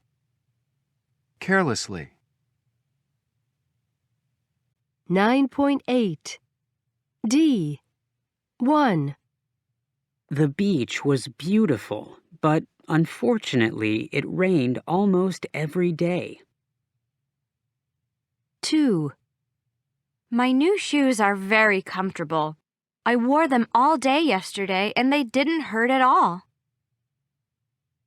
3, He took the exam quickly and carelessly, and so he made lots of mistakes. 4, We were really unlucky. We missed the flight by just 5 minutes. 5, Jack is a very impatient driver. He can't stand being behind someone who is driving slowly. 6, It was a bad accident, but luckily nobody was seriously hurt. 7, It was raining, but fans waited patiently in the line to buy tickets for tomorrow's concert. 8, The roads will be very icy tonight, so drive carefully. 9, The temperature dropped to 20 degrees, but fortunately, we were all wearing warm coats. 10, The bed in the hotel was incredibly uncomfortable. I hardly slept at all. 9.9. 2, An adapter. 4, A charger. 1, A flash drive. 5, A keyboard. 13, A mouse. 11, An outlet. 6, A plug. 8, A printer. 10, A remote control. 3, A router. 9, A speaker. 7, A switch. 12, A USB cable. 9.10, 1H. I changed the heat from 70 degrees to 62 degrees. I turned it down. 2F. I disconnected my printer from the computer. I unplugged it. 3D. I made the volume on the TV louder. I turned it up. 4A. I pressed the off button on the TV. I switched it off. 5G. I programmed the alarm on my phone for 7:30. I set it. 6I. I put my phone charger into an outlet. I plugged it in. 7J. I pressed the on button on my laptop. I switched it on. 8C. I got the latest version of an app. I updated it. 9E. I put antivirus software on my computer. I installed it. 10B. I removed a photo I didn't like. I deleted it. 9.11. A. I switched it off. B. I deleted it. C. I updated it. D. I turned it up. E. I installed it. F. I unplugged it. G. I set it. H. I turned it down. I. I plugged it in. J. I switched it on. 9.12. 1. Suddenly, I felt cut off and panicky. 2. We had lots of conversations with real-life humans. 3. I slept really well for the first time in months. 4. I felt really disconnected and lonely. 5. I really noticed the beauty of the countryside. 9.13. Technology addiction is real, and it's creating mental health problems all over the world. According to a recent survey, 6 out of 10 Americans report that they are addicted to their digital devices. So, it's no surprise that the idea of a digital detox is growing in popularity. But what is it actually like to go on one? Time to Log Off is an organization that runs 3-day digital detoxes in many different locations around the world. People who go on them are not allowed to use digital devices at all for 3 days. Journalist Anna McGee felt she was addicted to her smartphone, so when she read about the detoxes, she decided to go on one. When I arrived, the first thing I discovered was that there was no cell phone coverage, so I couldn't even cheat if I wanted to. Suddenly, I felt cut off and panicky. What if something happened to my husband? What if something terrible happened in the world? There were 8 other people on the detox with me. At 6 p.m., we met in the living room and handed in our devices, our phones or tablets or whatever. People looked scared. I was worried there was going to be lots of lectures on psychology, things like that, but no. Instead, there was yoga and walks through the countryside where we picked fruit and had lots of conversations with real-life humans. The first night I slept really well for the first time in months. But it wasn't always easy. The second evening without my phone, I felt really disconnected and lonely. At yoga that night, I burst into tears and I felt awful not being able to call a friend. But by the third and final day, I'd changed. When we went on our walk, I really noticed the beauty of the countryside, and I was able to sit still on the sofa, reading a book for nearly half an hour without losing concentration. I started colouring in pictures in books. I was even eating more slowly, in a more relaxed way. At lunchtime the next day, we got our devices back and said goodbye. When I finally managed to get coverage, I hungrily checked my phone for messages, likes, comments, news, but nothing had really happened. I managed the whole 2-hour train trip back without checking my phone again, just noticing the countryside instead. It's now 3 weeks since I went on the detox, and though I can't quite believe it, I've managed to control my use of technology. I have 1 full day unplugged each week on Saturdays, and I feel incredibly rested on Sundays as a result. I don't read email after 8 p.m., and that really helps me to sleep.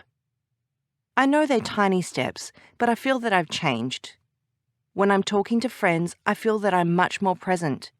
I'm really focusing on them and not getting distracted by my phone.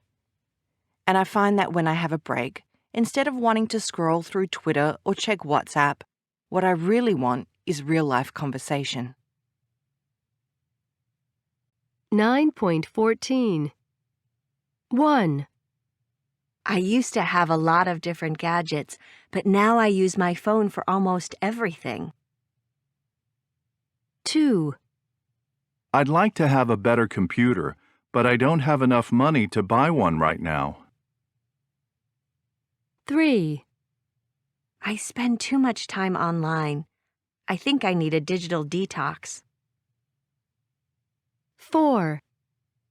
I have a lot of friends on Facebook, but only a few of them are close friends. 5. I never watch TV or movies on my phone because the screen isn't big enough. 6. I like Apple products, but I can't afford them. I think they're too expensive.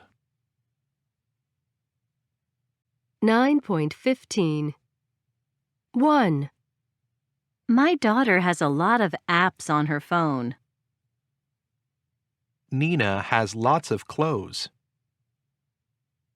2. James eats a lot. 3. There aren't many cafes near here. Do you have many close friends? Do you watch much TV? I don't eat much chocolate. 4. Don't run. We have plenty of time. 9.16. 1. Do you want some more ice cream? Just a little. The town only has a few movie theaters. 2. I'm so busy that I have very little time for myself. Sarah isn't popular, and she has very few friends. 3. I have less free time than I used to have. There are fewer flights in the winter than in the summer. 9.17. 1. I don't like this city. It's too big and it's too noisy. You're speaking too quietly. I can't hear you. 2. There's too much traffic and too much noise. There are too many tourists and too many cars. 3. There aren't enough parks and there aren't enough trees. The buses aren't frequent enough. The buses don't run frequently enough. 9.18. 1. There isn't any milk in the refrigerator. We don't have any eggs. 2. There's no milk in the refrigerator. We have no eggs. 3. How many eggs do we have? None. I've used them all. 9.19. Up. Enough. Tough. Saw. Awe. Bought. Brought. Caught. Cough. Daughter. Thought. Phone. Oh. Although. Cat. Laugh. Boot. Ooh. Through. 9.20. 1. I bought a new iPhone, although I thought it was very expensive. 2. My daughter caught a bad cold. 3. We've been through some tough times. 4. I didn't laugh. It was a cough. 5. I thought I'd brought enough money with me. 9.21.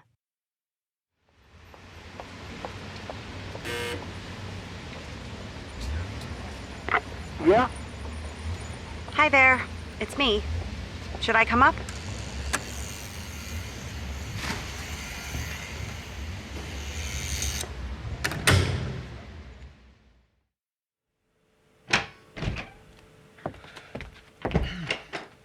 Paul. That's right. Hi.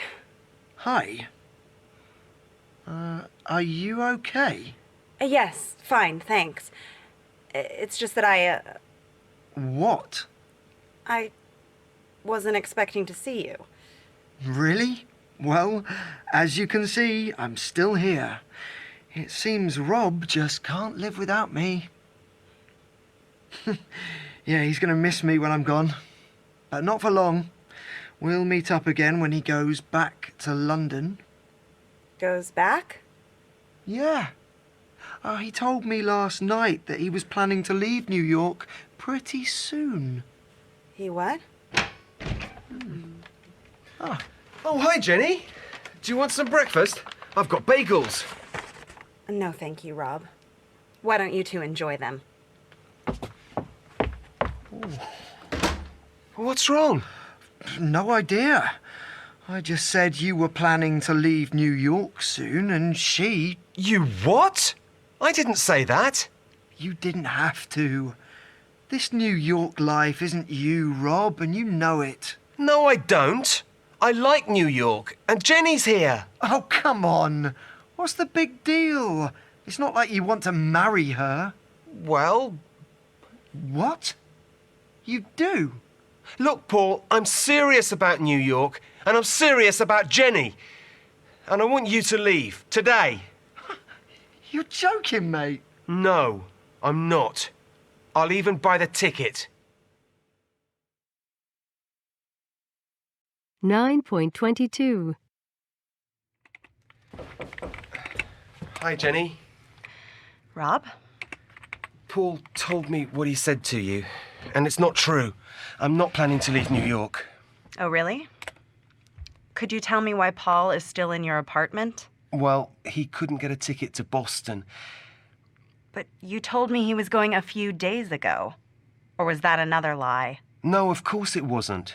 He couldn't get a ticket. The buses to Boston were all full. So, do you know if he's got one now? I bought it. He's leaving this evening. But that isn't really the issue here, is it? You have to believe me. I don't want to leave New York. How can I believe you? I know you're missing London because you said the same thing to Carrie at the restaurant. Look, Rob, I'd like to know what you really want. What do you mean? When you and Paul were together, it was like you were a different person.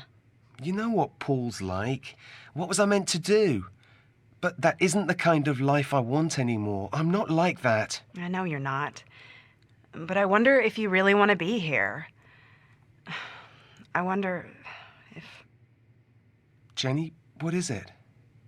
Forget it. Jenny, what are you worrying about? I don't know if this is going to work out. You're not serious. I'm just not sure if we want the same things anymore. That's crazy. Jenny, oh. Good morning, Rob. Don? I need a word. Can you tell me what you decided at the last meeting? Right away, Don. Rob was just leaving.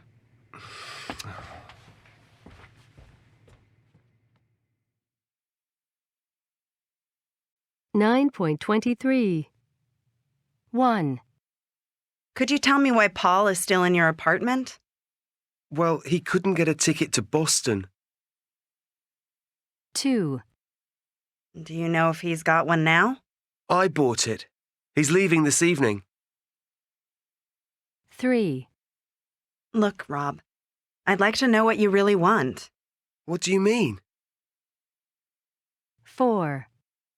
I wonder if you really want to be here. I wonder if... Jenny, what is it? 5. I need a word. Can you tell me what you decided at the last meeting? Right away, Don. Rob was just leaving. 9.24 1. Could you tell me why Paul is still in your apartment?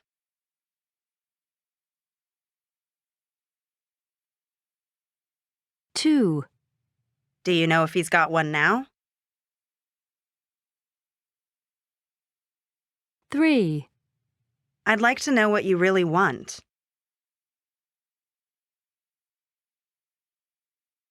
4. I wonder if you really want to be here. 5. Can you tell me what you decided at the last meeting?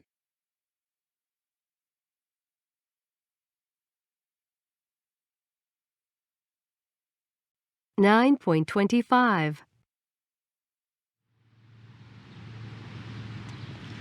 But what can I do, Jenny? What can I say to convince you I'm serious? I don't know, Rob. Wait.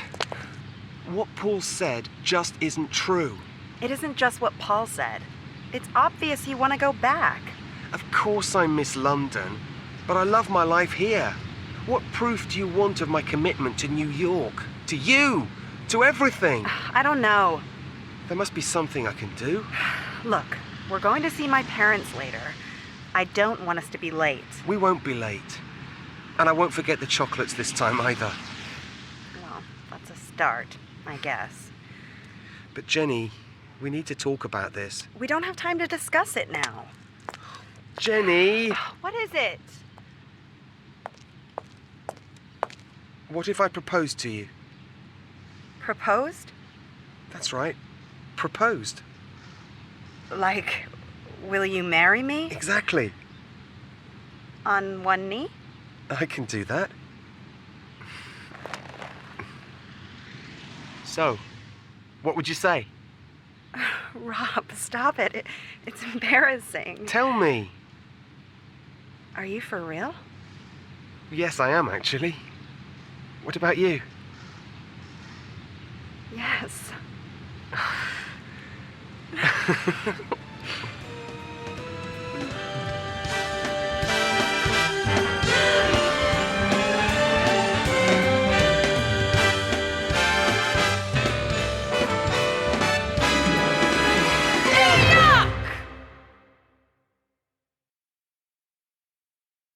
9.26 1.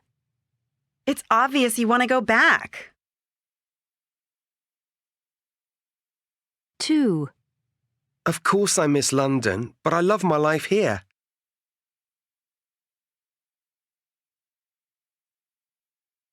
3. And I won't forget the chocolates this time either. 4. Well, That's a start, I guess. 5. What if I proposed to you? 6. Rob, stop it. It's embarrassing.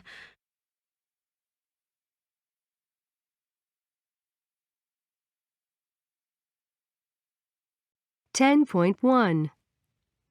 1. Harper Lee is the woman who wrote To Kill a Mockingbird. I'm looking for a book that teaches you how to relax. That's the house where I was born. 2.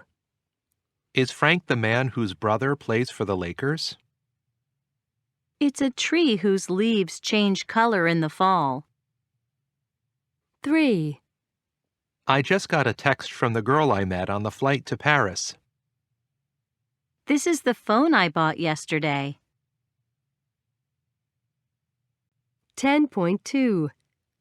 This painting, which was painted in 1860, is worth millions of dollars. Last week I visited my Aunt Jane, who's nearly 90 years old. Burford, where my grandfather was born, is a beautiful little town. My neighbor, whose son goes to my son's school, has just remarried.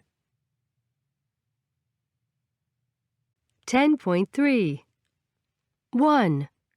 In 1893, Louis Comfort Tiffany exhibited some of his stained glass lamps at the World's Fair in Chicago. 2. The F-Series pickup truck, introduced in 1948, was the first post-World War II truck designed by the Ford Motor Company. 3. The first Barbie dolls, created by Ruth Handler and Jack Ryan, were produced in 1959 and sold over 350,000 in the first year. 4. In 1965, artist Robert Indiana had an idea for a painting with the word love as the main focus. 10.4. 1. The Tiffany lamp. Louis Comfort Tiffany was an artist and designer who specialized in decorative arts like glass design, jewelry making, and metalwork.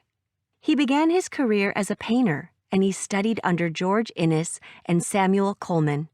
But then he became interested in glass making. In 1882, U.S. President Chester Alan Arthur asked Tiffany to redesign a number of rooms in the White House.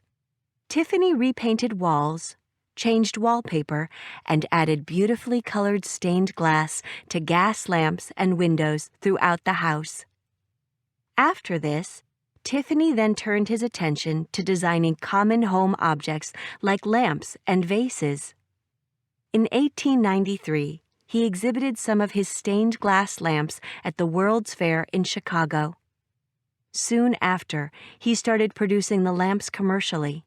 His lamps and other home products were handmade by skilled craftsmen, and they had complicated designs inspired by nature, including insects, flowers, and tree leaves. With his innovative designs, he became one of the leaders of the Art Nouveau movement.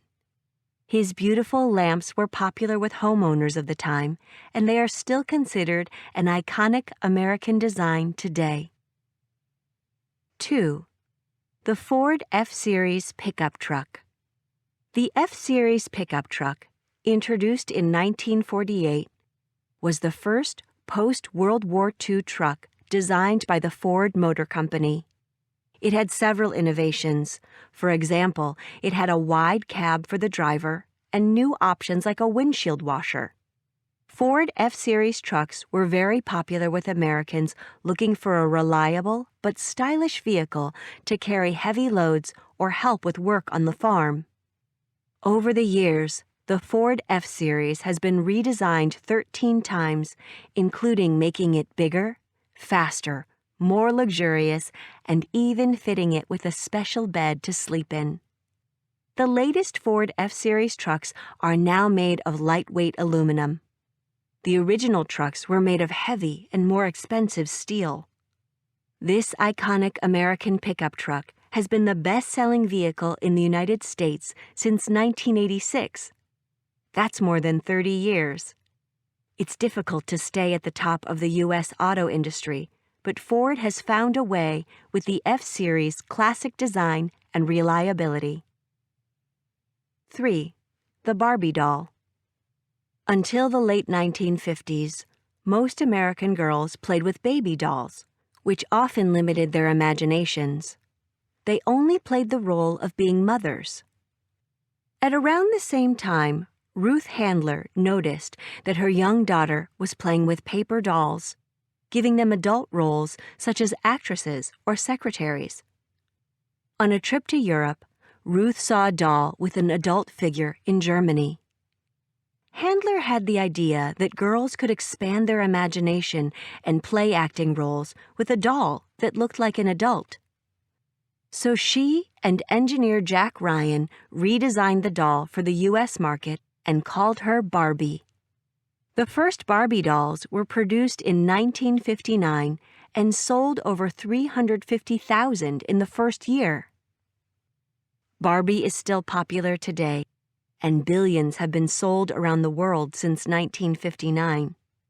Mattel Incorporated, the company that produces Barbie, reports that 90% of American girls between the ages of 3 and 10 have a Barbie doll.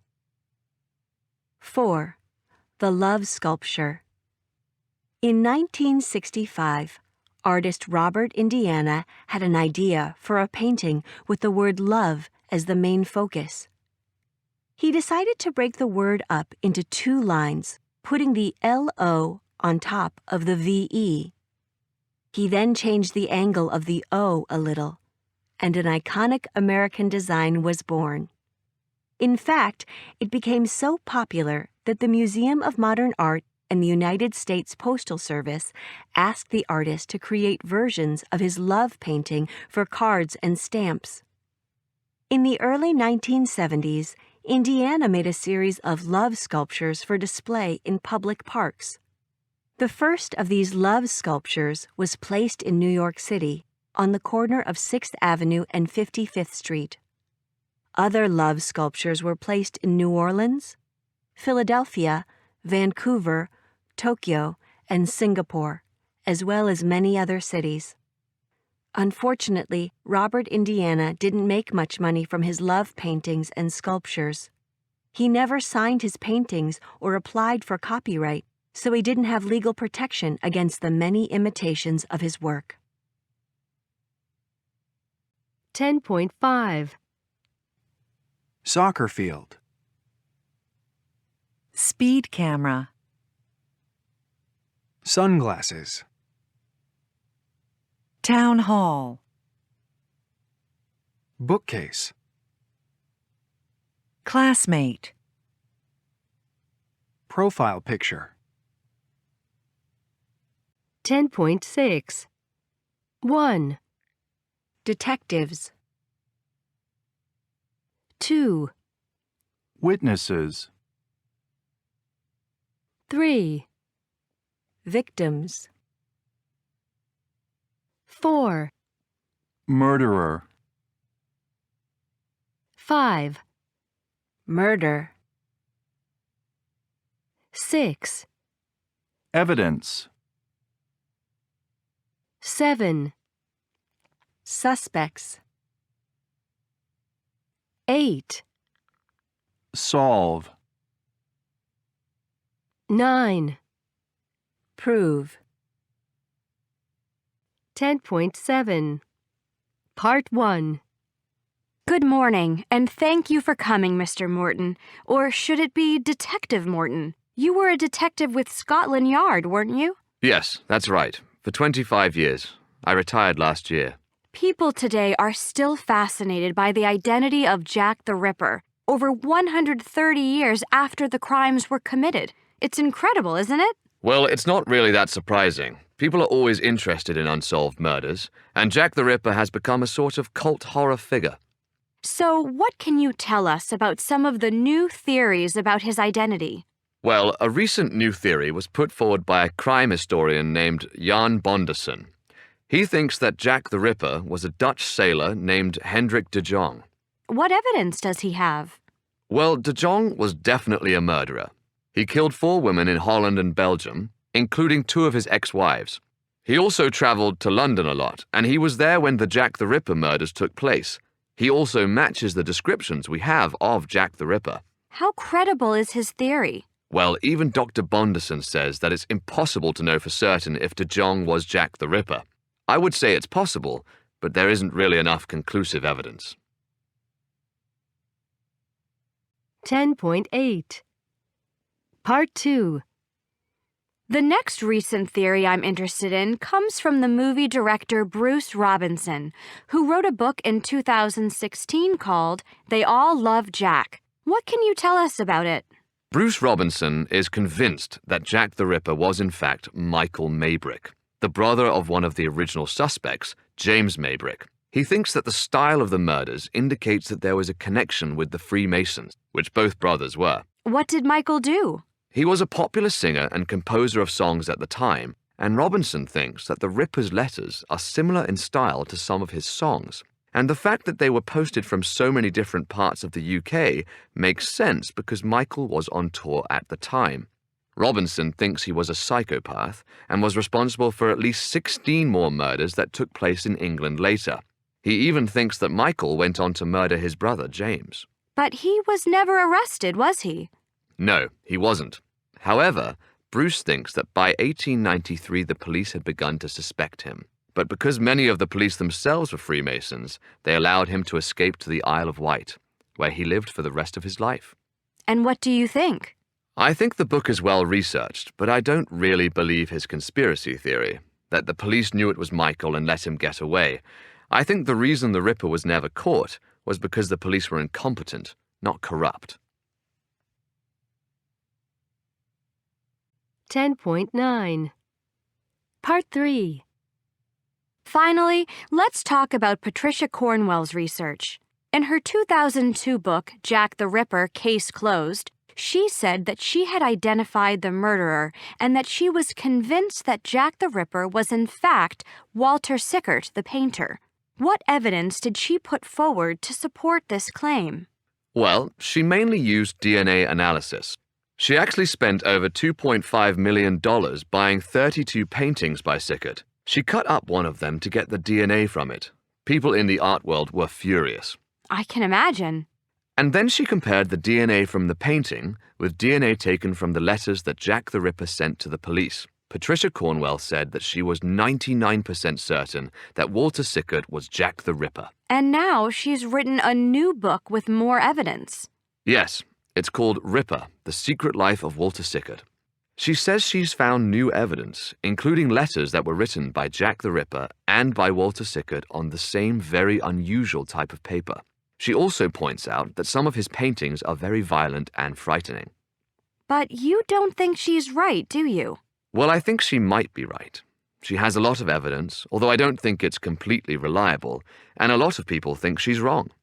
So who do you think the murderer was? I can't tell you because I don't know. Do you think we'll ever solve the mystery? Yes, I think one day the mystery will be solved.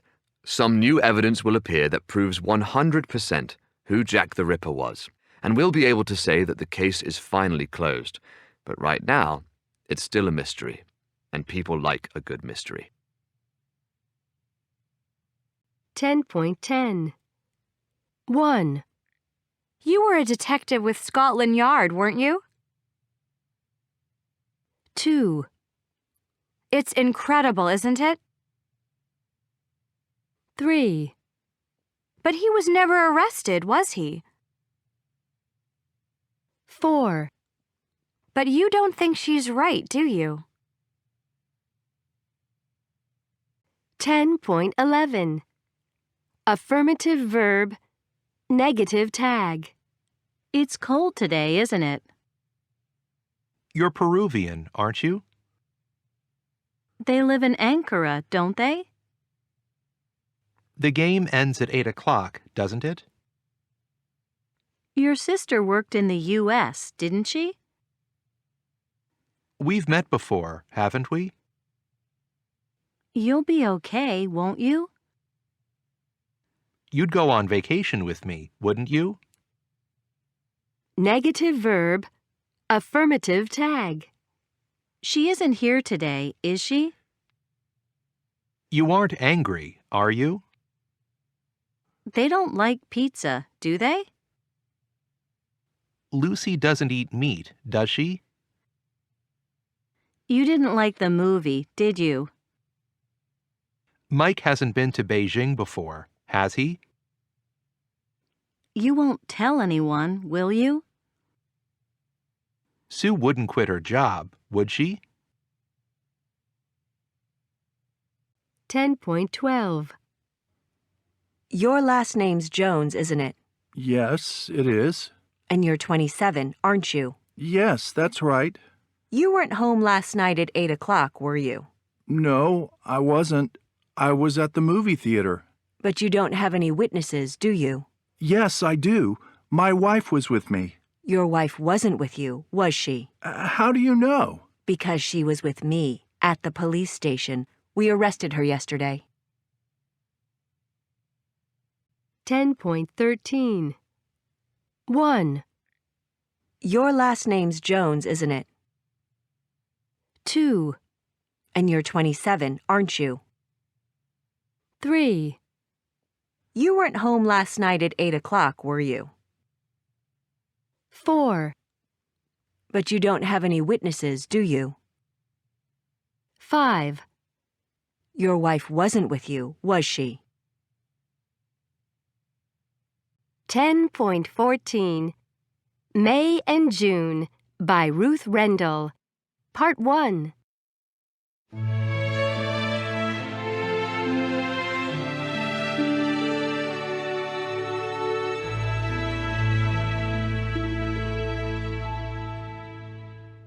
Mr. and Mrs. Thrace named their daughters May and June because of the months when they were born.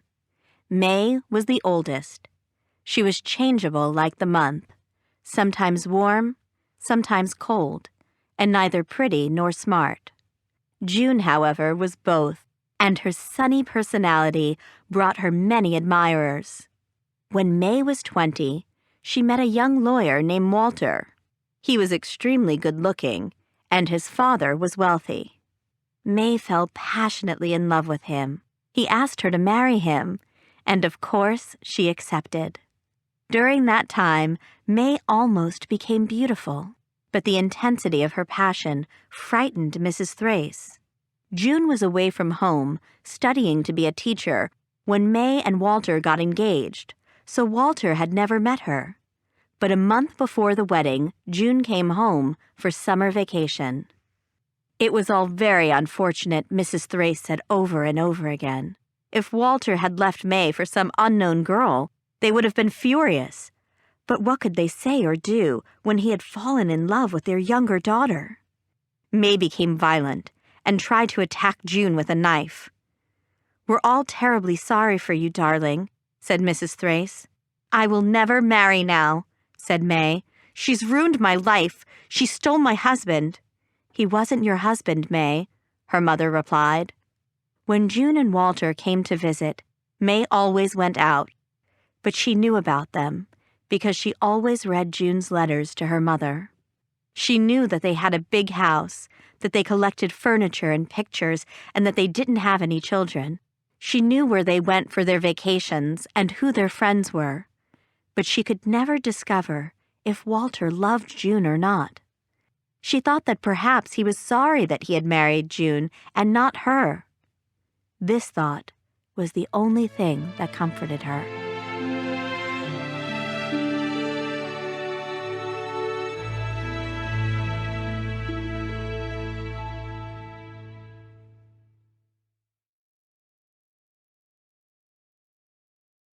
Ten 10.15. Part 2.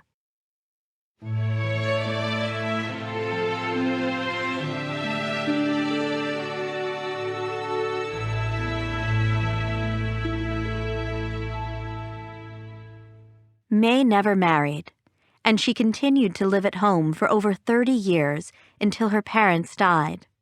Mrs. Thrace died in March, and her husband 6 months later.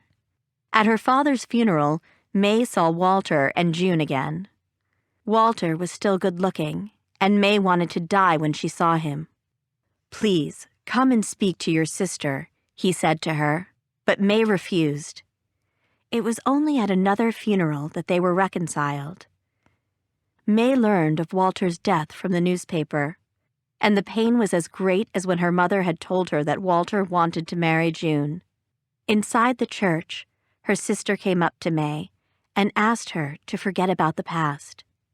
"Now you know what it's like to lose him," May said. 2 days later, May got a letter from June. June asked her to come and live with her now that they were both alone. "Now that you've retired and don't have very much money, I'd like to share my beautiful house with you," she wrote. "Perhaps this way I can give you something in return for what I took away from you." May decided to accept. She thought it was right. During their first evening together, she asked June to talk about her marriage, about her life with Walter. But June didn't want to talk. May looked in the house for letters or presents from Walter, jewelry or pictures. She couldn't find anything. Even June's wedding ring wasn't as beautiful as the engagement ring Walter had given May all those years ago. He never really loved her, she thought. All these years, he loved me.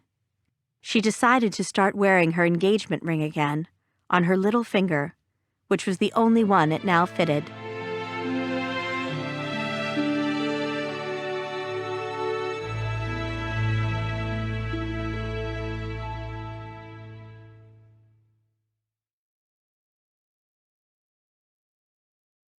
(10.16) Part 3.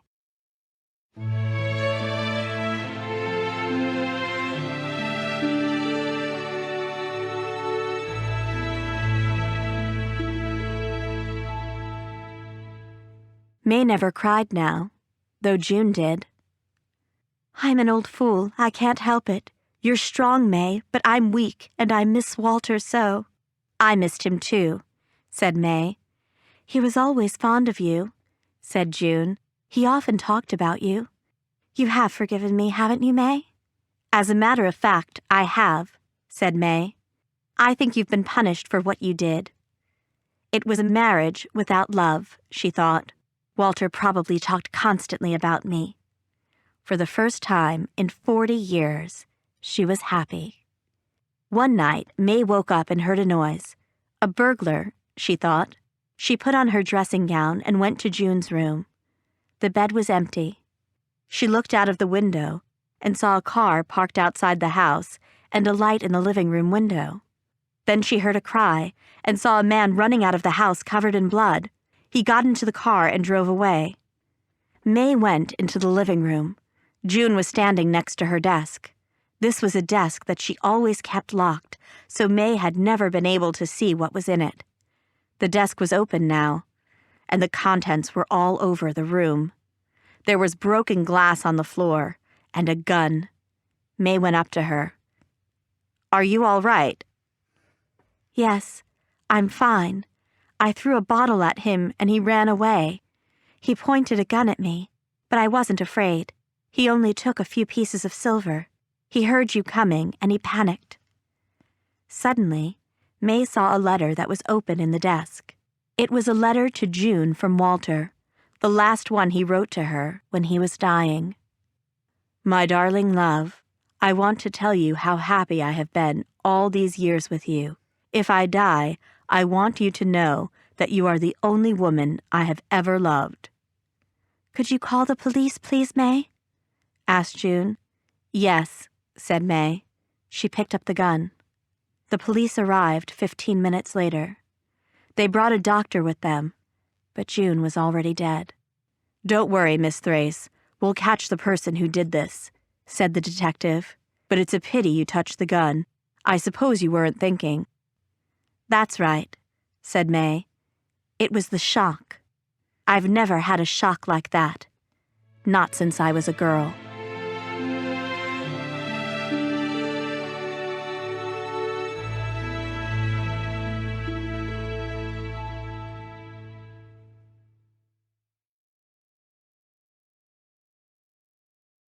Ten point 17.